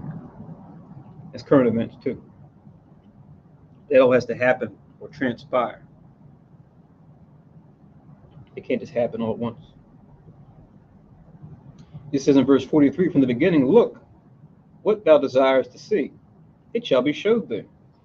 Then answered I and said, Ezra replying back to Uriel, if I have found favor in thy sight, and if it be possible, and if I be meet or right, therefore, 45, show me then whether there be more to come than is past, or more past than is to come. What is past, I know. What is for to come, I know not. So I like this. It's kind of like the equivalent. You use the woman in her, in her pregnancy. This is like Uriel replied after he gave that. After Uriel gave that example of a woman giving birth. So now Ezra is pretty much going, all right. So like in this pregnancy of sorts, are we in the third trimester? Are we in the 38th, the 39th week? Are we close to the 40th week? Are we in the second trimester? Oh, please don't tell we're in the first trimester. Please. Please don't tell me we got so much more to go. So let's see how you respond. Okay. Verse 40, verse 42. It says that haste to deliver those things that are committed unto them. I mean, if they're coming out doing good things or evil things, all right? They're coming out doing good or evil things, right? Like how Esau 58 and Psalms 58 and 3. They're coming out right out the bat, out the womb, speaking lies. Psalms 58 and 3, the link with 44 and 42. Yeah, that's what I'm saying. Is that, but in the chambers of the womb, you know, as a we coming out, as the righteous people, and Esau coming out, right off the bat, he's coming out. As soon as they be born, they're speaking lies. Mm-hmm. Right? Yeah, I mean, it's just talking about the soul cycle, right? Yeah. So I'm surprised you didn't pull Ecclesiastes 1, right? There's no new thing under the sun. Oh. I mean, that's what I was thinking. Souls are born, souls die. Souls come back every third or fourth generation. Just so happened through the womb of a woman, right? Is it all things by the man, but all things of the man, all things by the woman, all things of God? Paul talks about that as far as 1 Corinthians 11, about the woman covering her head, the man making sure he doesn't cover his head and all that. So it's all connected. Man. Someone made a statement that a little child was passing the camp, a little child, and she was looking at the camp, and someone says, "Oh yeah, looking at." She just came from the spirit world, probably like 2-3 years ago. I'm like, wow. I never thought of it like that, you know? Yeah, it's young. She just, the cycle, she just coming out maybe in the spirit world. She's like seeing, she's looking at the camp or something, you know? That's what verse 39 was getting at, where it says, and for our sakes, peradventure, it is that the floors of the righteous are not filled because of the sins of them that dwell upon the earth. That's what we're talking about as far as the nature versus nurture, right? Like you're righteous, but if you're born during, wicked times, you like I say, you're a product of a bad environment. So you said that small child hasn't had that time to go through the corrupt world, whereas as that child grows up, and everywhere they see righteousness, an incentive to be righteousness, from school, from parent-teacher conference to the courthouse, to everywhere you go, everyone's hi, how you doing? Oh, that's not what we do. This is what we do with the homeless, right? When they grow up, just by the time they get to age 5, all they see is get yours, I'm gonna get mine. Da, da, da, da. You know what I'm saying? Or for example, like I said, they're gonna see the world that way. I'm not sure he's trying to tell you something. So I said, I'm not sure if he's trying to tell you something. Oh. So the 1/3 is gonna be righteous in the kingdom, and then the 2 just coming back out, and they're gonna see, all they're gonna see is righteousness coming from Israel.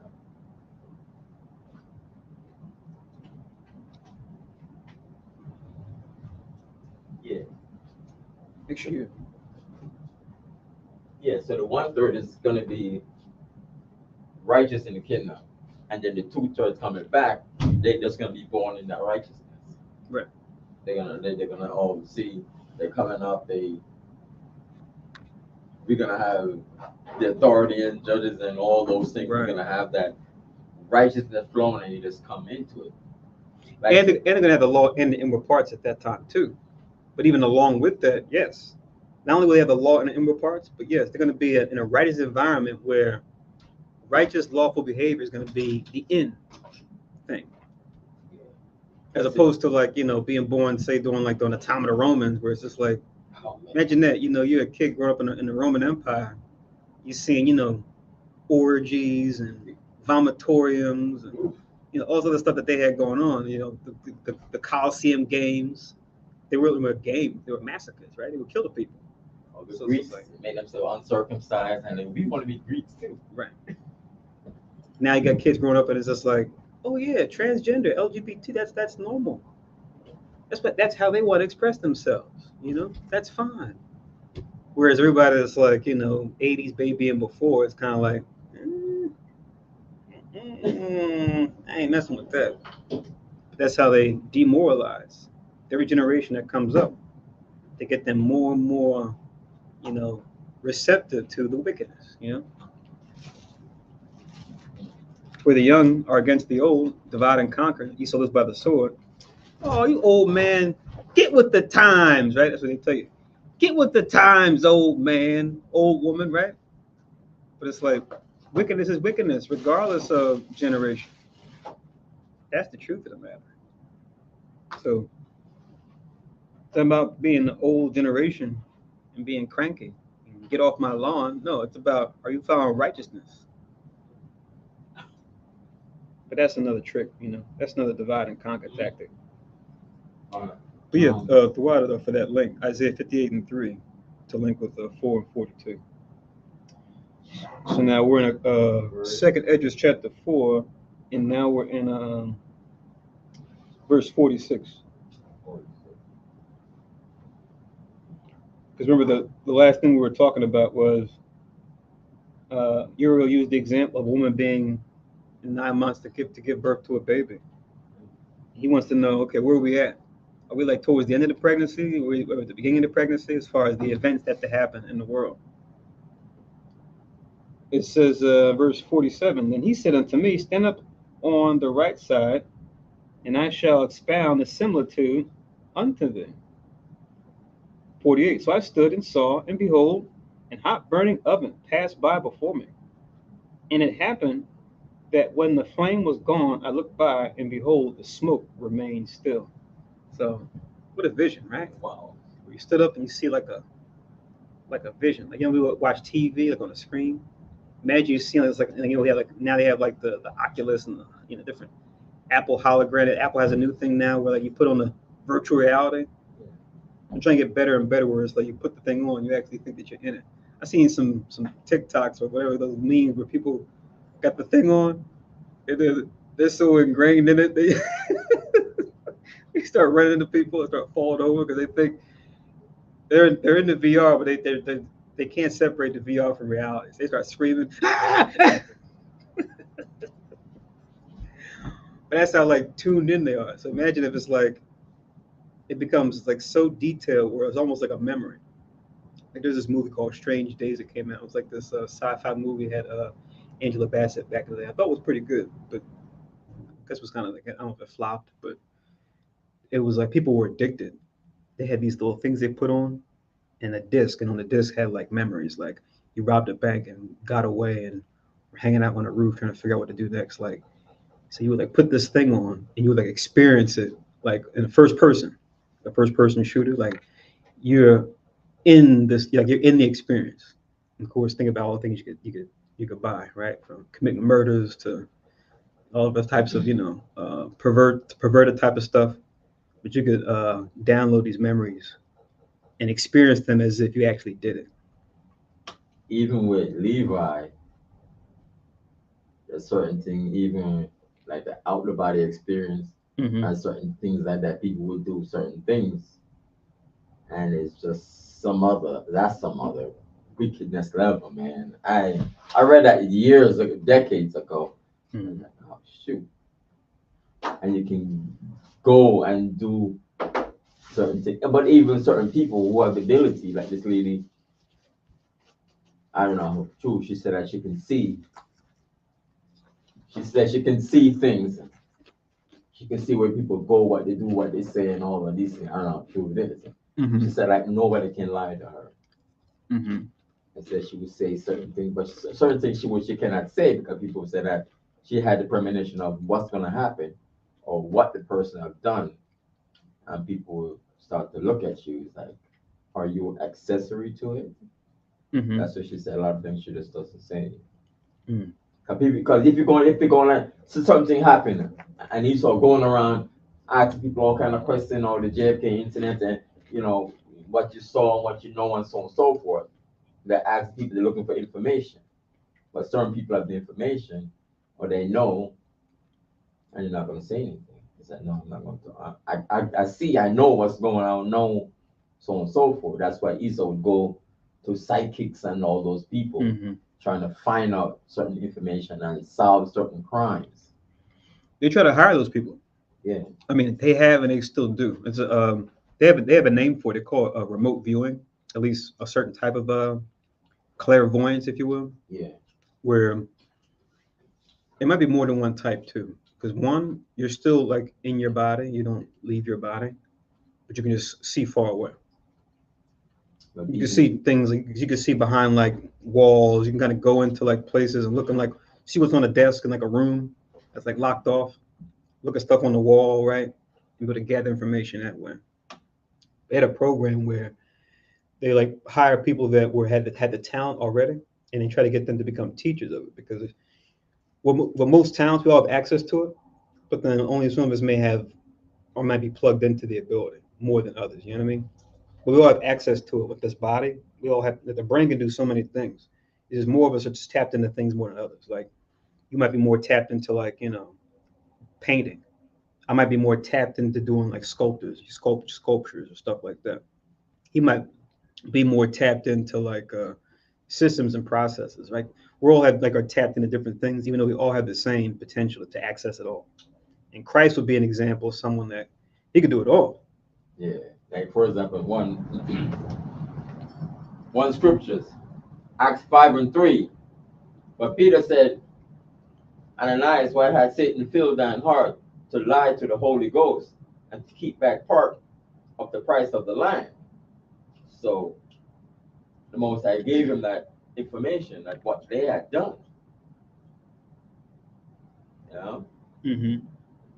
So that's like even when certain, I forgot what, I'd have to look for it. So hid herself and the prophet told the prophet Kings. knew. I was thinking about that same story. And it's like, talking about First Kings, yeah.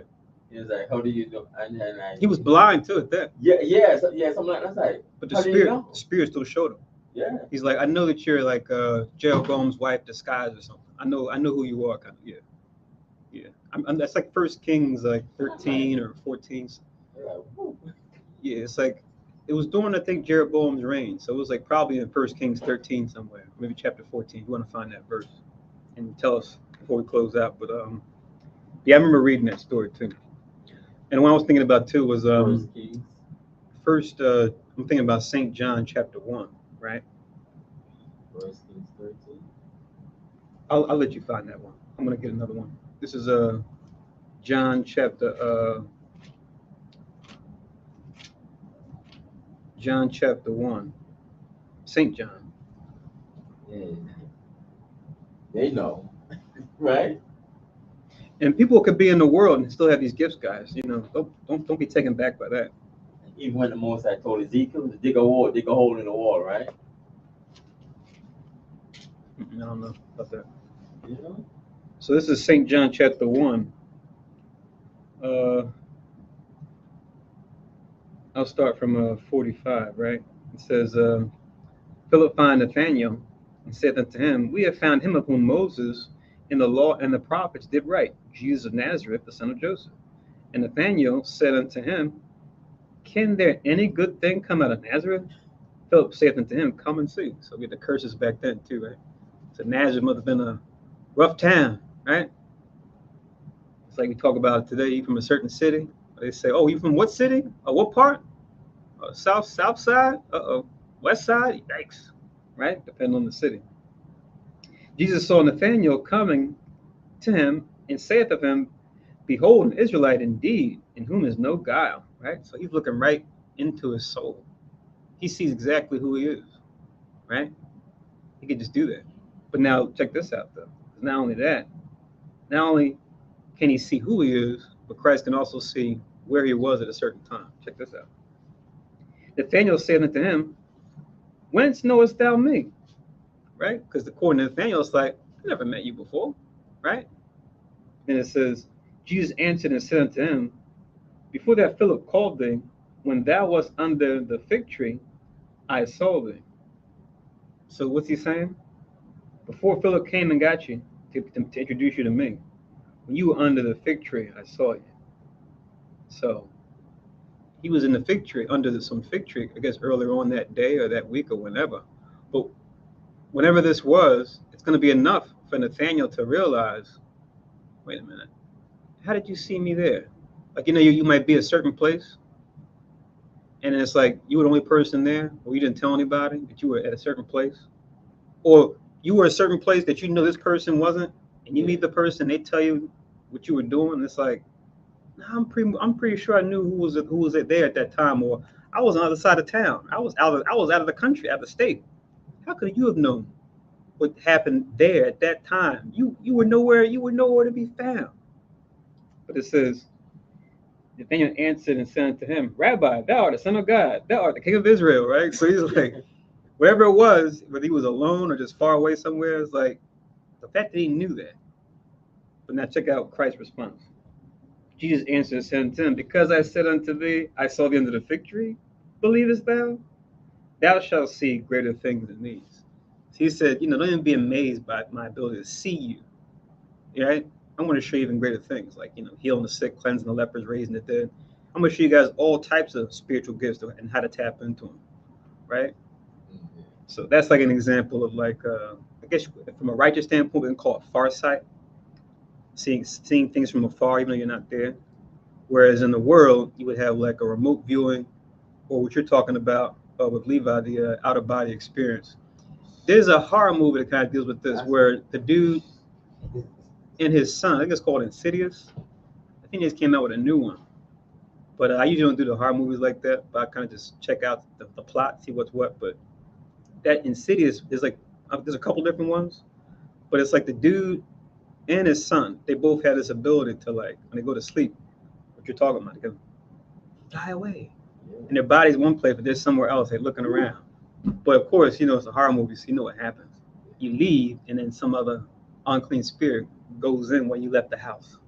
It takes over. See, the person wakes back up, but it's not your son. It's not your dad. It's something else. But they talk about that silver cord, though. Oh, and yeah, I said, yeah. I don't want to know about this. Yeah. That's probably some other books that are out there that kind of explain what they think that is. That takes you on the left-hand side. But to Solomon, it's just a metaphor, right? But there's a righteous place to understand the silver cord concept.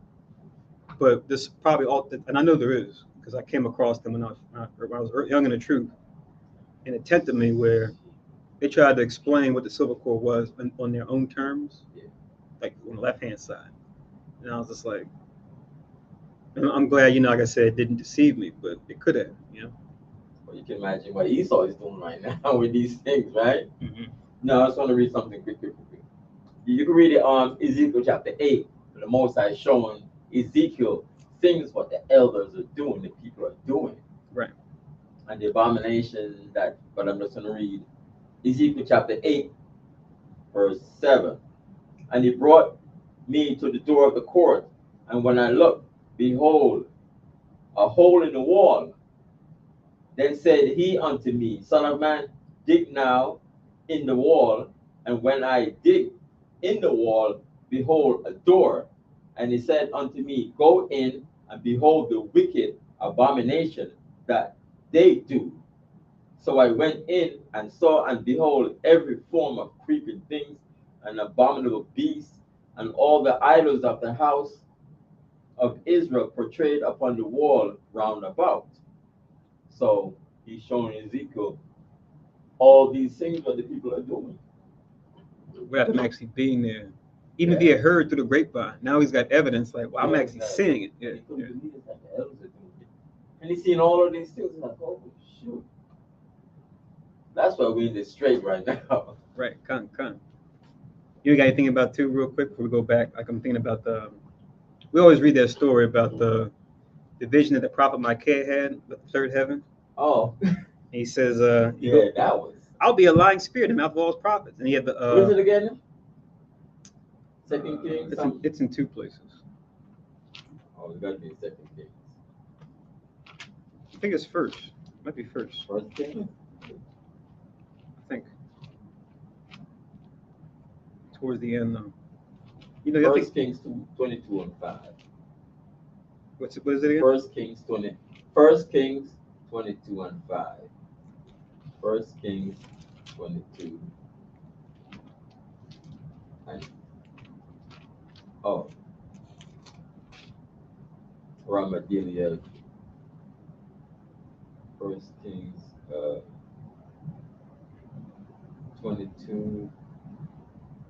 You always get the one in Chronicles. The first. And he said unto Jehoshaphat, wilt thou go with me to battle to Ramoth Gilead? 1 Kings 22. Right. So 1 Kings 22. Verse. Start from about 15. 15 and go down to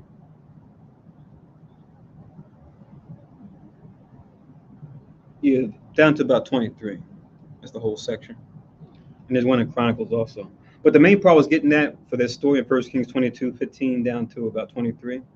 Was in 24 where it says, but Zedekiah the son of Kenana went near to smote Micaiah on the cheek and said, which way went the spirit of Yahweh from me to speak unto thee? Right? So slapped him upside his head because he gave that judgment on Ahab, like, yeah, he's gonna go down. And here's how. Here's what happened on the third heaven. So this guy was like, oh, you see Mr. Smarty Pants. So you know what's going on in the third heaven, huh? So figure this out. But check out his response, right? That's how you know it's our people, man. 25, it says, and Micaiah said, behold, thou shalt see in that day when thou go into an inner chamber to hide thyself. That's all it says. It goes on to something else, but it's just like, what does that mean? Right, until whatever that time comes, and he's like, wait a minute. He said that some months ago. I'll be right here. I already know that had to be like eerie as heck, even probably for him to hear him say that, because it's like, you know, the wicked are when they want to come against a righteous prophet, like they'll acknowledge, okay, all right, I don't like what he's saying, but this guy's always spot on. It's kind of like remember Book of Eli? Throw him in the like Jeremiah, throw him in the ditch, right? Even though it's like, yeah, he's on point, but I don't like what he's saying. Like remember Book of Eli when they were at the house and they shot him, right? You see the lightning flash and he goes down, and then that's when was it Gary Oldman? He leans over, he's like, he whispers in his ear, he's like, pray for me. Remember? It's like, if you know he's the real deal, then you know why are you hunting him down, you know? But it's just how the enemy will kind of acknowledge, you know. They'll acknowledge when, like, you know, when you know what you're talking about, even though they don't like your message. It's very interesting to me. But yeah, you see that in the pop culture too. But yeah, that goes back to the Greeks too. Like you know the word ecstatic. You ever heard that word before? People say, "Oh, I'm ecstatic." Yeah. It actually comes from the Greek, which is ecstasis. Which ecstasis means outside oneself. Like people kind of say it tongue in cheek. Oh, he was outside himself for pleasure, you know, in the situation. Ecstatic. He was outside himself with joy after, you know, winning the lottery or whatever. But the actual word deals with getting outside yourself. Like that was part of like the Greek mystery religion. They probably got it from Ham too. Ham probably had their own version of that. But yeah, that getting outside oneself, that's been around since witchcraft has been. So they did that in ancient times too. That whole back. There's a video with IOIC and in Haiti, and they're doing the witchcraft right in the water, you know. Mm-hmm. A bunch of stuff. I think Paquata was saying there's a certain thing that they do there. And like, oh shoot. Right. So now we're in verse 50 now. It says in 2 Esdras 4 and 50, then said he unto me, consider with thyself, as the rain is more than the drops, and as the fire is greater than the smoke. Remember, we just saw this vision about this furnace just passing by. Oh yeah. Almost like a freight train, you know. You see a vision of a train passing by, and like, what the heck? He says all left was the smoke after this hot burning oven passed by. Then he said, I skipped 49, sorry. After this, there passed by before me a watery cloud and sent down much rain with a storm. But when the stormy rain was past, the drops remained still. So imagine that. It's like you see the storm rain pass, but then as the clouds pass, the rain is just like there and like suspended animation. Kind of like the smoke is just kind of just there hovering. The raindrops just kind of just there hovering. So it's like a weird, you know, a weird vision, right? Mm. But now it's explained in 50. And then said he unto me, consider with thyself, as the rain is more than the drops, and as the fire is greater than the smoke. But the drops and the smoke remain behind, so is the quantity which is past did more exceed. In other words, we're on the better side of this thing as far as, you know, the what do you call it, the days of creation, right? But doesn't mean that, you know, it's going to be a short time as far as you're concerned. But as far as the Most High is concerned, yeah, most of the stuff is already passed. And then we'll get into that more when we read on. We'll talk about like the like what's on a priest test as far as like the 12,000 years of creation and how we're like in the year 12,000 like right now, or the 12th day, so to speak, since creation began. These people are telling them during the Babylonian time, they're probably what 10,000, probably like 9,000, between 9 and 10,000, between the 9th and 10th day, as far as like the 1,000-year periods that have been going on since the Most High started stuff. So he's pretty much getting like, yeah, you guys are close to the end, even though you still got about 2 or 3 more millennia to go.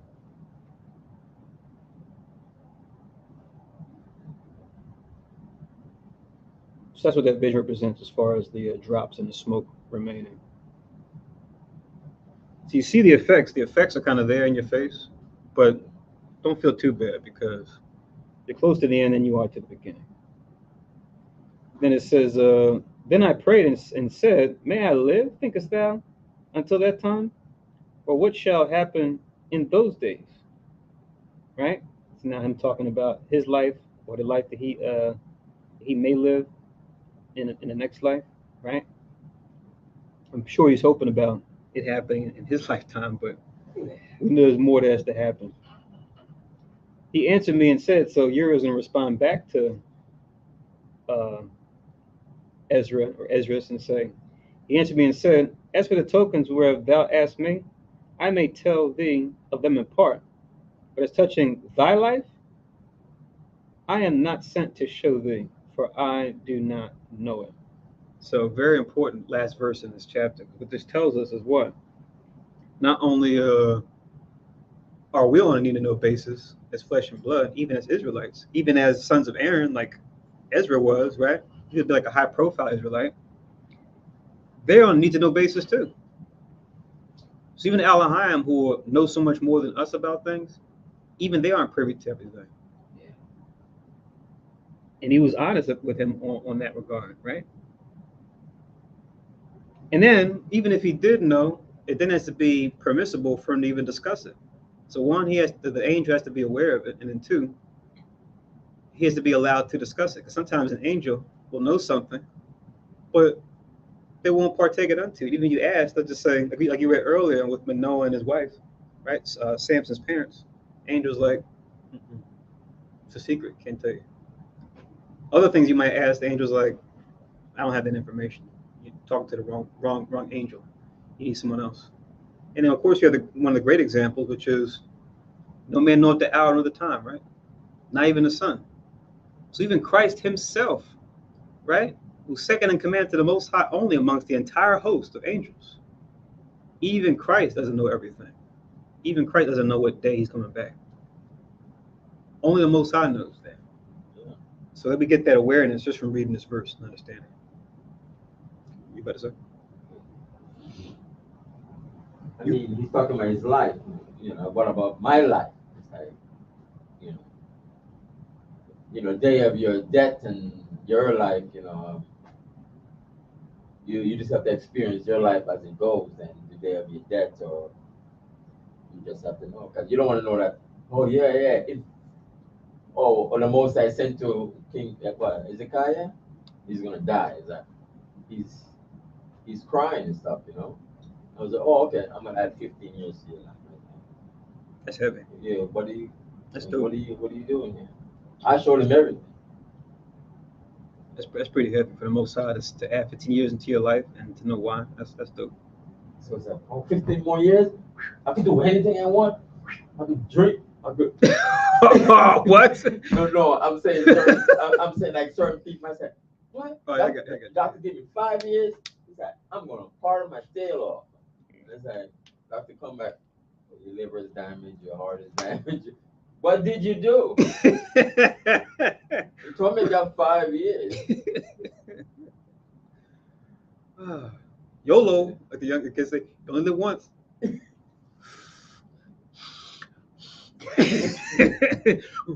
Now, by your condition, I give you 6 months. Lord, but you told me 5 years before. It's like the life you were blessed with has now been taken away by your own choosing. You defiled your own flesh. Congratulations. Dead man walking. Drugged up. Let me read. Walking around Kensington Park like a zombie, right? Oh yeah, see them all the time. Let me read this real quick, unless you have any other verses. But this is in Ecclesiastes, just to show that the Most High, he's got everybody's ticket. You know, when it's time to cash in a ticket, nothing you can do. Time to cash the check. No. Batman. That's just Time to pay the piper. time to pay for. Or what do the Greeks do? They say coins for the ferryman. They put the coins in your eyes. Oh, Styx. The river Styx. They put the 2 coins in your eyes so that you have a toll, so that you can travel into the afterlife, according to The them. river Styx. Mhm. Ecclesiastes. Chapter 8 and verse 8. It's funny because you'll see people who don't even believe in Greek mythology always quote that reference. You'll see pop culture references to that whole ferryman thing all the time with the coins on the eyes. Ecclesiastes 8 and 8, it says, there is no man that hath power over the spirit to retain the spirit, neither hath he power in the day of death, and there is no discharge in that war. Neither shall wickedness deliver those that are given to it. Which precept? It's saying 3 things actually. Oh. 3 main things are said here, but I'm mainly pulling the thing where it says, he have no power in the day of death.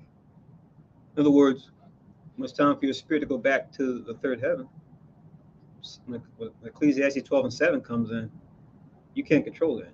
You can't be like, no, spirit, come back, stay in my body. You know, just like if it wasn't the Most High's will, Hezekiah could have died right then and there. If it was the Most High's will, it could have been like, you know what? I don't want him to have 15 more years. I want him to come back home. Not because he did anything wrong. I just want him to die right now. But so the Most High is the one who controls that. That's what this verse is saying. Is it? Do you have a question about something else? No, I say when Samuel told Saul, he said, "Oh, shoot, I'm gonna die today." Oh, okay. There's another example. Remember that was like, wow, That's kind of crazy. that's bad for me to wake you up in the first place. It's desperate, right? To use necromancy to summon a righteous man. Yeah, oh, nah. And then the Most High for that scenario allowed it to go down, which is like, wait a minute. It's like, I got what I wanted from the witch, but I didn't want it. I really didn't want it. I was just feeling so alone, you know? He was sad after that. I was feeling so alone. That's why I say I don't know. I don't know what I would do in that situation.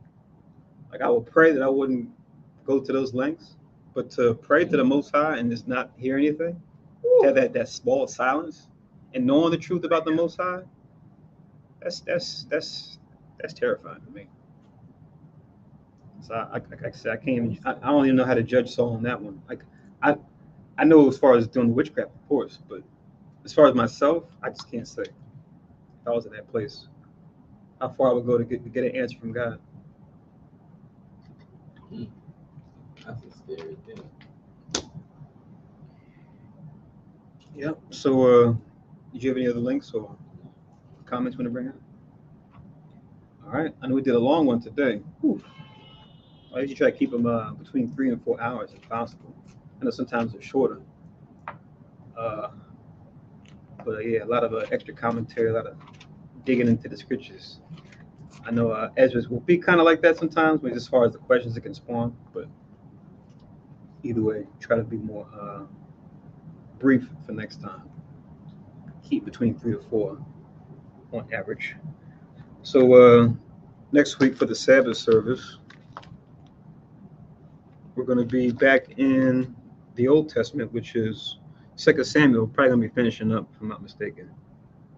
Yeah, so July 22nd. 2 Samuel is 23 and 24 will be next week's reading. Remember, this weekend is kind of unique because we got back-to-back holy days. So tonight at sundown, we got the Feast of First Fruits, or the Day of Pentecost. At least that's when we're celebrating it here with our congregation, at least according to the harvest in North America when it comes to the wheat harvest.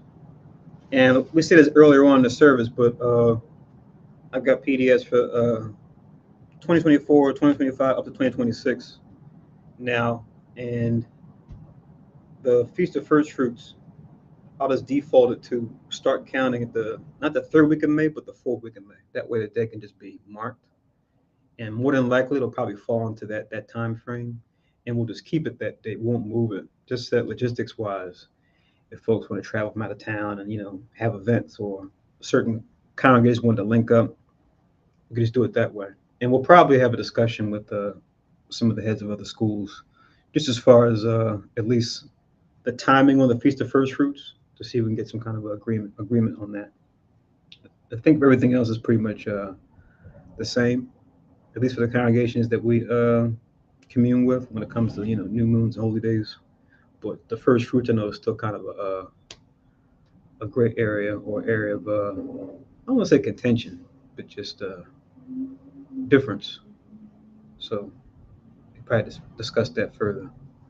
But yeah, that way first fruits isn't like so up in the air. And we're actually using something that we can actually show that's legitimate, at least based on the region that we're in. Okay, so we'll conclude here. Most High, as well, everyone was edified and enjoyed the discussion. Definitely read forward in Second Esdras, because it's a fun read, and kind of put yourself in Ezra's shoes, having a conversation with the Archangel, kind of question it and say, man, what would I ask if I had an Archangel right here? Yeah, what would I ask him? Exactly. And of course, even beyond that, man, and if I make it to the kingdom, I'm part of that 1/3.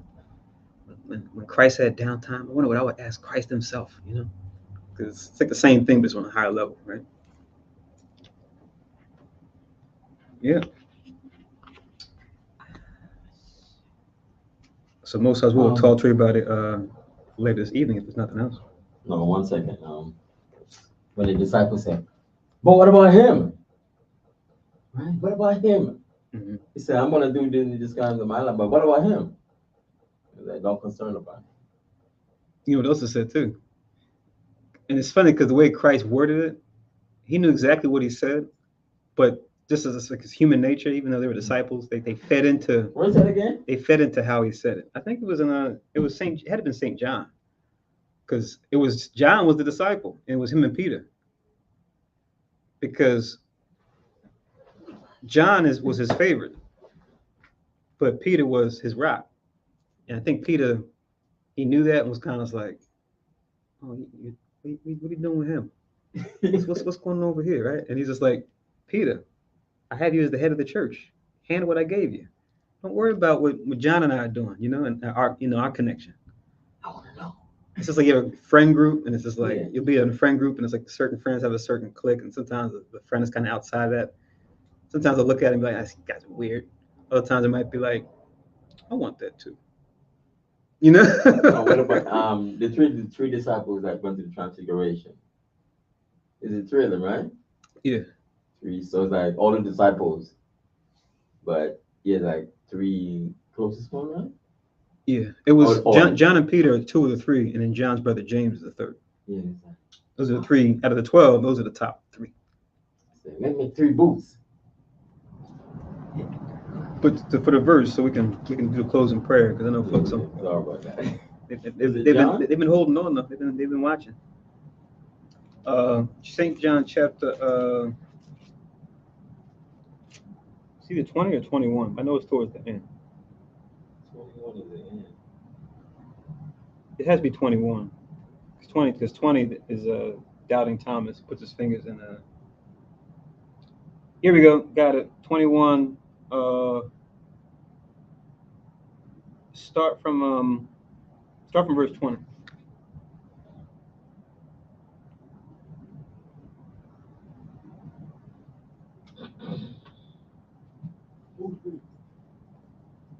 Yeah, it was you that you read. This you came back. before you read. But what about him? Tell him. Oh, me? Your question. Oh, John chapter 21, verse 20. He said, what about him? Then Peter, Y'all- turning about, Y'all funny. seeth the disciple whom Jesus loved following, which also leaned on his breast at supper, and said, Lord, which is he that betrayed thee? Am I reading the right one? Yeah. So when he's talking about himself in the third person, he says the one that he beloves. Because Christ had a special bond with John. For some reason, he had a special bond with him. That's John the Revelator, right? Same John, yeah. Verse 21, Peter seeing him said to Jesus, Lord, and what shall this man do? So he knew there was something special about John. They had a special relationship. So it was like, he's like asking beyond that. So what's going to happen with him? So we don't know. Verse 22, Jesus said unto him, if I will that he tarry till I come, what is that to thee? Follow thou me. Right, because they already had their one-on-one, right? Where he got him to pretty much say, I love thee 3 times, right? To kind of, it's not really said it directly, but it's almost like an implication, like, I forgive you for what happened. For me, asked him 3 times, about a third time, it was like, why you keep asking me if I love you? Like you don't believe me. It's not written, but when you put 2 and 2 together, it's like, oh, that's why he asked him 3 times, because he denied him 3 times. You could put it together, like what happened. That's right after that happened. So it's like, Peter's, I already got my thing for you. I got my thing with John. You know what I mean? But I want to know. Exactly. I got to know. That's how it is, man. That's how it is in the flesh, man. Because I'm asking you. I'm asking you. But we're not done. Read 23. You're not done? Oh. Then went the saying abroad among the brethren that disciple Referring to himself. should not die. Yet Jesus said not unto him, he shall not die, but if I will that he tarry till I come, what is that to thee? You see that? See how that works? See how the little rumors get started? But it's like, if you really check what Christ said, because Christ said the way he meant to say it. What I was saying was, if it would be my will. Not that it was, but they were all like, oh man, John's his favorite. He's not going to. And then you look in history, he's like one of the few of the 12 who didn't die a martyr's death. He actually died in old age in prison, right on Patmos. Yeah. So it's kind of interesting how that pans out. I got to know. Does it mean he's better, or is he just his favorite? Like I said, it's like a sibling thing. I think about Joseph. His older brothers, right? Looking at Joseph, his dad's favorite. Look at Dad made that nice coat for him. Heck with little boy. Heck with that little dude, man. And here comes Judah. Guys. We can't kill our brother. He's our flesh and blood, all right? This is a patriarch, man. Let's make a little money. People say this patriarch, and this is Israel, and this is the patriarch. That nation, why choose them? But ain't those Afrocentric people that want to always do that? Because that's like the only thing they have against us. Those like the God body, Afrocentric people always want to come against the scriptures like that. Like Sarah and Seti and all those guys that we were debating with a couple years ago. That's all they bring up. And we're just like, the good, the bad, the ugly, it's all there. We never denied it. Like, y'all bring it up to say, see, that's why. See, you want to be an Israelite? Look what these guys did. And it's like, yeah, we agree. That was effed up. We agree. Like, what's your point? And it's like, check this out. So-and-so got judged for it. What's your point? They always bring that stuff up like, yeah, these are guys you want to follow. It's like, these are people that we come from. We can't change our ancestry. What about Reuben?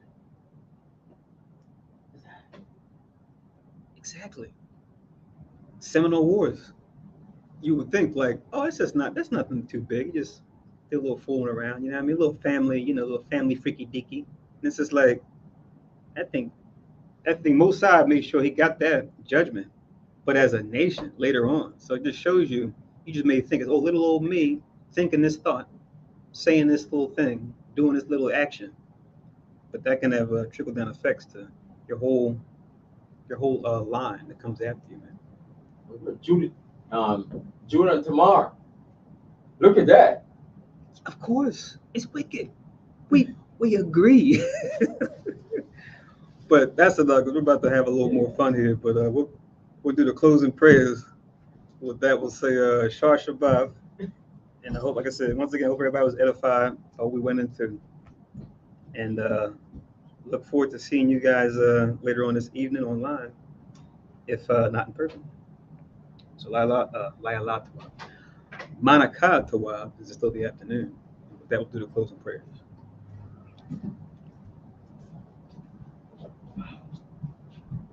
Indeed.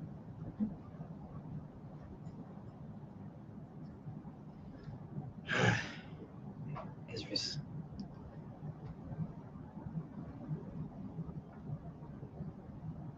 Second Edges.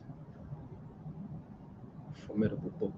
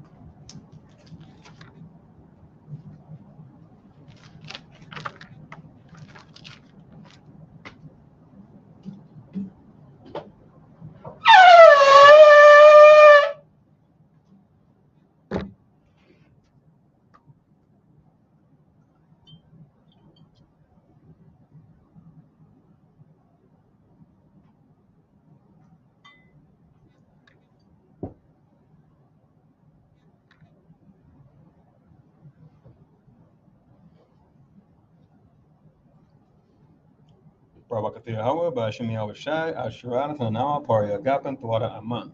Lai Hawa by Shemi Hawashai, Yashra.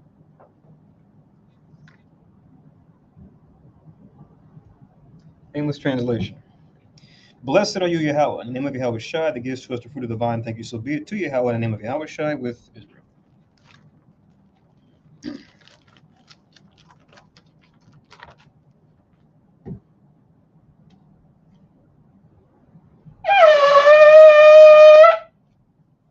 Amat Wa, upon you are your offspring, stand and face Jerusalem.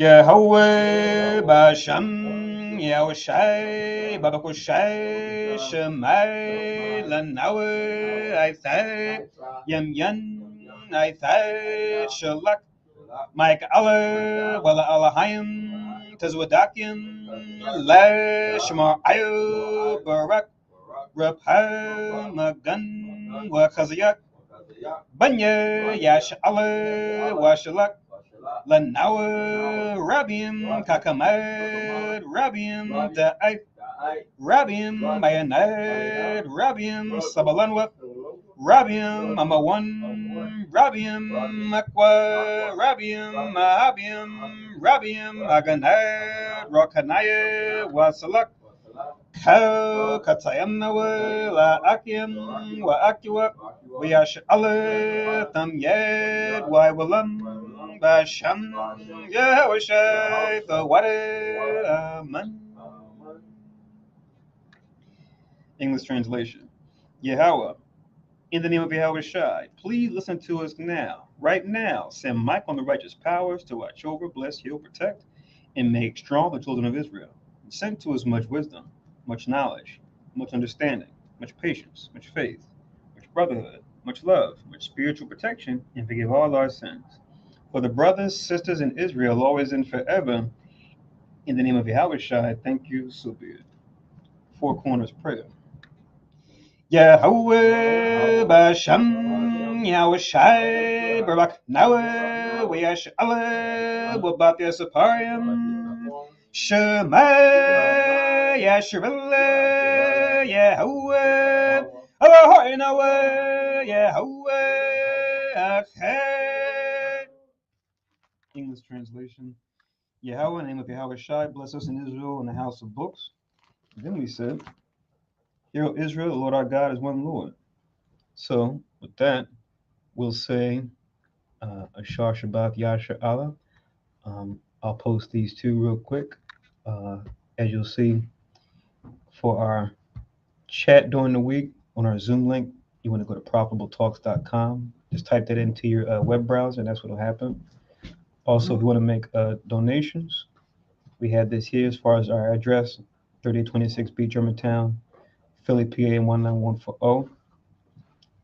And you can also do that by means of PayPal, which is paypal.me/HYK12. And then finally, we have our Cash App, which is Ha Kanaz, spelled Ha Kanaz. It's like the church. All right. Manakatawa Gashra, we'll talk to everybody in the service this evening. See you guys in a couple hours. Shalom. Shabbat. Shalom, Akwat, Shah Shabbat. Shalom.